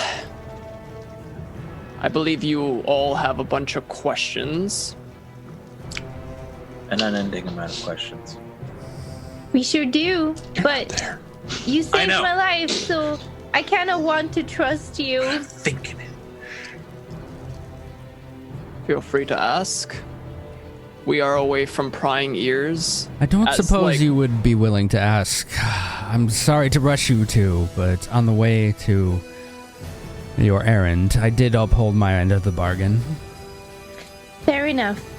Well, and I'll turn to Wilson. I will keep you secret, but I definitely want to hear more about it. Should it permit? I will make it happen. Dodgy. Oh boy. All right, the three of you make your way back to the war room. Jack and Ain and Grissul. Wilson is looking himself again. As you walk into the room, Mother kind of touches you on the shoulder with a gentle but still intimidating grip because of these claws on her hand. She's like, "Would you hold still?" Me? Him? You? I'm sorry. Him? I apologize, Jack. Wilson. Yeah, she's grabbing Gotcha. Wilson's arm. Here we go. She asked you that, Wilson. As she put her... I'm not moving. I'm Okay. just 8, 14, 15. You recover as her hand kind of grips you, and like the claws don't quite dig in, but just enough to touch the skin. And this energizing, glowing golden energy shoots into your body and heals you for 28 hit points.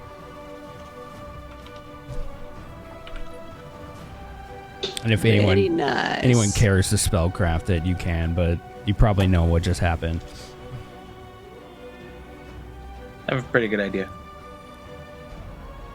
why do so much for me? Well, if you are to succeed in this mission and rescue the egg, you're going to need to not be throwing up all over the mountains. Am I correct? True enough. Should events be favorable in the future, I shall return the favor. That I won't forget. I promise you that. And Wilson just leaves the room. All right. War room time. Who is going where? I forgive me. I am quite anxious about the state of the young. So we said 3 and 2. 3 and 2, which makes 5. So, and I'm looking at, well, literally everybody here. All right. Doing some quick math. Grissul, do you want to go? You want to go out and find our Kurt friend?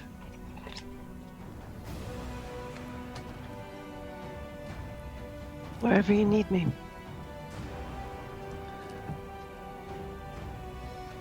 All right, that's an affirmative. Let's see. Now we should determine who goes where, and Jack's sort of like eyeing everyone, analyzing their abilities, trying to figure out what the best configurations would be. Well, that's one. Ain and Right. Ain and Grissul aren't in the same place. Ain and Zither are not in the same place. So, And Zither loves hiding behind someone big. yes. I do. Can I ride on your back? All right. How about you and Just you like and me, old Jack? times. Yeah. And the three of them? That's my proposed configuration. I think that'll work out best. So who's with Grissul? Zither? It's Zither and Wilson and Grissul. So that only And leaves 2 in the that's- other one? Yeah, 2 in the other one, which will be Jack and Ain. I feel like I'm filling out the party menu. Now let's transfer the materia. Right, exactly. Shift the equipment around. Get that ribbon. Get that ribbon. Don't forget the Right. ribbon. Oh my god. Oh no. So Who's Jack going with? Ain. Okay. Also, who has the loot, technically? I think you did. Okay. Yeah. I think you were the only one that, like, when I started talking about it, you were the one that's writing it down. So I just assumed you were gathering it. We'll go with that then. You've got it. I was protecting it, but you took it. Oh yeah. You know, Totally that's fair. forgot I about his totally fucking would. stuff. But I'll write it down. Sorry, I'll note it that I have it. All right. She's like, very well. We're ready to leave at a moment's notice. But before we do, Miss Zither, Yes? would you take this? And she's holding this crystal ball to you. I'll take it. Yeah, what do I do with it? Touch it to your forehead. I've seen some stuff. I'm not sure that I want to. I've seen some stuff. That's Zither's version of like. She's smoking a like, yo, cigarette going, hold on. No, I'm not into this anymore. All right, let's just I've take seen it. some shit, man. I've had enough forehead stuff today. What will it do? You'll feel ready for the day, as if you just woke. But it only works once a week. Oh, and then I'll just immediately do it. Smash! And suddenly, oh no! it feels like you just drank a pot of coffee an hour after you woke up. Like you were just like, and your prayers just finished, and you made your offering to Shantia. All your spells are recovered. You recovered your hit points as if you had a full night's rest. Wow. How do I get me one of those? Can I keep it? Do you have another one? I hope you understand how rare something is like this that I just gave to her. You can discuss that amongst yourselves. We're worried about the young. Please worry about the magical items afterwards. So what? Crystal orb of. I miss you guys too. You can name it whatever you want. Crystal orb of. Listen. Look, Brad. There's loot on the line here. All right. I've expended so many spells. I'm just trying to make sure I get something back. Well, Crystal I orb of don't think daily it's anyway. ritual. Yeah. Once a week. Sweet. Right. All right. I hope you're gonna be all right, Jack. I got a handful left. Not that I can do a lot, so I can only do so much without just being like, yeah, sure, this is totally Final Fantasy. You walked on the little sparkly dot on the one tile, and everyone recovered health and everything. Listen. If they're human, then we're fine. Yeah, right. If they're humanoid, we're probably fine. Just human. Okay, crystal orb of daily ritual once a week. Got it. Sounds cool. I like it. All right. All right. She did not name it. So yeah, I like it. That's cool. Once a week, you can just be like, all right. Is Tiffle bips around?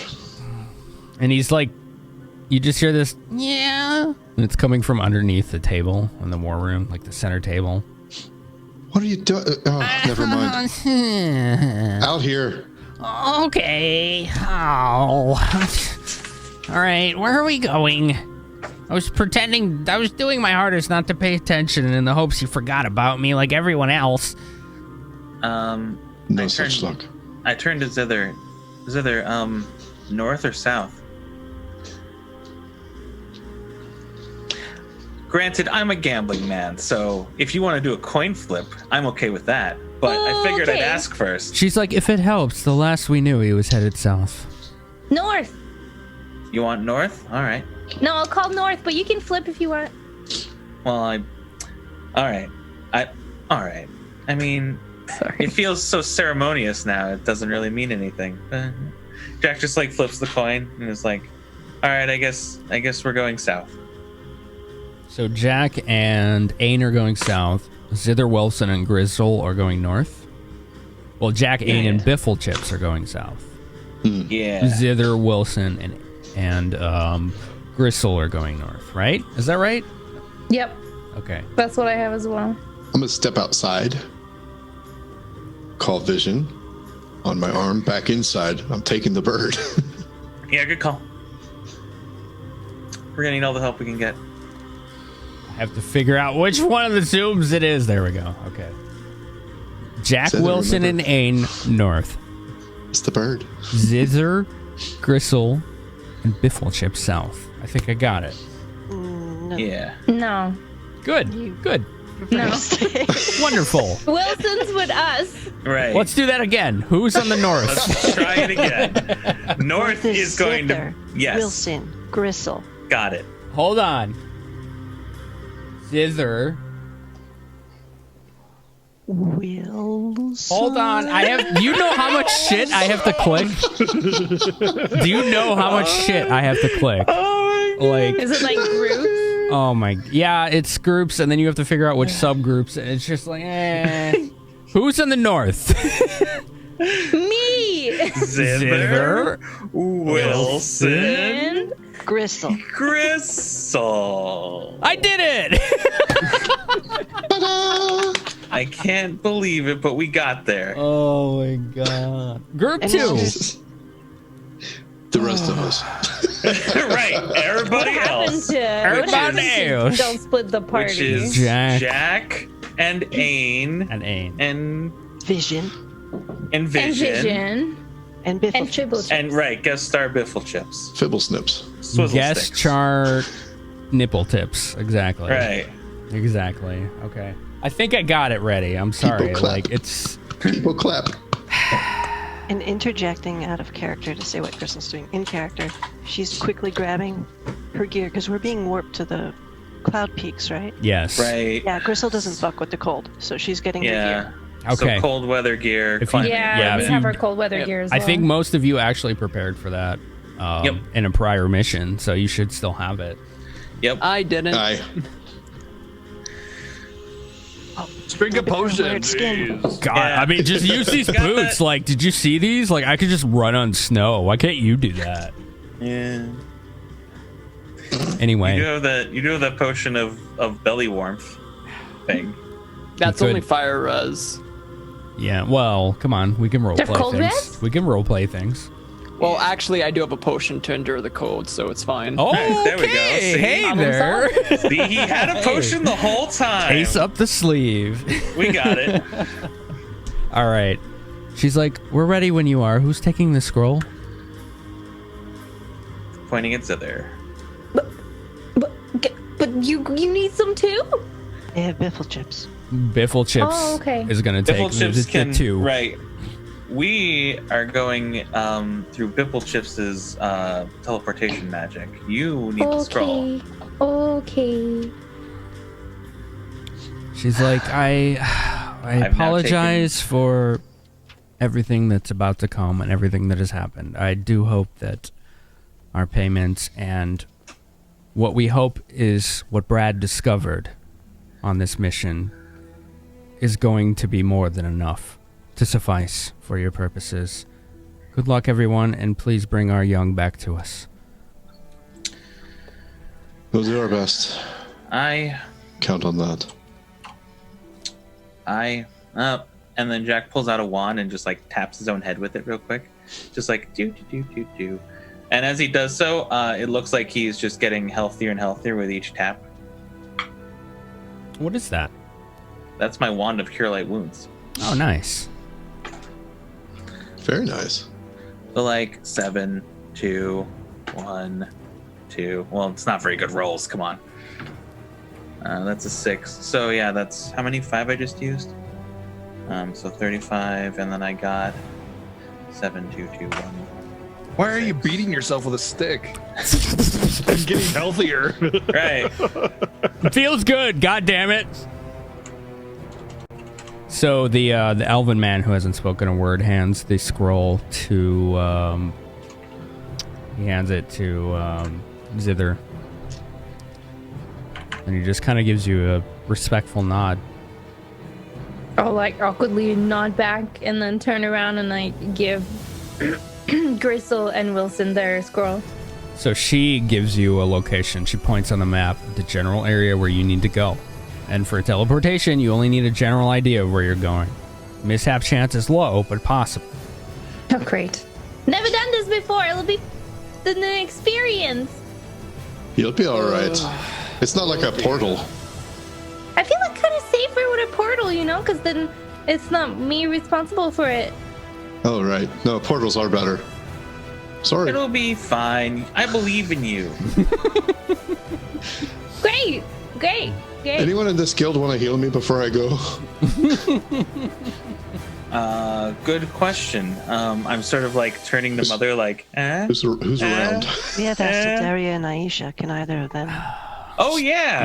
Yeah. She's like, all right, Red, quit your belly aching. Gosh, you're such a worrywart. I just kind of pulled down the edge of my tunic. I'm like, do you see where that knife went? Yeah, I see it. Quit. All right, shut up already. We'll get to it. All right. We'll compare scars later. She begins to chant a little dirge to Shaundakul and heals you for... Medium maxes out at 8? Is that right? Or 10? Cure medium wounds. I think it maxes out at 10. There's no medium. It's moderate. Moderate, sorry. Cure moderate maxes out at 10, right? Caster level plus 10, yeah. All right, so you heal for 18 points of damage, Ain. Nice. That'll do. Are there any other belly achers around this group? Thank you. I mean, If I you was, even but minutely hurt belly ache right now. I was, but then I got myself. Then he took care of myself. She looks at Grissul and she's like, "Do you think you can handle these babies?" She's used to it.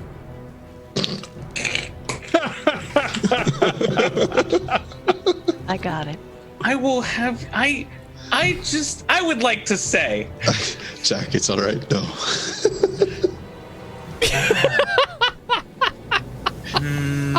He's like, "Don't worry, no, this is a losing battle. Just shut up." Don't make her angry.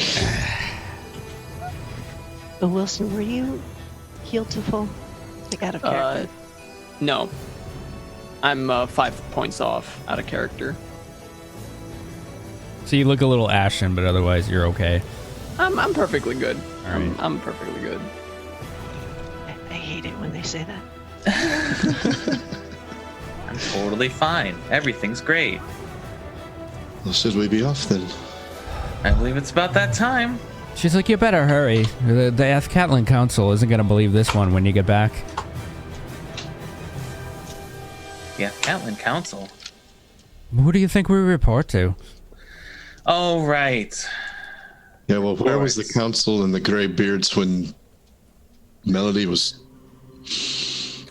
We'll handle that another time. You ask those questions and you get less support. Come on now. You know the way of the world. Let's go. She starts doing that clap. Like, move along now. Ready. Someday they'll answer to me. We'll See find you her. all on the other side. Good luck. Literally. All right, Good Zither. luck. Are you using the scroll? Yeah. All right, I need a percentile roll from you. Oh, damn, I don't even have... Okay. It's just a D10 times 2, and that's all. I just don't generally have my D10s out. Is that a 10? That's a 10. Okay. Gotcha. 32. 32. Think Okay. about percentile dice. Please You be never okay. know. Right? Please be okay. The oval... Okay, not torn to pieces. You never and then know over what to the different effect planes. is. This oval-shaped hole in the world appears in front of you. You've seen it a couple times. The first time was when you encountered the Cowled Wizards because of arcane casting on the streets. They didn't like that very much, did they? It looks to be an area in the Cloud Peak Mountains, quite clearly. Mother just kind of gives you an affirming nod. She's like, "Good luck, young Seems folks." Seems good. I'll go in. All right.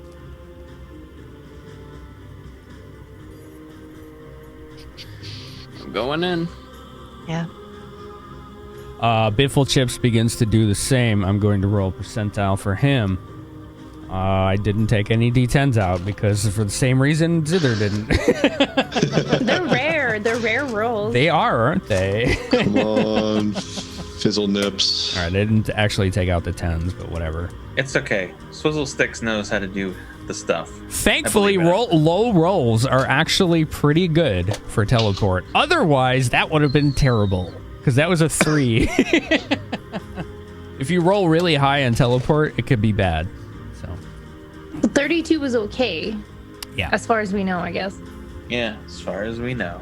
Never know. Lickety. I can't see anything, kitty. This is her D&D game now. Yeah, it is. It is. It's adorable. Get her ass. It really is adorable. I can't be mad. I can be loud, but I can't be mad. All right, so the first of the group, Wilson, Zither, and Grissul, correct? Correct. Got it. Nailed it. Good They're job. in the north. Making sure we're right here. In the north. 100%. 100. Immediately, I need a perception roll. All right. 20. Got a bunch of blessings, by the way. 25. Yeah, we Oh, have that's 9 right. of 10 right now. So, make use of those, folks. 31. The night is getting late. 31, 20, and what? 25. 25 and 31.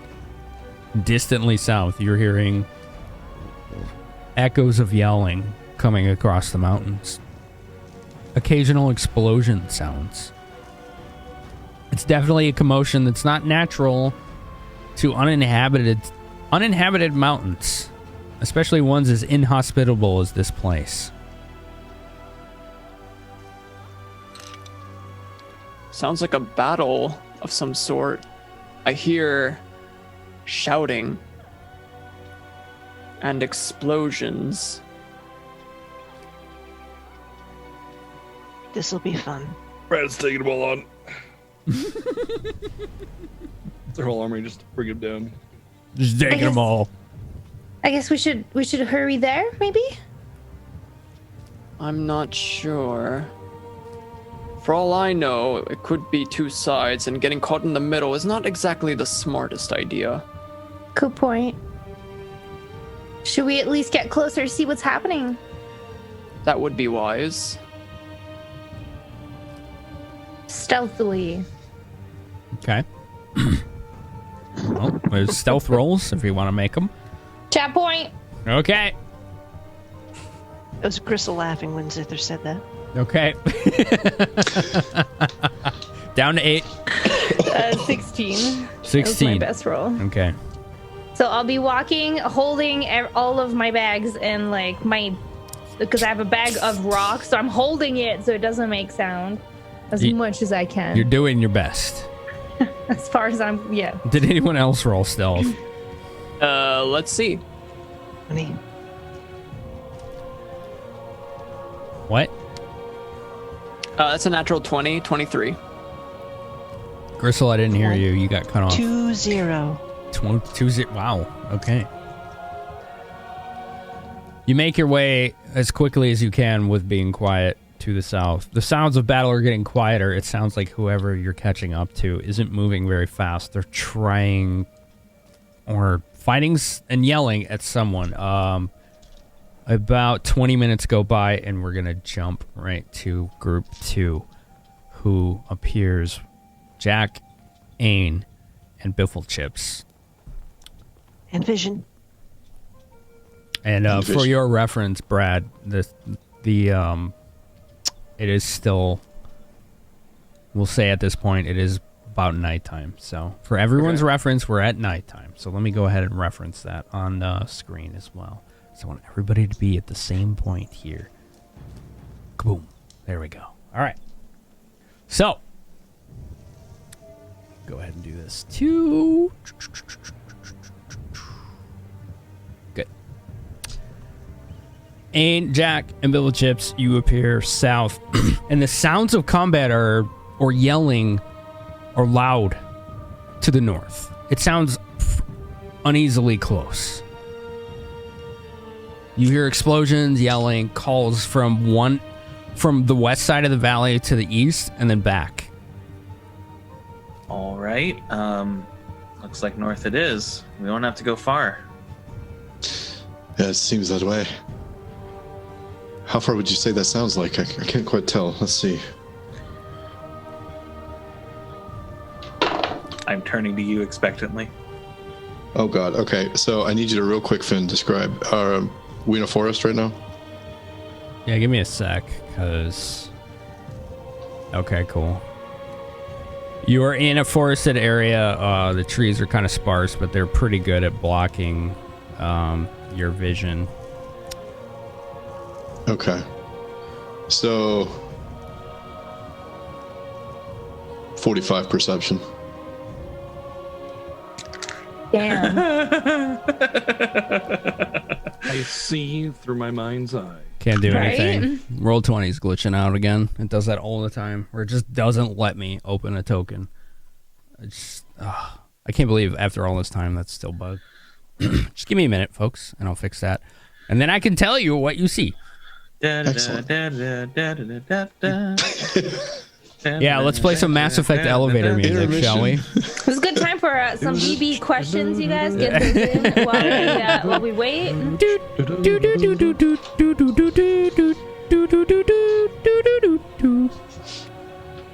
Let's see. You have low light vision, right, Ain? I think so, yeah. You do. Can you see? I'm a half elf. So. Ain, can you see? Yes. Okay, Jack. Can you see? Yeah. Perfect. I was wondering because I was looking and I was like, Aim should be next to me. I can't see him. I must just be blind now. Hey, roll 20. You know what can you do? Anyway, the sounds of battle, the sounds of combat are loud here, and of course, there's one more person I need to put here. Swizzle sticks. Swizzle sticks, exactly. You should be able to see him too. Right next to you. He's like, oh, it's dark and it's really cold, and I should have been ready for this, but it's really loud. What's going on up north?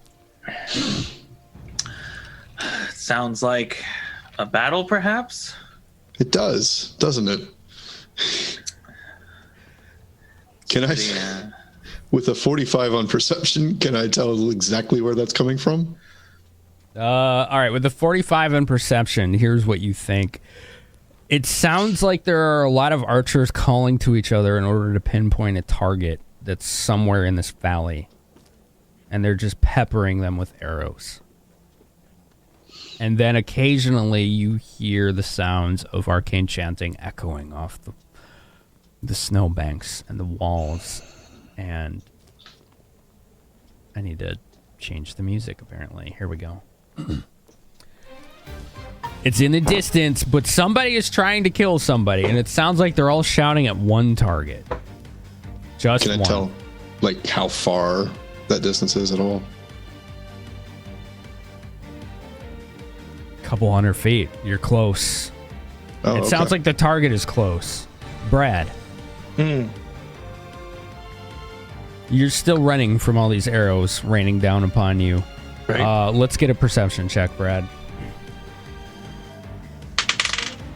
That's a natural 20, so 27. 27. All right. And group, reminding you of your blessings, you have 8 of 10 left. So keep the hour in mind. That's a 27, said Brad, correct? Mm-hmm. You saw as you were running south in order to do your best to avoid all of these people and all these arrows raining down around you and these explosions. You saw a flash of light to the south, and this didn't seem like the normal flash of light you've been seeing that's been harrying your trail. This was a different kind. Was it in the... Like, where? At what point am I at? Am I at the... getting close to my destination? Or? Yeah, it's either within the bottleneck or just beyond it. Okay, I continue. I at worst, it's a place to hide, and being out in the open is much worse, no matter what that is, unless it's, you know... Feel free to move your token at will at this point. All-powerful while you're talking. dragon or something. You can use the arrows, the numpad, I believe, lets you move it. I don't see myself. Why not? Oh, there I am. Okay. Okay, cool. There you go. How much can I move myself? As much as you'd like while you're as long as you're talking it out. Okay. Well, I mean, I'm on this ridge here, right? So is this the bottleneck? No, you're not quite there yet. It looks like a bit further south is the way to go. So however you want to approach that. I keep going down. Okay. Into this area. How? Well, yeah. More arrows pepper themselves around you. One actually strikes home. So let's go ahead and roll damage for that. I got another 20. I can't believe it. 7 points of damage, piercing, if that matters. I stop and apply another salve wound. Ain and Jack, roll perception. You got it. Chat power, please. All right. Bastards. 34. Mine is going to be a 29. 29. All right, you both hear this from the north as you saw arrows rain down. Not too far north of you. I'm going to start rushing in that direction. Yep, I'm right with him, and vision is aloft. I'm going to take this cliff edge right here and make my way along it, so I'm not prone to arrows. Okay, but then good I call. noticed I don't have a... Go ahead and roll stealth with a +4 then. Roll what? Stealth with a +4, okay. Since you're using cover. 23. Okay.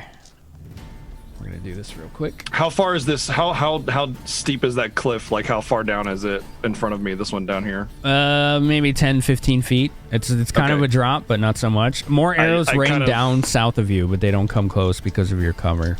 I kind of like don't all the way, like, I don't scoot down it, I don't scoot down it, but I kind of like slide down it and then just kind of drop in a way, like, quickly. I'm not doing the butt scoot, but I'm definitely lowering myself to lessen the impact as I go down it. All right, make a climb check. Climbing, basically. Give yourself a bonus, though. +2 bonus. 19. Okay, yeah, you managed to do that quite expertly. Okay, and then now I have this tree and a cliff side as cover, and I keep making my way down. Then when I get in front of this tree, I again place myself in front of it as I go down, and then I keep going down, and then I just kind of I do the same thing right here. I'll roll a climb check just to kind of cut corners. Okay. 22. 22. Yeah, no, you are very athletically making your way through these mountains. I will remind everyone else but Brad that this is difficult terrain. So you're going to be moving at half speed, and you can't 5-foot step in difficult terrain because the snow is basically undisturbed and deep. And then I kind of I go underneath the tree here, put it behind me as I keep making my way down. This is this is not quite the bottleneck, right? This is about it right here. Like, you found yourself in an open area with a lot of points of ambush around it. Shit.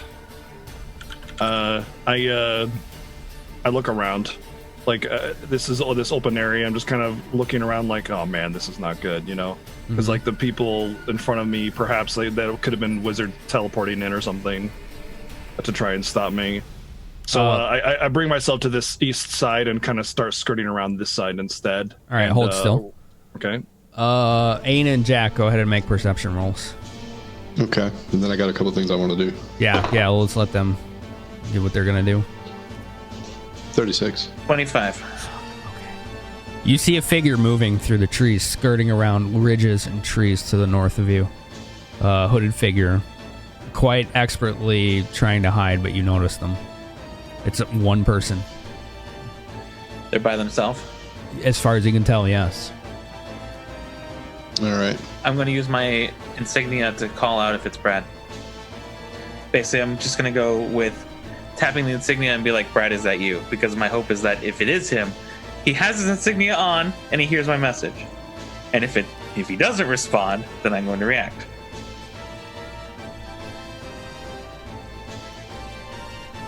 Do I hear it? Yes. And then I respond. You haven't heard this in a long time, but yeah, you hear the familiar whisper of Jack. I never thought I would be glad to hear you. Where are you guys? I can't see you. We're directly south of you. So that was you coming in. All right, Yeah. I'm on my way. And I just hasten my steps south, bringing this tree behind me once again, and make... It's you. I can't believe you're alive. I can't believe. No time to talk. We have a lot of people behind us. How many is a lot? It could be 5. It could be 500. I don't know. All right. They really, really want me dead. Let's see. I'm trying my insignia again. I'm trying to be like Zither, Grissul, or Wilson. Can any of you hear me? And they do not. All right. Where are they coming from? From the north. Listen, we have a choice now. We can use this as cover and ambush them, or we can just keep running. But I don't think. I'm already winded. I have an idea. I don't think we have a choice. Jack turns to the area that they're currently in and is like gathering them together. It's like, come near me. And then I'm casting silent image around us, so that it looks like there's a snow dune basically off to the side. No, wait, maybe make it a rock. Let's make it a large rock that's just like off to the side in this clearing. A large rock. Okay. Yeah. Let's see if I got anything for that. Essentially, we are inside of the circumference of the rock, but on the outside just looks like there's just a rock. So like divinity original sins kind Hell of sneak yeah. in. Yeah. Nice. If I leave that, will it mess it up at all? No, but if you do and someone sees you, they'll know it's an illusion. How's that? Right. That works. And Biffle Chips is like, oh god, oh god, oh god, and he just runs in there. So I'll say, that's wonderful. That's what I'll stay here. You guys got any recovery? I think Brad looks exhausted and wounded and beat up. I need something. Let's see. And then Jack's checking his pack. Man, wish I was Zither right now. I'm just gonna like. Unfortunately, this is the best I got. I'm just gonna like tap him on the shoulder with my wand a couple times and just be like, "Here, this is the best I can do for right now." And then I heal him for. Oops, I was 9 plus. For 14 hit points, real quick. Yep, that'll do it. I hydrate a little bit, but not overly so. Just hydrate my mouth, spit it out, take a small swig, whatever I need to do to make sure if I need to run again, then I'm not going to be running on something heavy. Eat some light dried meat or whatever in my pack, and I just go, okay, we'll wait in ambush. Be very quiet. We don't know how many there are. We'll explain everything, but there is a lot of information that you all need to know. If I die, take my pack. Everything. Well, if it's all the same to you, I prefer you don't die. Me but too. I will make a note. Also, as another note, this rock is not soundproof. Let me lead them away from you. I can take them a different direction and come back. They won't be able to follow me. And you hear this as arrows are like peppering around the general area, but not really near the rock. It's almost like blanket fire. They're just trying to rustle people out. Just a note. I think they might be able to track me.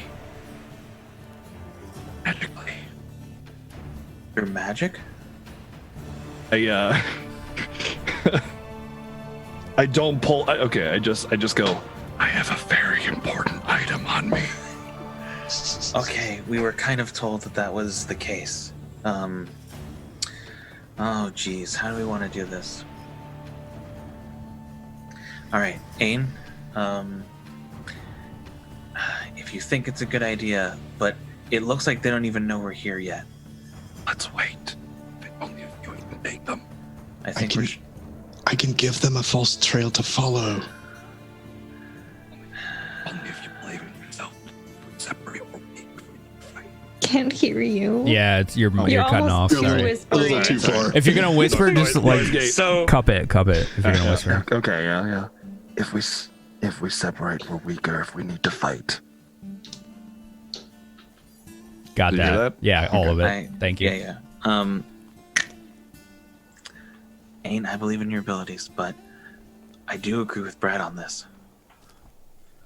If you think it's better that we all stay, that's fine. We're gonna go to group 1 now. Wilson, Zither, and Grissul. You find yourself coming in to a clearing. We're gonna go ahead and place you all down, so be ready. We got Zither here. We got Grissul here. And we got Wilson here. Zither, you have low light vision, correct? Yep. All right. So that gives you this. And Grissul, you have dark vision out to how long? 60 feet. Okay. Jesus, that's broken. I don't know if it's broken. It's broken. All right. I mean, it makes sense. It does. I know. Half-orcs are amazing in dungeons and dark areas. Like, here's what Zither can see. And then if we do Grissul, it's like, well, you can see everything. You come into a clearing. There are arrows to the south of you peppering down from the west and the east. They seem like they're just a blanket fire style firing pattern. Wilson, you're human, right? Yeah. So unless you have some kind of magical light source that you're using, you can't see shit right now except the starlight. So I'm going to go ahead and give you basically what is the basic minimum of sight. So we'll do this. I'll give you 10 and 1. So this is what you should be able to see, Wilson. That's pretty bad, but you can see your compatriots near you, and that's about it. What do you see?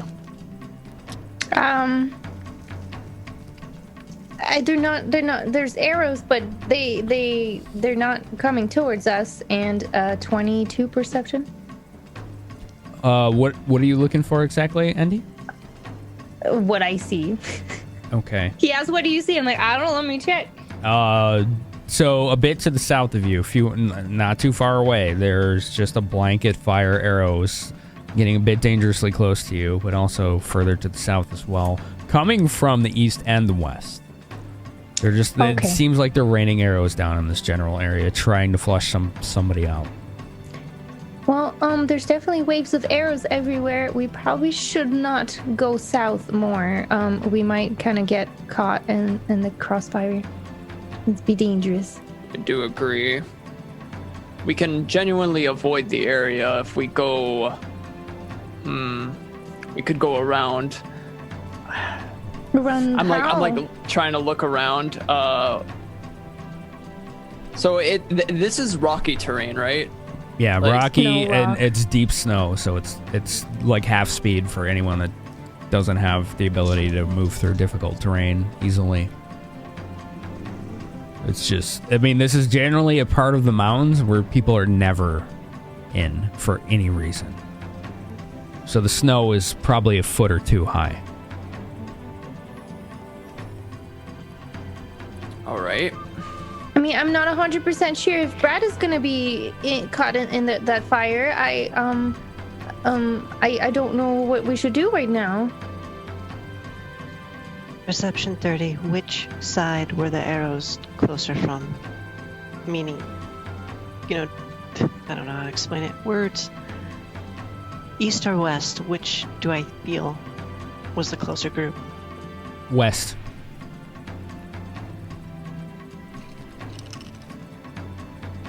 And could I get a sight on about roughly how many arrows were flying? No. It's too dark.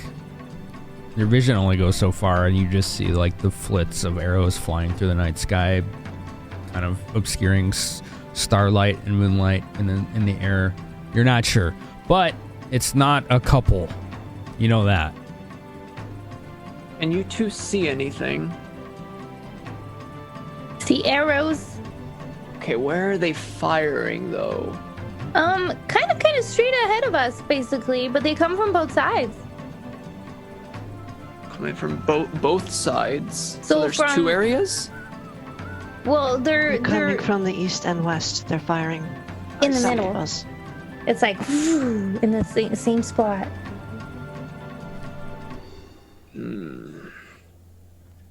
Which is why I kind of don't really want to walk in that middle lane there.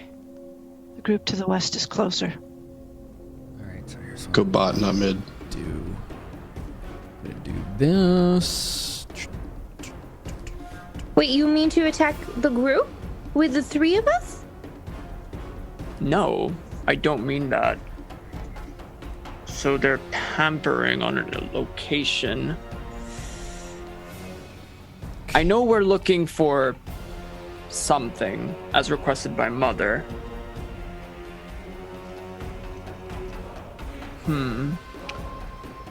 Well, we're supposed to keep Brad safe, right? And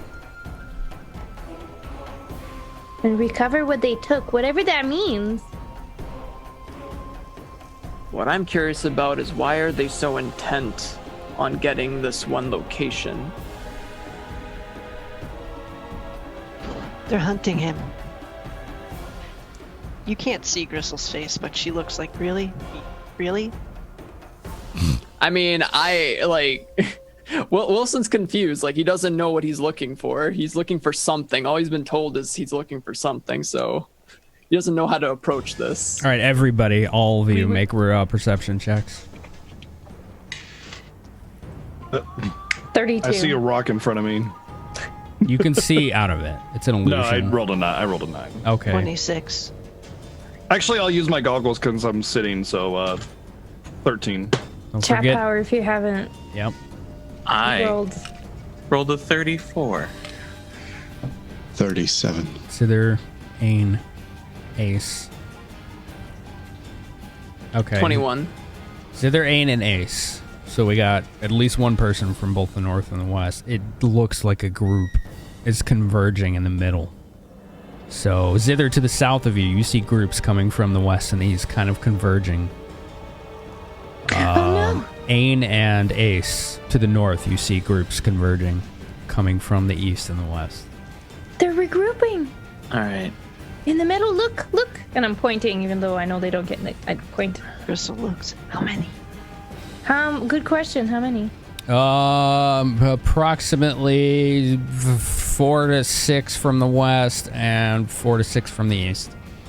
Approximately 8 to 12. From both sides. Combined.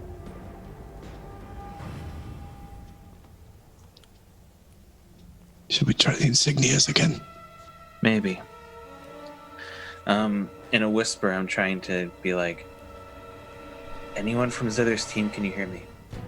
Probably not. No.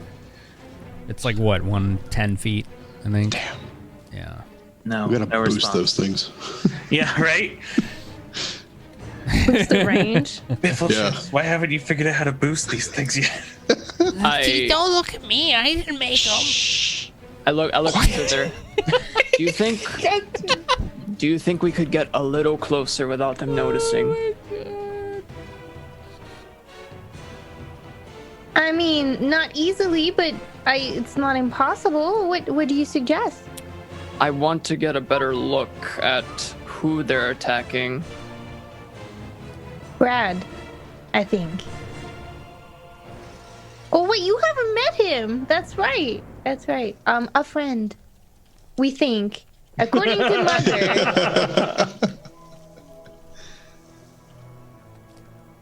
Right, because she did say that we were supposed to find Brad and he was in danger, right? Yep. Yeah. So it's probably Brad, which means whichever direction they go into is probably the direction that he's in, which means we should probably follow them from afar. All right, so should we attract their attention now, or? Well, why? I don't know. Can you attract their attention far out that way? Oh. And she's pointing west. Southwest, rather. I can. So I'm gonna pull out a bomb.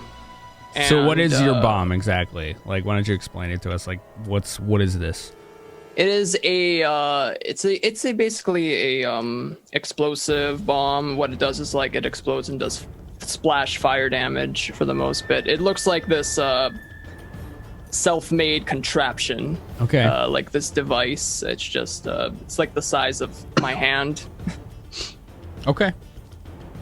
Gonna pull that out. I'm gonna see if I can scare them a bit.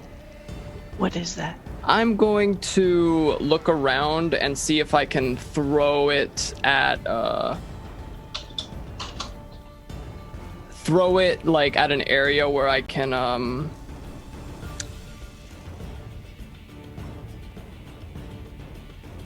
blow up maybe like a wall or something, like a rocky surface, like maybe create a type of noise, like from blowing up rocks or something. Do a quick intelligence check. Don't forget blessings, folks. You got tons of them, and the night is almost over. 16? Okay. You remember that you had a way to give yourself low light vision with one of your extracts. You'd be able to see pretty well with that.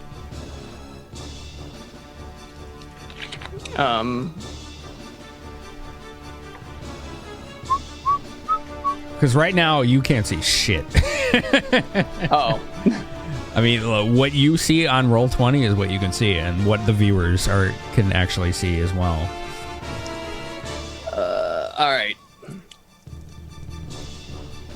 So I'm going to take out an extract, and I'm going to drink the. Holy shit! I am terrible right now. You're all right, dude. I'm gonna drink Keen Senses to see in the dark. What this does is I'm gonna gain +2 competence bonus to perception, and I gain low light vision. So I'm just gonna whip that out, drink it just to see a bit better. You can see a lot better now. And suddenly I can too? Oh, I must have forgot to. Yeah, hold on. Sorry, Andy. That's okay. I'm like, wait a second. I can see the map. There you go. Bang. Sorry, I forgot to uncheck all players see this. Okay. Now you can see a lot of locations. You can actually see what they did. There are groups distant in the south that are converging, and you think your bomb might be able to do something about that.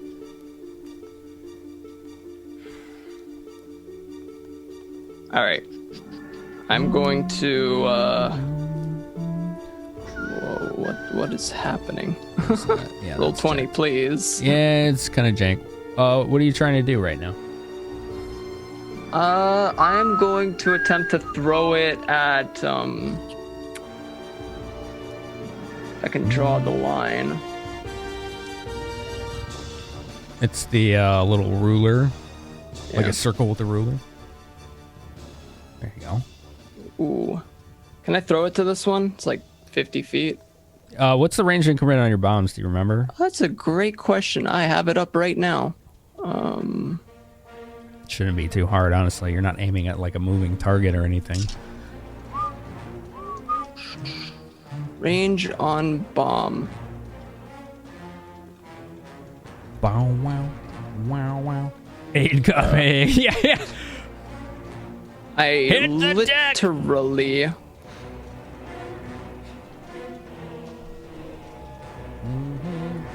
Oh, nope. 20 feet. Okay, no problem. Go ahead and make the attempt if you want. Does it fit in the slingshot? It would be improvised, but yes. So it'd be a -4 for you, Zither. Never mind. But I have a slingshot. You know what? if I'm you just feel gonna like I'm just it. gonna try and throw it anyways. Okay. Let's see what happens. Don't forget about blessings. Chat power. Use it. And I will use a chat blessing. All I gotta say is don't waste them. That's the way I see it. Use them when you got them, because we usually got them. So. All right, so roll d20 twice. Take the best result. So it's d20 plus base attack bonus plus dex modifier, and then we will subtract the range increment penalty. So roll One. d20 twice. You got a 1? No ones.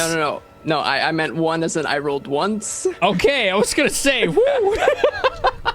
Oh, What? You rolled the same thing. well, there we go. 27. Okay, so it's -4. It's still 23. You had to hit a 10 because you're just aiming for an area. That's it. You're not actually aiming for a target. Okay, Jack, Brad, Ain, and everyone else. You start to hear this. Like the mountains themselves are shaking. Oh, hey, I think it worked. I think they're here. And it's beginning to vibrate all around you. Everyone. That's not them. Oh, no, wait. And you begin to hear these cries. Like, ah! Like Zither, Wilson, and Grissul to the south. You hear the screaming. Jack, Ain. That's back up. No, wait. Grab my hands. To the north, you hear screaming. Okay. I grab his hand out of response. Same. I cast on all. Chips. I cast on all 4 of us levitate. You can do that on more than one person? I absolutely can. Oh, you cheater. No, that's fine. Okay. Okay, Jack, Brad, Ain, and Bibble Chips begin to float out of this illusory rock. As I'm assuming the rock is dispelled, or you can't maintain it now. I don't maintain it, so I just I let the illusion go, and then we are all 4 of us floating upwards. Okay.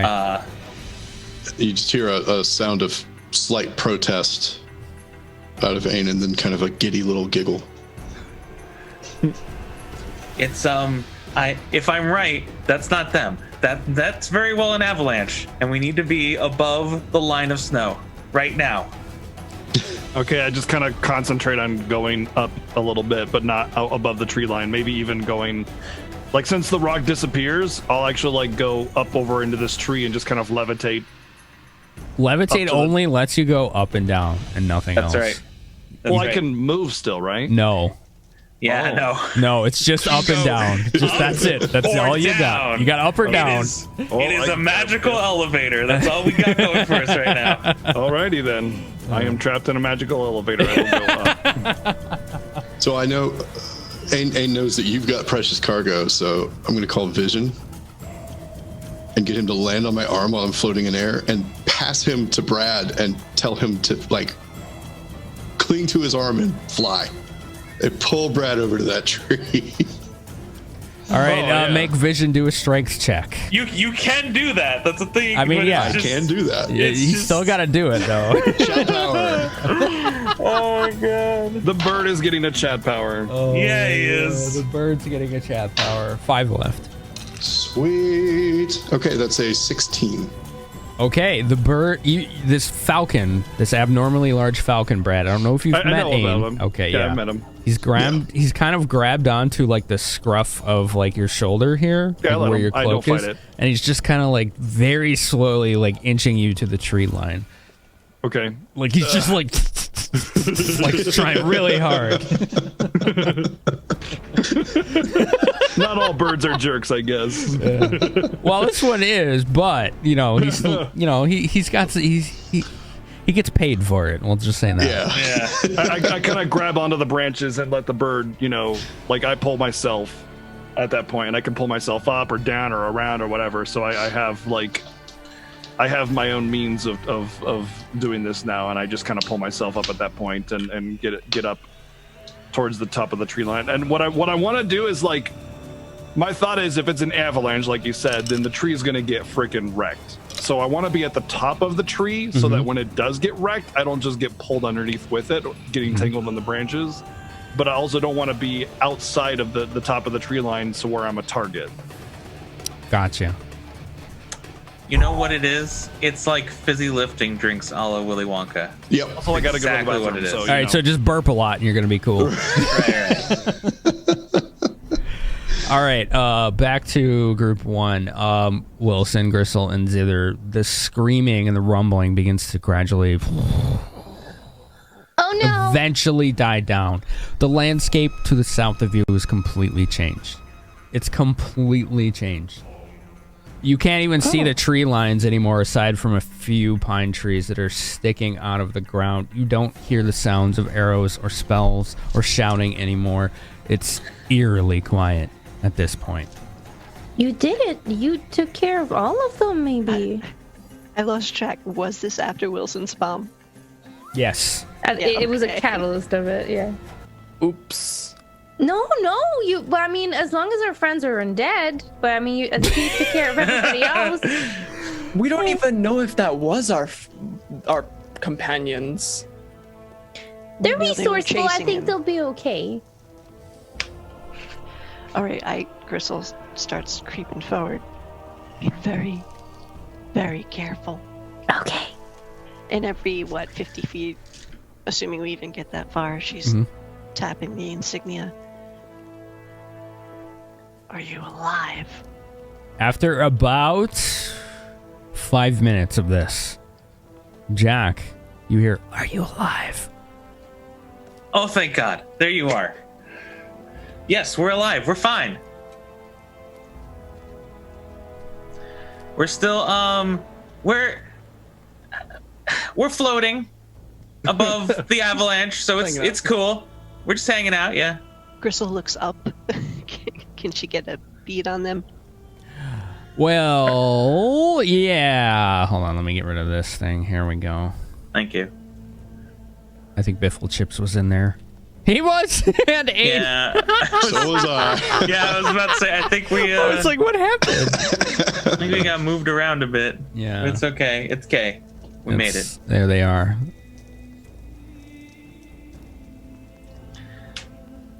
Jack is like waving. You see each other finally in this clearing that has been completely terraformed by an avalanche caused by some loud explosion all of you heard.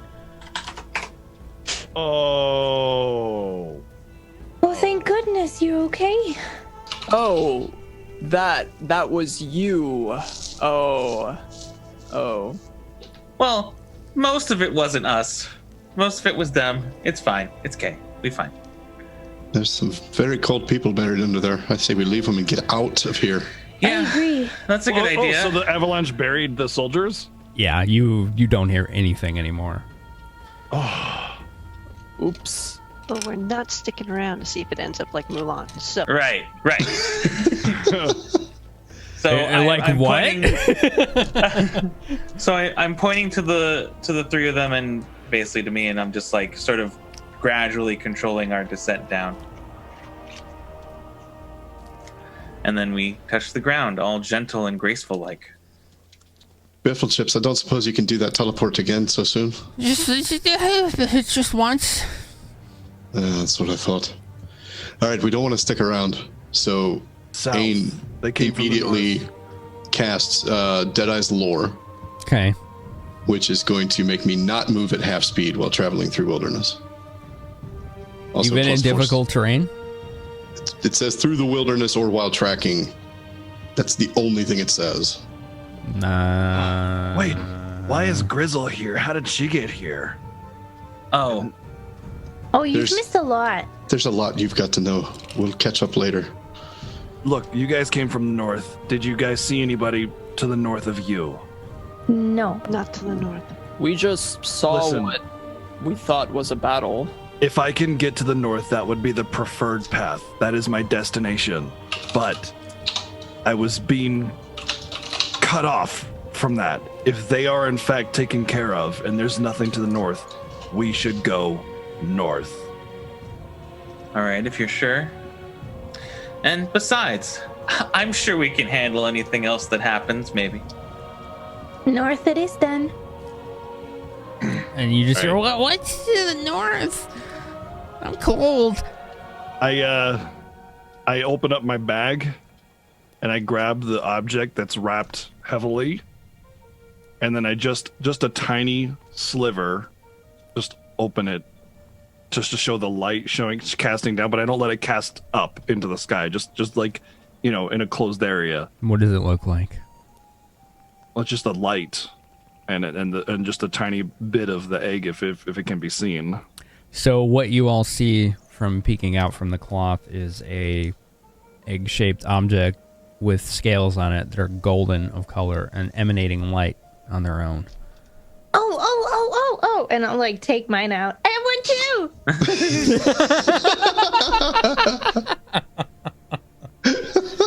I was only slightly worried about that, but here we are. My life, Oh, it matches. my entire life for this moment. that? Nothing.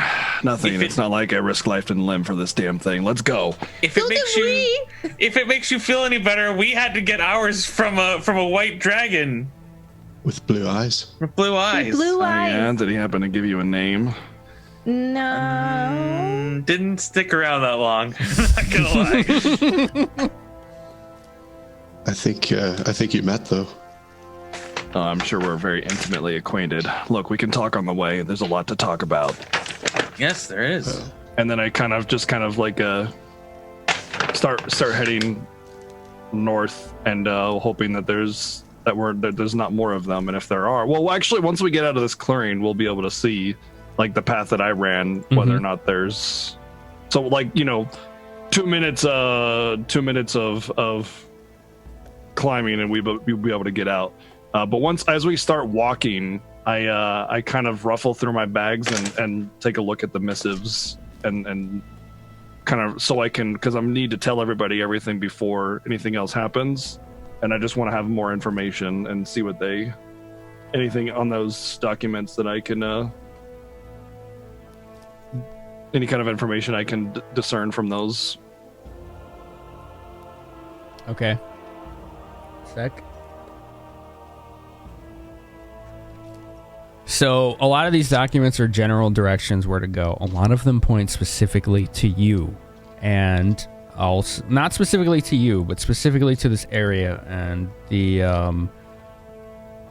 suspected location of a fallen dragon egg. And okay. A lot of emphasis is placed on how the boss needs this more than anything. Nothing else is more important. And one thing sticks out to you, and it says the boss is losing patience. The war is expensive, and it's signed just G. Okay, first things first. Does the letter G have any relevance to what you guys have uncovered up here, or been doing, or been busy with these last however many days, weeks? I don't know. Weeks sounds right. Isn't that the name of our friend, the snowman? What? Yes. Other than Gizmit, no. I can't remember out of character. It out of character. Yeah, guess. Only Ain and Zither heard the Gus. name. I don't think they ever said it to anyone. Oh. Gosh be darn. A witch? Gassoon. Yeah. Oh, that's hey, it. we named our future dragon eggs Tom Agachi. I forgot about that. I'm looking through my notes. I don't have that name. Yeah. I only have Gizmit. Because That would be- soon. Yeah, that was in the vision you just saw tonight. That would be Gassoon, I believe is what. Oh no, Zither? I wrote it. Gazoom. And who is That was what we heard. Gassoon? Here's the spelling. He was the man in black. I was so close. I was too.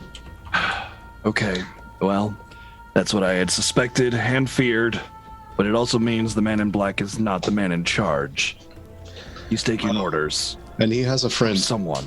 He has a friend who's a jester with dead eyes. Oh, no. He has a lot of friends. The Rayatavian Rebellion, and the Ethcatlan Army, and the Cald Wizards. What? They're Can't be all s- connected. This is all a staged war with the Cald Wizards calling the shots. This goes all the way. Are you sure? They are in cahoots for a war of profit and power, and these dragon eggs are just one of the ingredients. Okay. And that's where we're going to call it a night. It's been a great night, everybody. Thank you so much for hanging out with us tonight on the Bronze Brigands.